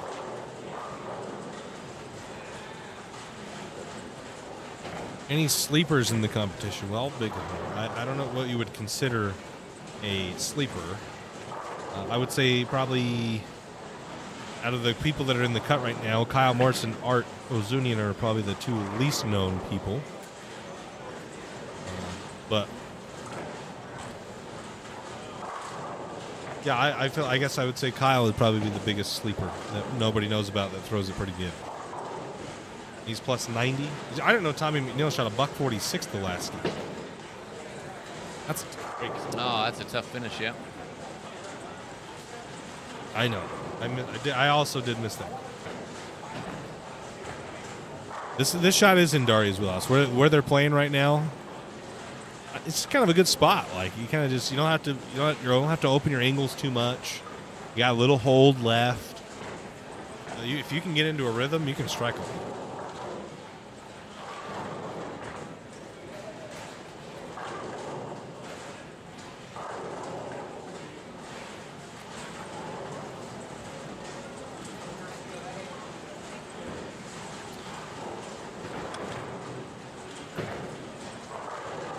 Game 3 for Alex. Is that in yet? Nope. Not yet.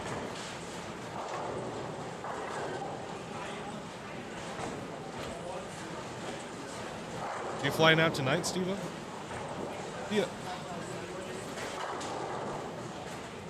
Or tomorrow morning. Tomorrow morning. Early flight. How's your room here at the Gold Coast? Fantastic. Very comfortable. Yeah, close. Very accessible. Great if you're bowling here. Definitely.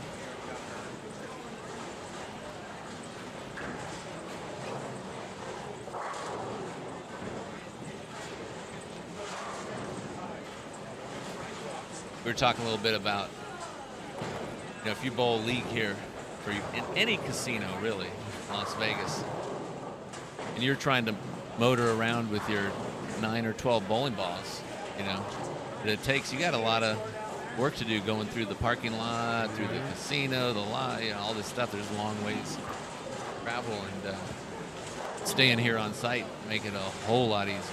Oh yeah. Especially we got a paddock here. We tour. Try to do things as good as we can. We got a paddock in the back, so get here, you drop your balls in the paddock, and on your merry way.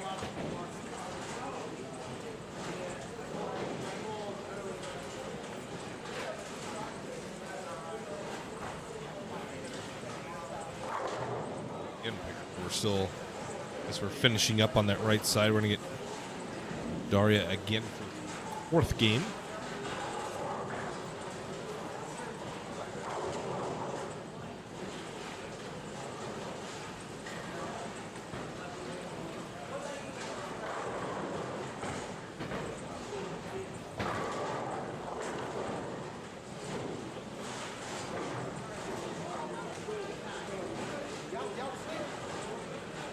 And I'm going to go grab one of those nice liquid deaths. And I'll be right back.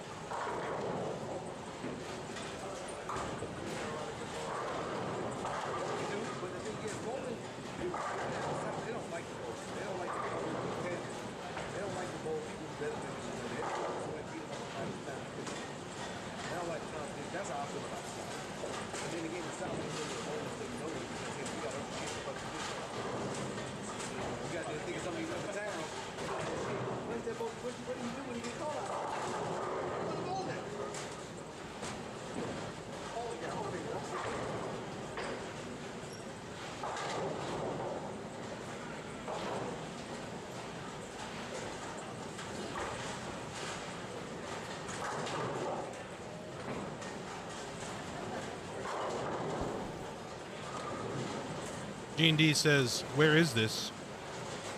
It is at Gold Coast. Thanks, Big Gun. Taylor says there's any practice allowed tonight. We don't have an official practice. I doubt they're going to re-oil. But, there's nothing, I guess, stopping you from bowling on 1 through 32 and bowling on the burn. If you want to. We don't quite have the money that other organizations do right now, so we can't tell them to run the lanes with the house pattern after that.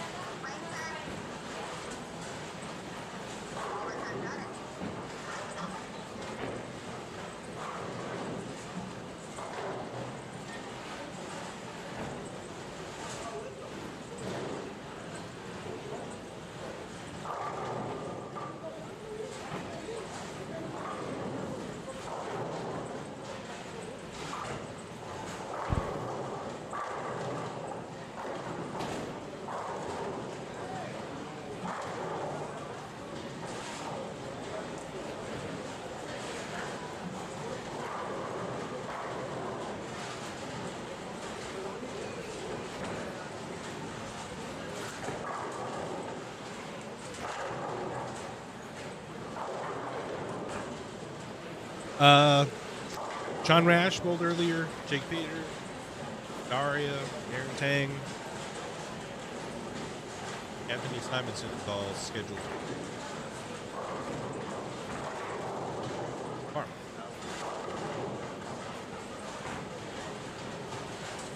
Cut now is plus 50.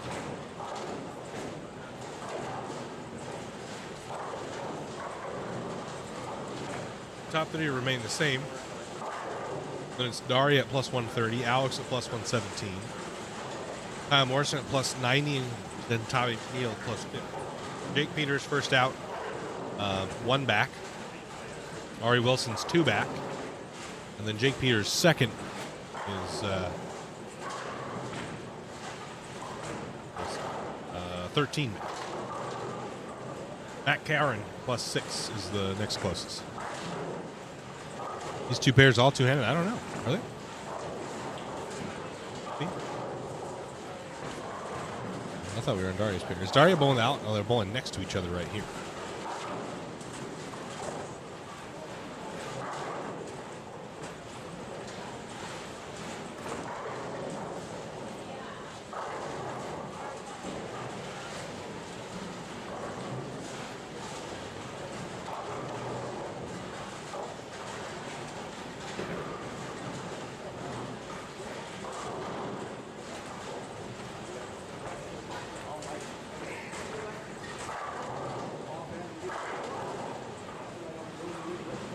Dallas and Gio are tied at -3. Gio shot $170 last game. He's just struggling to get his ball through the pins a little bit, I think. Happens with Gio sometimes. Then he starts grabbing it at the bottom. It's all mixed up, kind of where he wants to stay and what balls he wants to throw.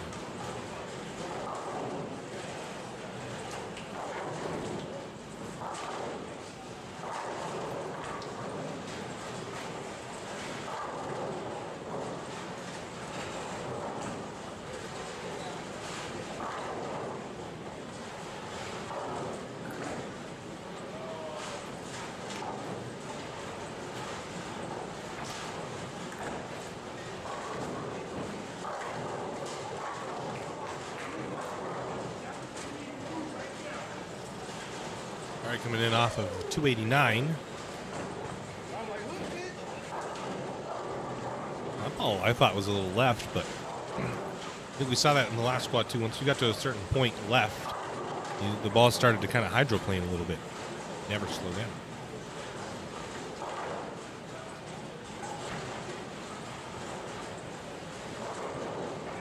Darius is the squad's leader.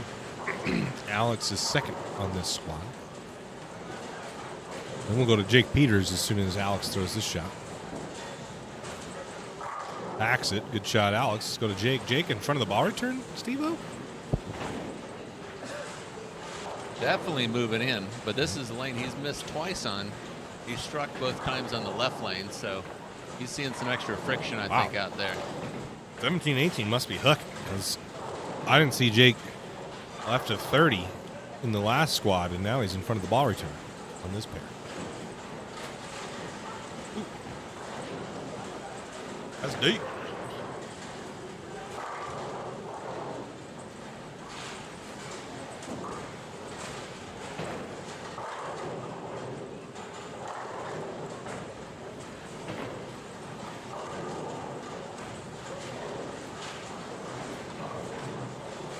Yeah, he moved way to a complete strategy change from last squad, but not too. He's plus 49, and last squad he was plus 37. So hopefully he makes up some pins later on.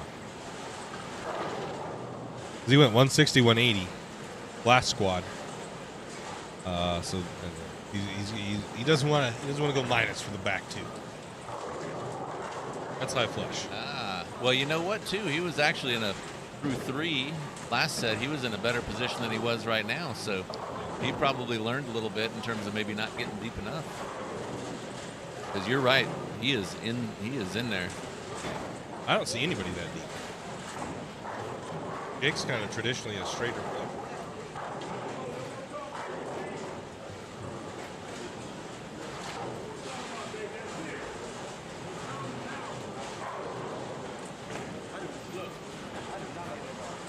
Irish. It's a big break to triple 10. We had 2-4-10.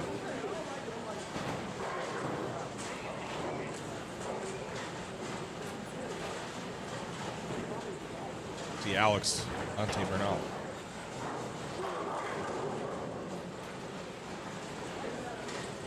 Do you think in our crossover double side pot, Steve-O, Darren, Tang, Sean, Rash lead that at 23-7? They went plus 378.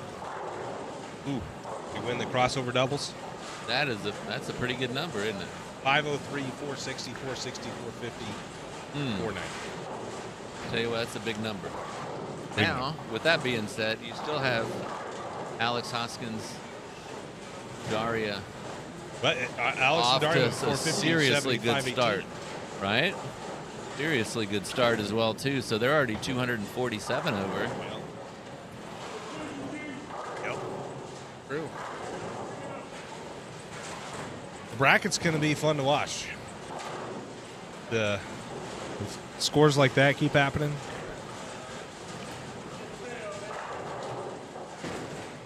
We're going to see some. We're probably going to see some heartbreaking losses. Oh, 9 pins, missed messenger or something. Something that's gonna.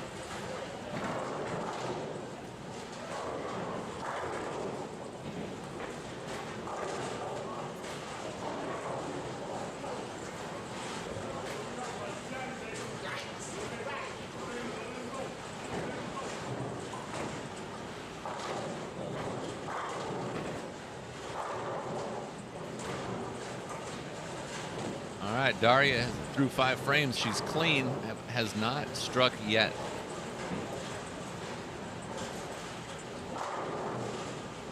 Six got the 10 out there. You reverse clouded her. Reverse cloud. See, look at that. Things are changing.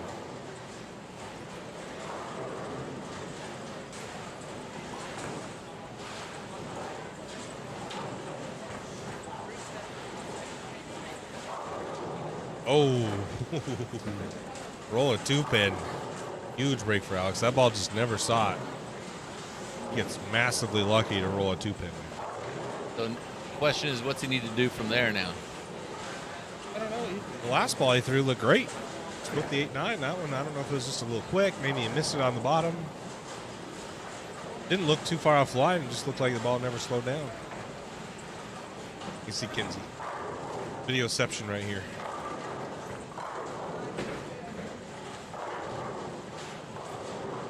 Daria likes that one. They look a little tough. He's in. Ball rolls a little forward, so her ball isn't going left to right a ton when it kind of needs to. And she's getting some swishers.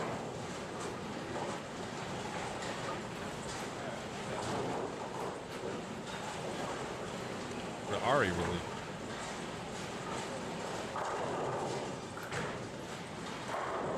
Backs it. Oh, got it.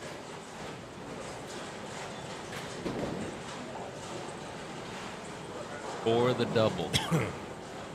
Ari sits just 3 back off the number right now. Yeah. And he's got 257 left right now through 8 frames. That could be huge for him. Big 9th and 10th.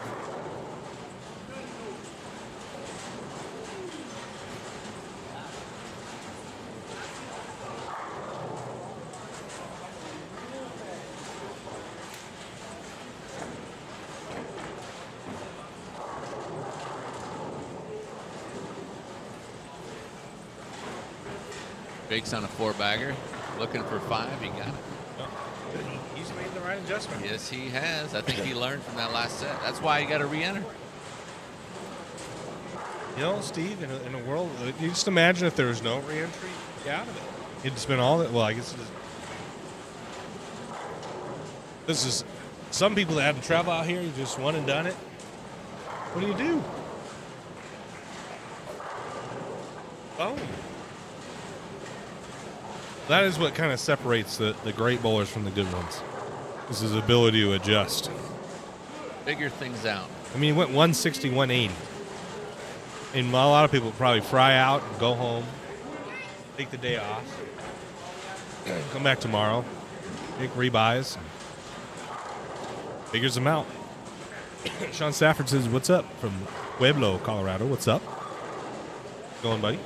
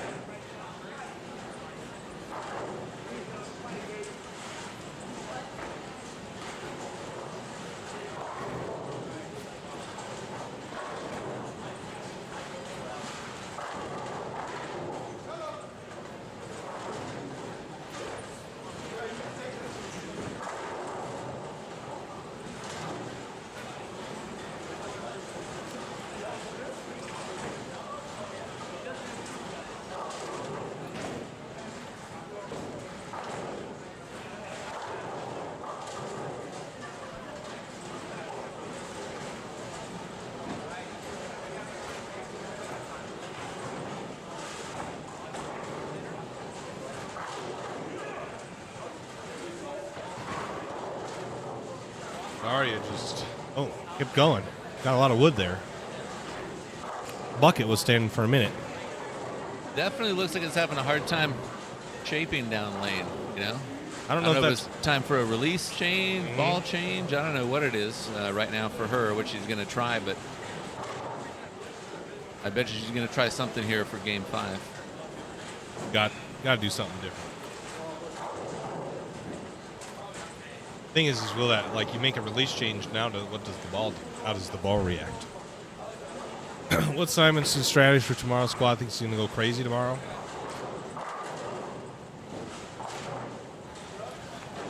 Probably throw it at the track. I don't know. I would see him probably throwing some sort of gem, magic, exotic to start. Throw it at the track. Keep moving left. It doesn't look like it's breaking down and need to do anything crazy. Just kind of keep chasing it left and find balls that shape off the spot. Kind of everybody's strat. Like they can your rev rate and speed dictate how far right you can stand. See it, and then you just keep chasing it left slowly after that.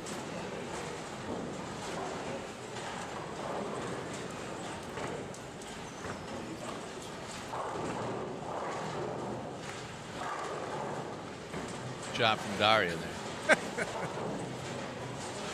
I loves getting.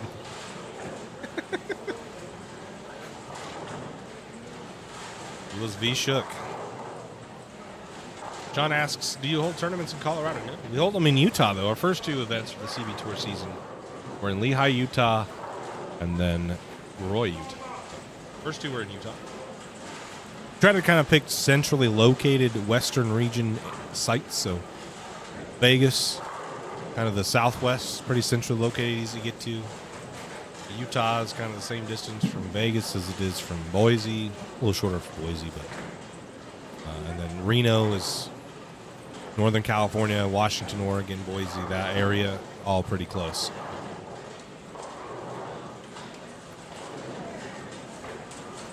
So we try to stick to a centrally located area. Jake Peters strikes again. What's Jake going to shoot, Steve-O? 250? He's got 249 left if he throws 2 more strikes here. 239 pace right now. So first strike in the 10th. Oh. Ari needs it. Oh, got it. Ooh. Good shot there. So he's got 220 right now. Good strikeout for 236, Ari. That's going to help his case a lot. It's going to be real tight. I'm telling you what, Steve. It's going to be tight. I'm telling you, Ari wants this next one. Yep. As does Jake. Both of them. You got to get him when you can. You got a good pair. You have to know that you got to get him when you can because the next pair may not be so friendly. Oh, trips a 4-pin.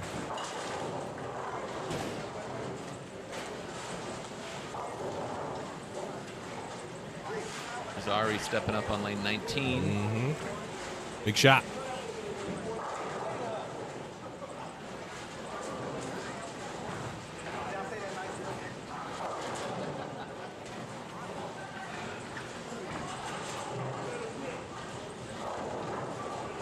Oh, packed it. Boy, that was about as flush as you can throw it right there. Yeah, that was a very good shot. Great shot when he needed it. Back to Jake.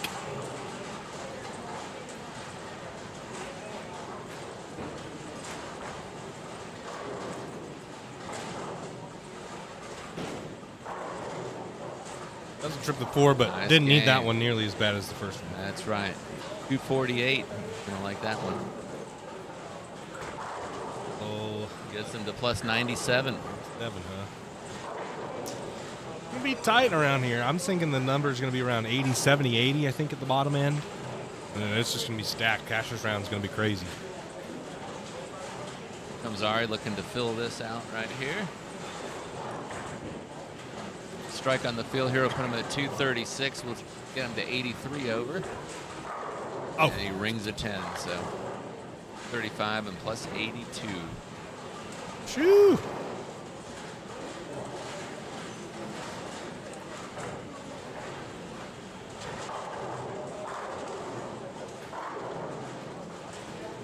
All right, well, game number 4 is wrapping up. We're going to head to game 5.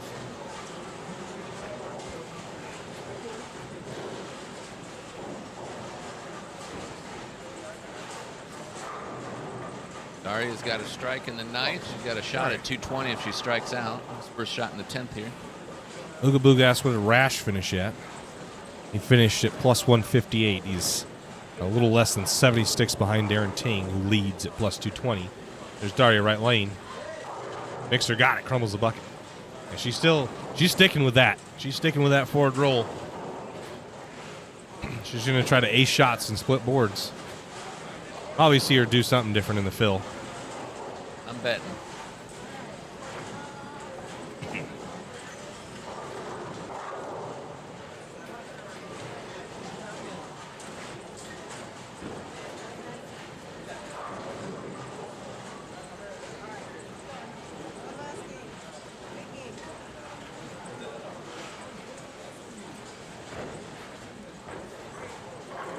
Another good one, it looks like. Yeah. Look at that. Still doesn't really want to go through the pins, but 220. yep. I bet you she'll take it. Maybe that, if the pair was bad, that's what you got to do. Maybe she tried. Maybe this is what she switched to after seeing this pair was doing something weird down lane.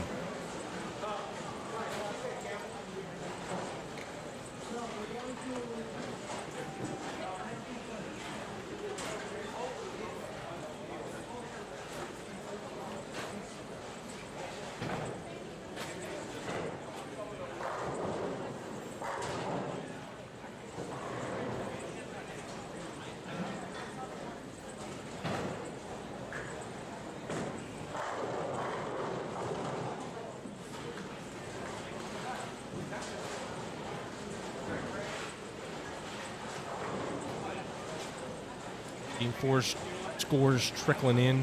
Kyle Morrison shot 258. He's plus 148 now. Nice game there. I figured that this pattern would kind of match up really well with the way he throws the ball.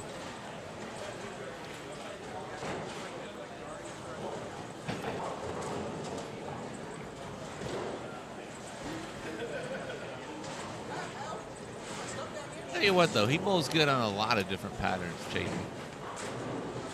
If you just does. say, well, No, it just matches up good on this pattern. But he does. He does match up on this pattern. But he does bowl well on a lot of stuff. Yeah. But I think this is closer to his A game, where he can kind of step in and throw it at the friction, whack on it at the bottom. He doesn't have to try to do anything different, especially. Okay. But he can. He can certainly do. He's got tricks that he can do. Like he can make urethane do some pretty good things. He can make it look pretty good on some stuff that you wouldn't think it'd look good on. Sandro wraps a 10-pin. That was a really good ball.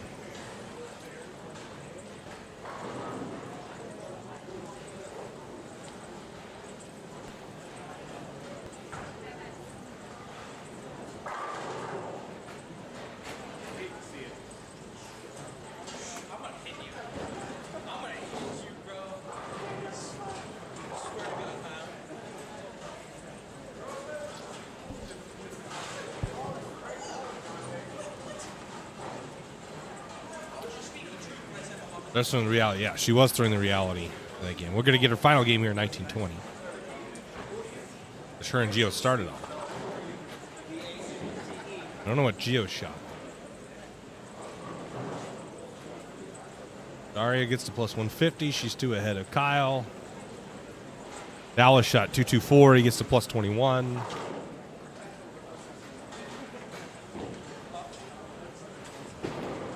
And there's a huge gap here, Steve. Yes. And then 100, almost 80 pin drop to this. Then it stacks up again. 30 sticks separate 7th to 12th. And then 80 sticks above that, and then it's 100. You're gonna get a couple big games though in for Jake and Ari, so that's true. Gonna help bring that number up a little bit as soon as those get entered. Right. You right. This is Ari's first ball of the 5th game, final game of tonight's action.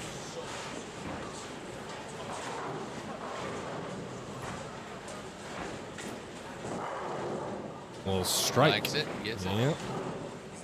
Jake Peters will be bowling next to him, so we got a couple good pairs right here. See Daria's first shot. Well, I guess Jake will go first. She's going to take a re-rack. Doesn't like the rack. Jake will be first. He is continuing to stay very far left.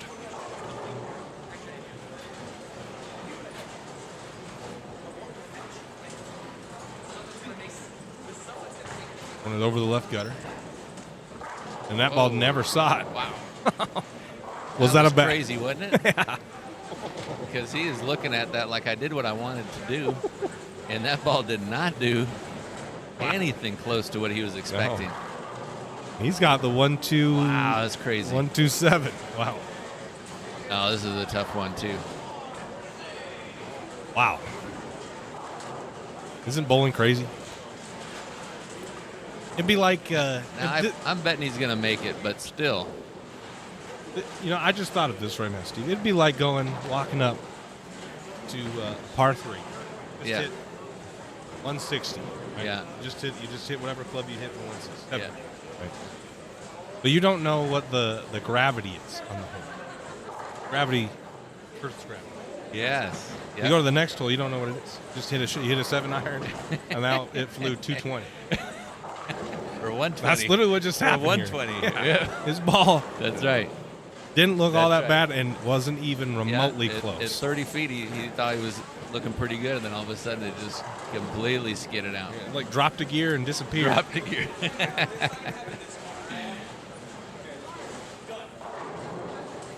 Yeah. Mixer. I She think went to the she's face. sticking with it. She went to the face on the last shot. That one, Spared it, though. she did spare it. Yeah.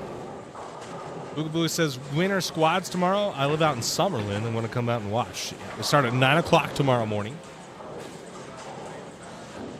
So 9, 12:30, and 4, and then we'll be here on Sunday for Cash's round of the bracket. The bracket's going to be fun to watch, guys. If you can make it out on Sunday and you want to watch, that's where it's going to be crazy. What ball is that? Very purple. I almost thought phase 3, but it's not phase 3. I don't know what that was.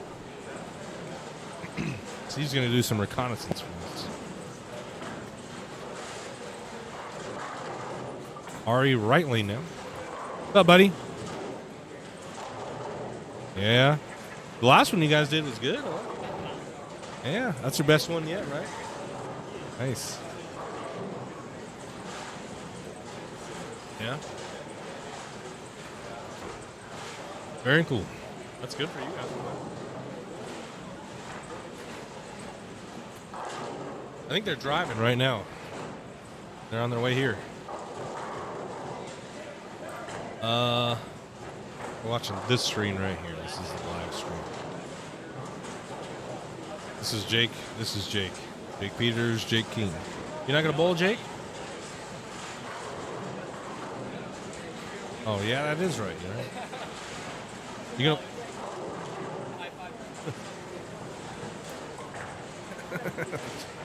You going to bowl this weekend? Tomorrow? Oh, yeah, you've been with me, duh. I thought you were supposed to bowl today. Saturday, 12:30. All right. Let's see Jake King bolt Saturday, 12:30. Oh, man, Steve, it almost did it again. It wanted to. It wanted to keep going. Yeah. I'm glad your guys' video did so good.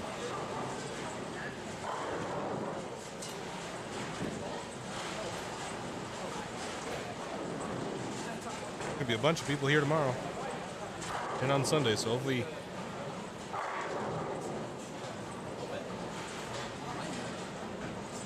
Starts at 9. Oh, messenger right in front of the 10 pin. Right in front of him. Hey guys, hopefully one of you guys bowls good and gets in the bracket and get paired up and bowl one of these guys.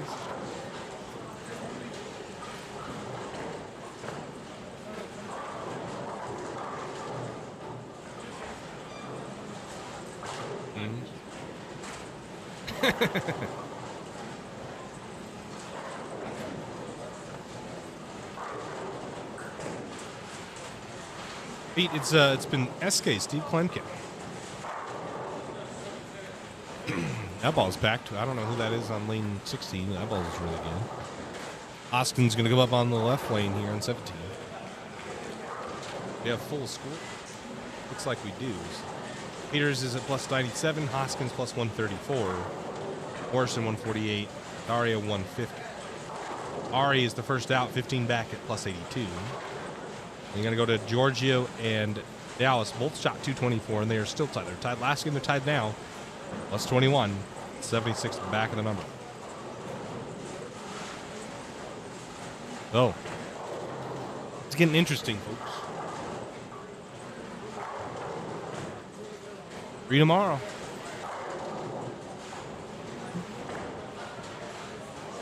Under division right now is minus 52. Yeah, Jairus has struggled a little bit after that first game.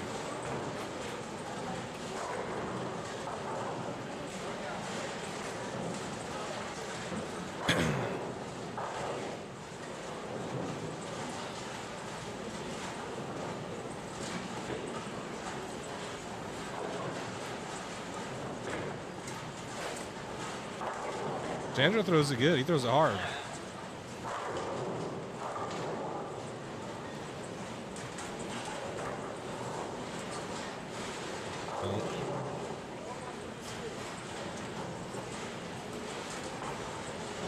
Did you?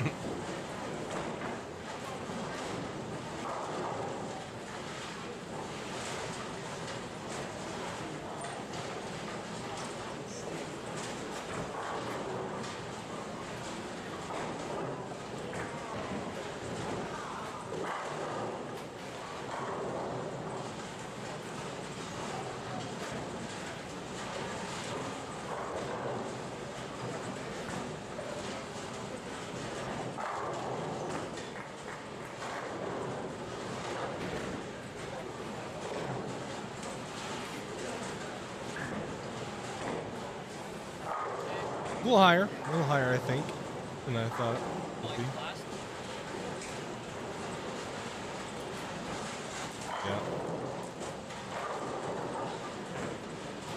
Yeah. Yep. What time do we start? 9 o'clock, 9 a.m. Pacific time.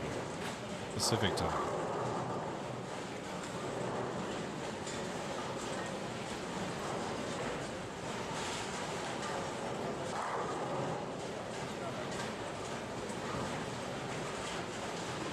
Yep.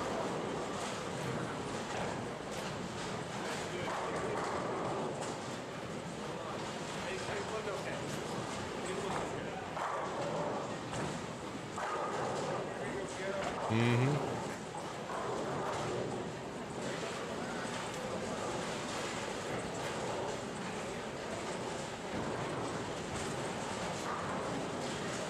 We're here to Alex.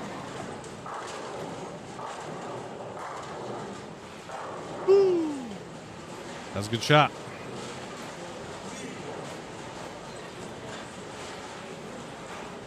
Left one. Jake. Ooh. We try.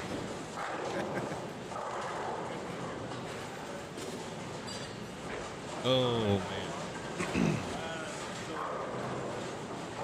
Alex has made $100. 100 bones. Evan asked, Evo, this is a good question for you. What is the best bowling ball to get? Depends on your style, depends on the lane conditions. There's a pretty cool little feature we have on the website, matchmaker feature, where you go in and kind of type in your specs, your ball speed, your rev rate, kind of get an idea on what your style is, and then the website will actually help recommend one for you. But there's really no substitute for a good pro shop professional too. Just going into your local bowling center, checking and seeing they might be a Storm VIP Pro Shop. Either way, you can just tell them a little bit about your style. Also, where you're bowling is important too. Lane conditions and trying to figure out what's going to be the best ball for you based off of, I don't know, like how you like to bowl, but also, there's a lot of different lane surfaces, oils, and oil patterns and stuff out there. And knowing that information is going to be, crucial as well too to helping get you in the right bowling ball. So I would definitely start there. But if before you get to your pro shop, you can just dig around on stormbowling.com and check out again, just kind of see that matchmaker feature and just go through, answer a few simple questions, and it'll help select, at least get you going down the right path for what the right bowling ball is.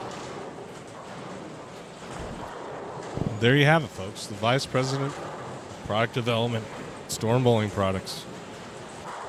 Just gave you a rundown on what ball to get. Does it get better than that? I don't know. Evan says they use a 10-pounder, and he wants to know, is there a 20-pounder? No 20-pounder. Heaviest ball made and sold is 16 pounds. And that's a specification that the USBC has based off of what they allow for use in competition. So 16 pounds is the heaviest that you're going to be able to get. Most professionals use 15 pounds, but 16 pounds is how heavy they go up to. So Sorry, I made a ball change here. What is that? Zen Soul? Like a bright red, a bright blue, and a black. Guess it's Zen Soul. Back here to Dallas. Oh, it held. Yeah, he's still asking it to go. He was, yep. He was still saying push, push. Waving it off, wasn't he? Balls listen sometimes.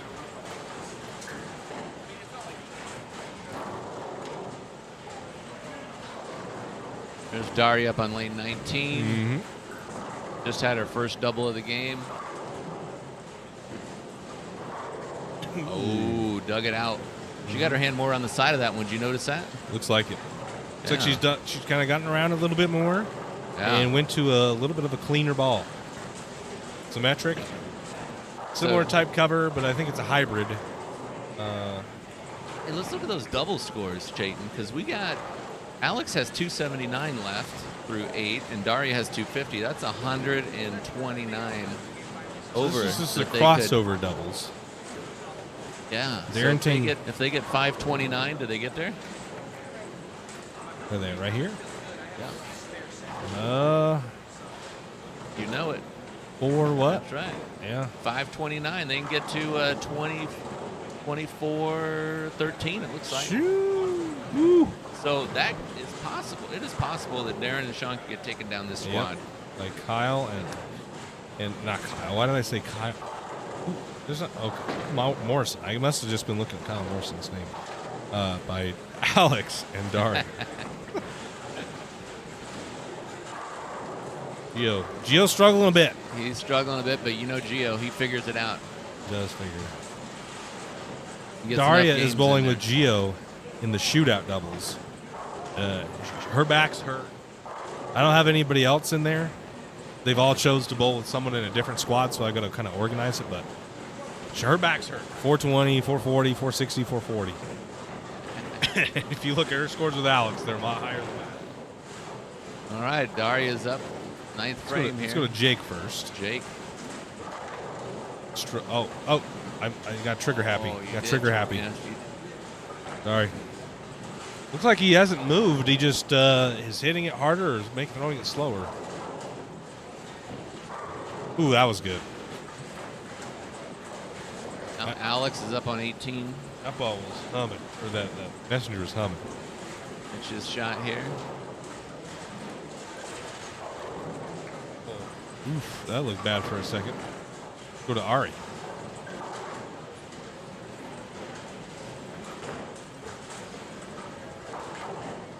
Hacked it. Got it. He wants it, likes it. Joe does. Good shot. He's got 247 left through 8 frames, so he's got 127 in the 6th with the double up. 7th and 8th, Ari does. All right, Daria now left lane. Ooh, that ball's looking real good. She bowled good on this pair the first game, didn't she? And her ball's just kind of, it's just shaping just right. Slowing down in the right part of the lane and looks pretty damn good. What's she going to finish with this game? She's got 27? 250 max score with 2 more strikes here. She goes 9 spares. She's got 239. Oh, look at it. He can shoot 220, right? 223?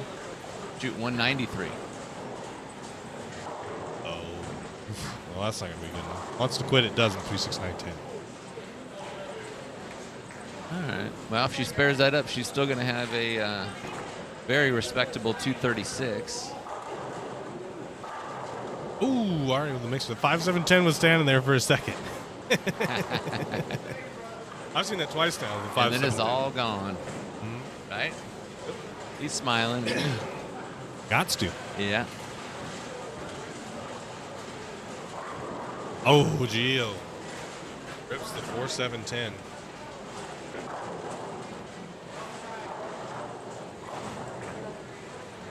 that the first ball at the 10? No, that was the fill. Ooh, that 4, 7, Take 10. that. Good shot from Dallas Leon. Yeah. He's got 268. What does that get him to if he shoots 268? Dallas? Yeah. Leon? He and Gio are tied. He's plus 21, so 88. So plus 89, right? 89. Yeah. We can get to 89. That would be He strikes just out. outside the number as it sits.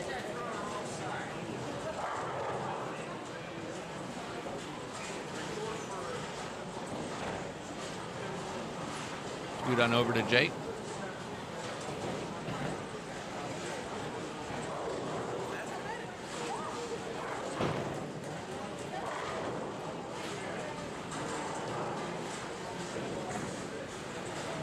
Rolled it pretty good. Well, this pair is just not nearly as good as the last. Just doesn't want to make that corner, does it? You can see it struggling. It's big. It's on the struggle bus when they get past 40 feet.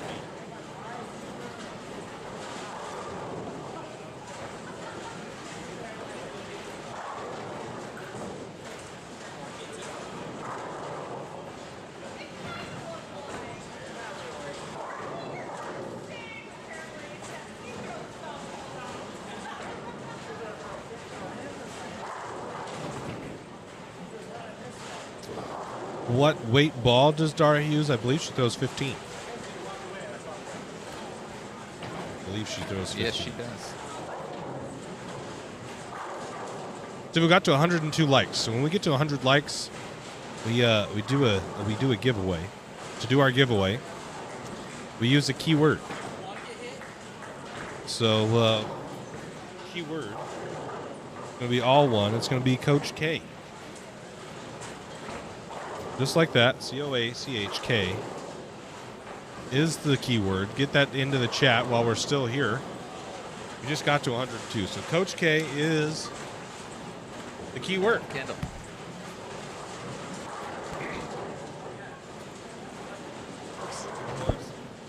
Everybody, I have arrived and here to donate to the tournament.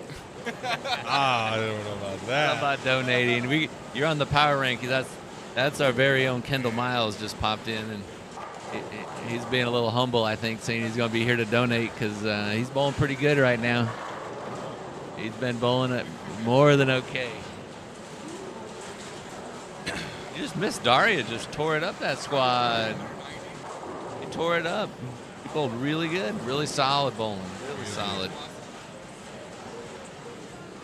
Yeah, not till tomorrow morning. Next squad, 9 a.m. tomorrow morning. Plus 3 squads tomorrow. 3 tomorrow. Yep. 9, 12, and 4. Daria plus 184. Yep. They play it real soft.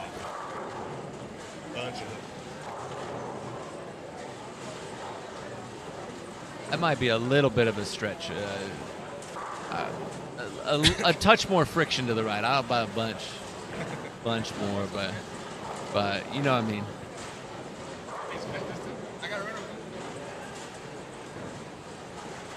Oskin's got to 192 over, so he didn't quite catch Darren. Did not catch Darren, but it's a really solid performance still, wasn't it?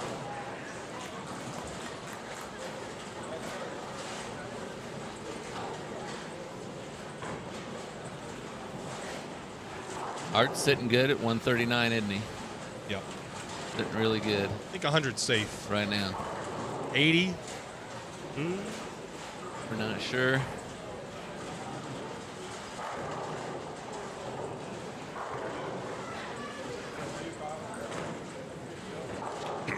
I don't know. There's some pretty good bowlers going to bowl tomorrow. Gio needs to try again. Kendall. Yep. Kendall's just kind of figuring things out right now, I think. And You're talking about?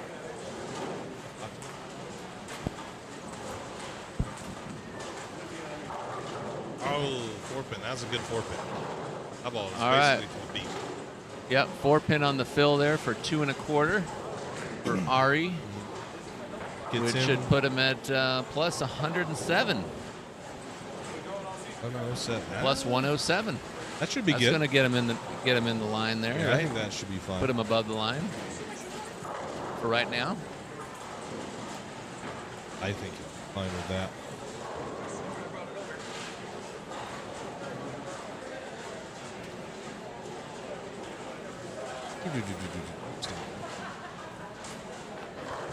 Yeah, plus 107. That's 10 above Jake. Yep. Jake's right here. What's he going to shoot?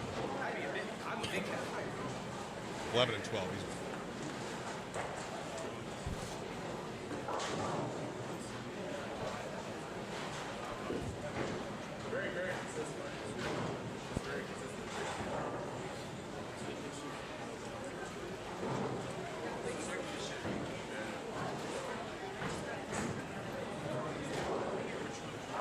Mixer. Oh, got it.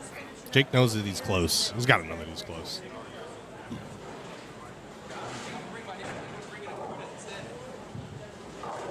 Steve just went to confirm what he's gonna shoot. Jake just struck first one in the 10th for he's going to puts him into the 220s now. So he's got a shot 237 max score, and so he's going to be. I think he's going to be liking where he's at, which is after a 180 start, that's a pretty solid bounce back. Mm-hmm.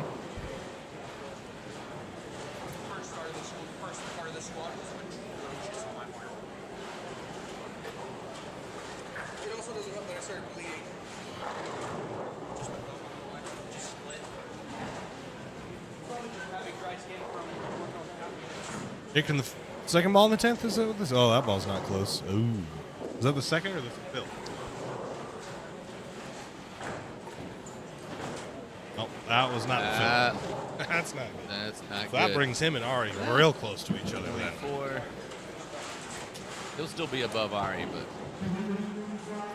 puts him in the 220s. So Yep. Yeah, he's pretty salty about it too. he's not too happy with that one. Okay. But you don't really want to end your block with that's the last thing on your mind, You know that you're on Even the though bubble now. Like, yeah, I mean, I think it'll go down from here. yeah, But I'd Yeah, feel a lot better if I struck there. right.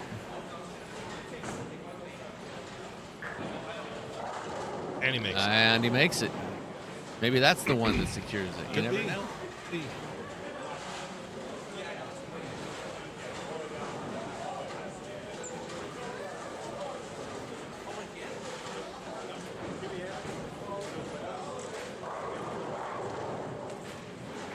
Jake with a 222, so that puts him at 119. All right, 107.12 back. And then it's a 57 pin jump down to Tommy McNeil and 107.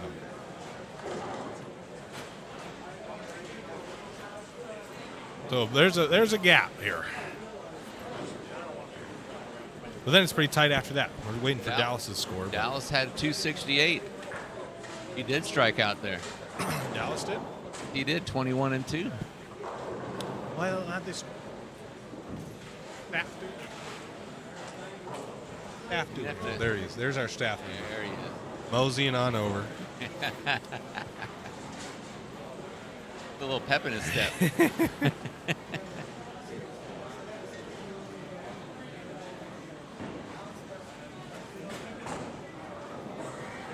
That's the only. We're waiting for 2 scores. It's Vincent who just finished up and Dallas.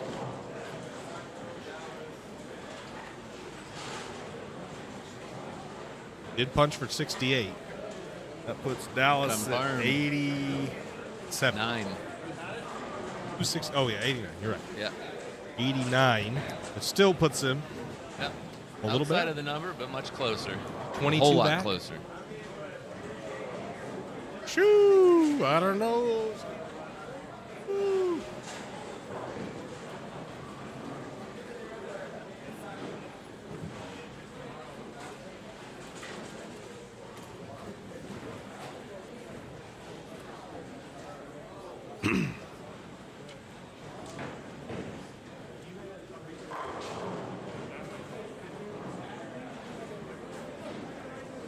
$150.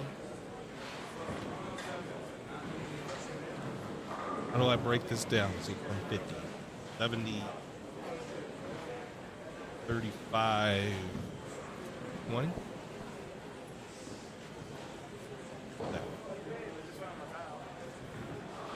150, so I can get 80.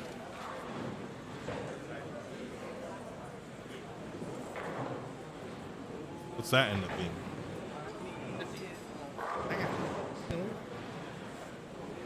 Give him 45. That's 145, right?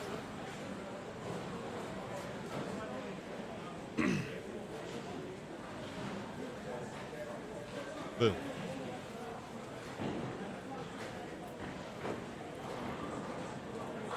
All right, Steve-O. Well, that's it. That's the end of the 4 p.m. squad. Cut in the open divisions plus 119. The cut in the under division is 81 under. That's Jairus Allo. Still waiting on Craig Riesinger. Okay. But I don't think that he's shot well enough to make that a difference.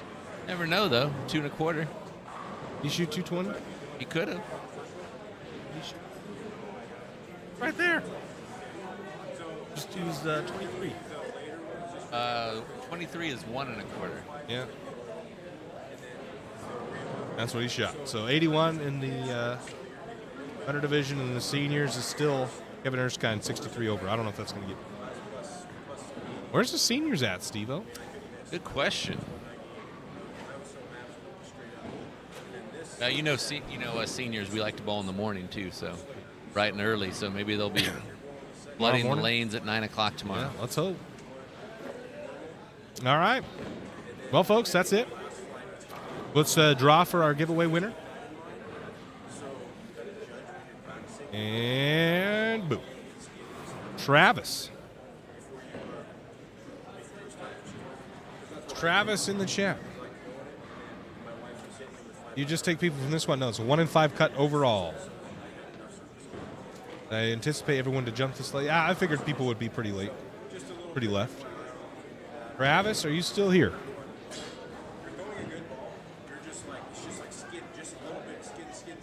How much time does Travis have to claim Not it? very long. We're going to re-roll here in a minute. Yeah. It's going to wait. It might be a little lag. So we Little gotta lag. wait. Okay. All right. Yeah. Travis going once. Do we re-roll? Travis going twice.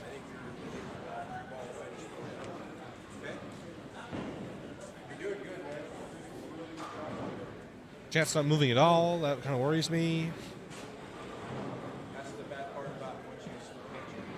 Adam, you can have any swag that you want, buddy. All right. Well, I'm going to re-roll it. Let's see if Travis ever responds. Garrett? Garrett Herman? Good luck with your other tournament.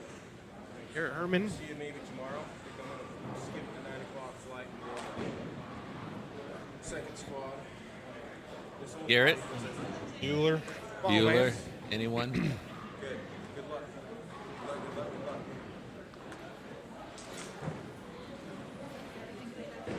Nothing, man. All right, well, we'll let her rip again. Oh, shit. Adam. Bang. He willed it. Adam willed it to That's be. hilarious. How did that happen? How did that happen? I don't know. That saves me postage, though. Bang. That's hilarious. Yes, sir. Wow. All right, guys. We'll see you tomorrow morning, 9 a.m. right here at the Gold Coast for the Coach K Scholarship Open and Saturday qualifying. Big names like Darren, Tang, Anthony Simonson, potentially. We're going to be here, so you're not going to miss it. Yes, sir. Thank you guys for tuning in. Thanks, Steve-O. Thank you, Chayton. Thanks for having me. Thanks to all listeners. Hope you all enjoyed it. It's some great action, a lot of great bowling, fantastic bowling, and look forward to catching it all tomorrow. We'll see y'all later.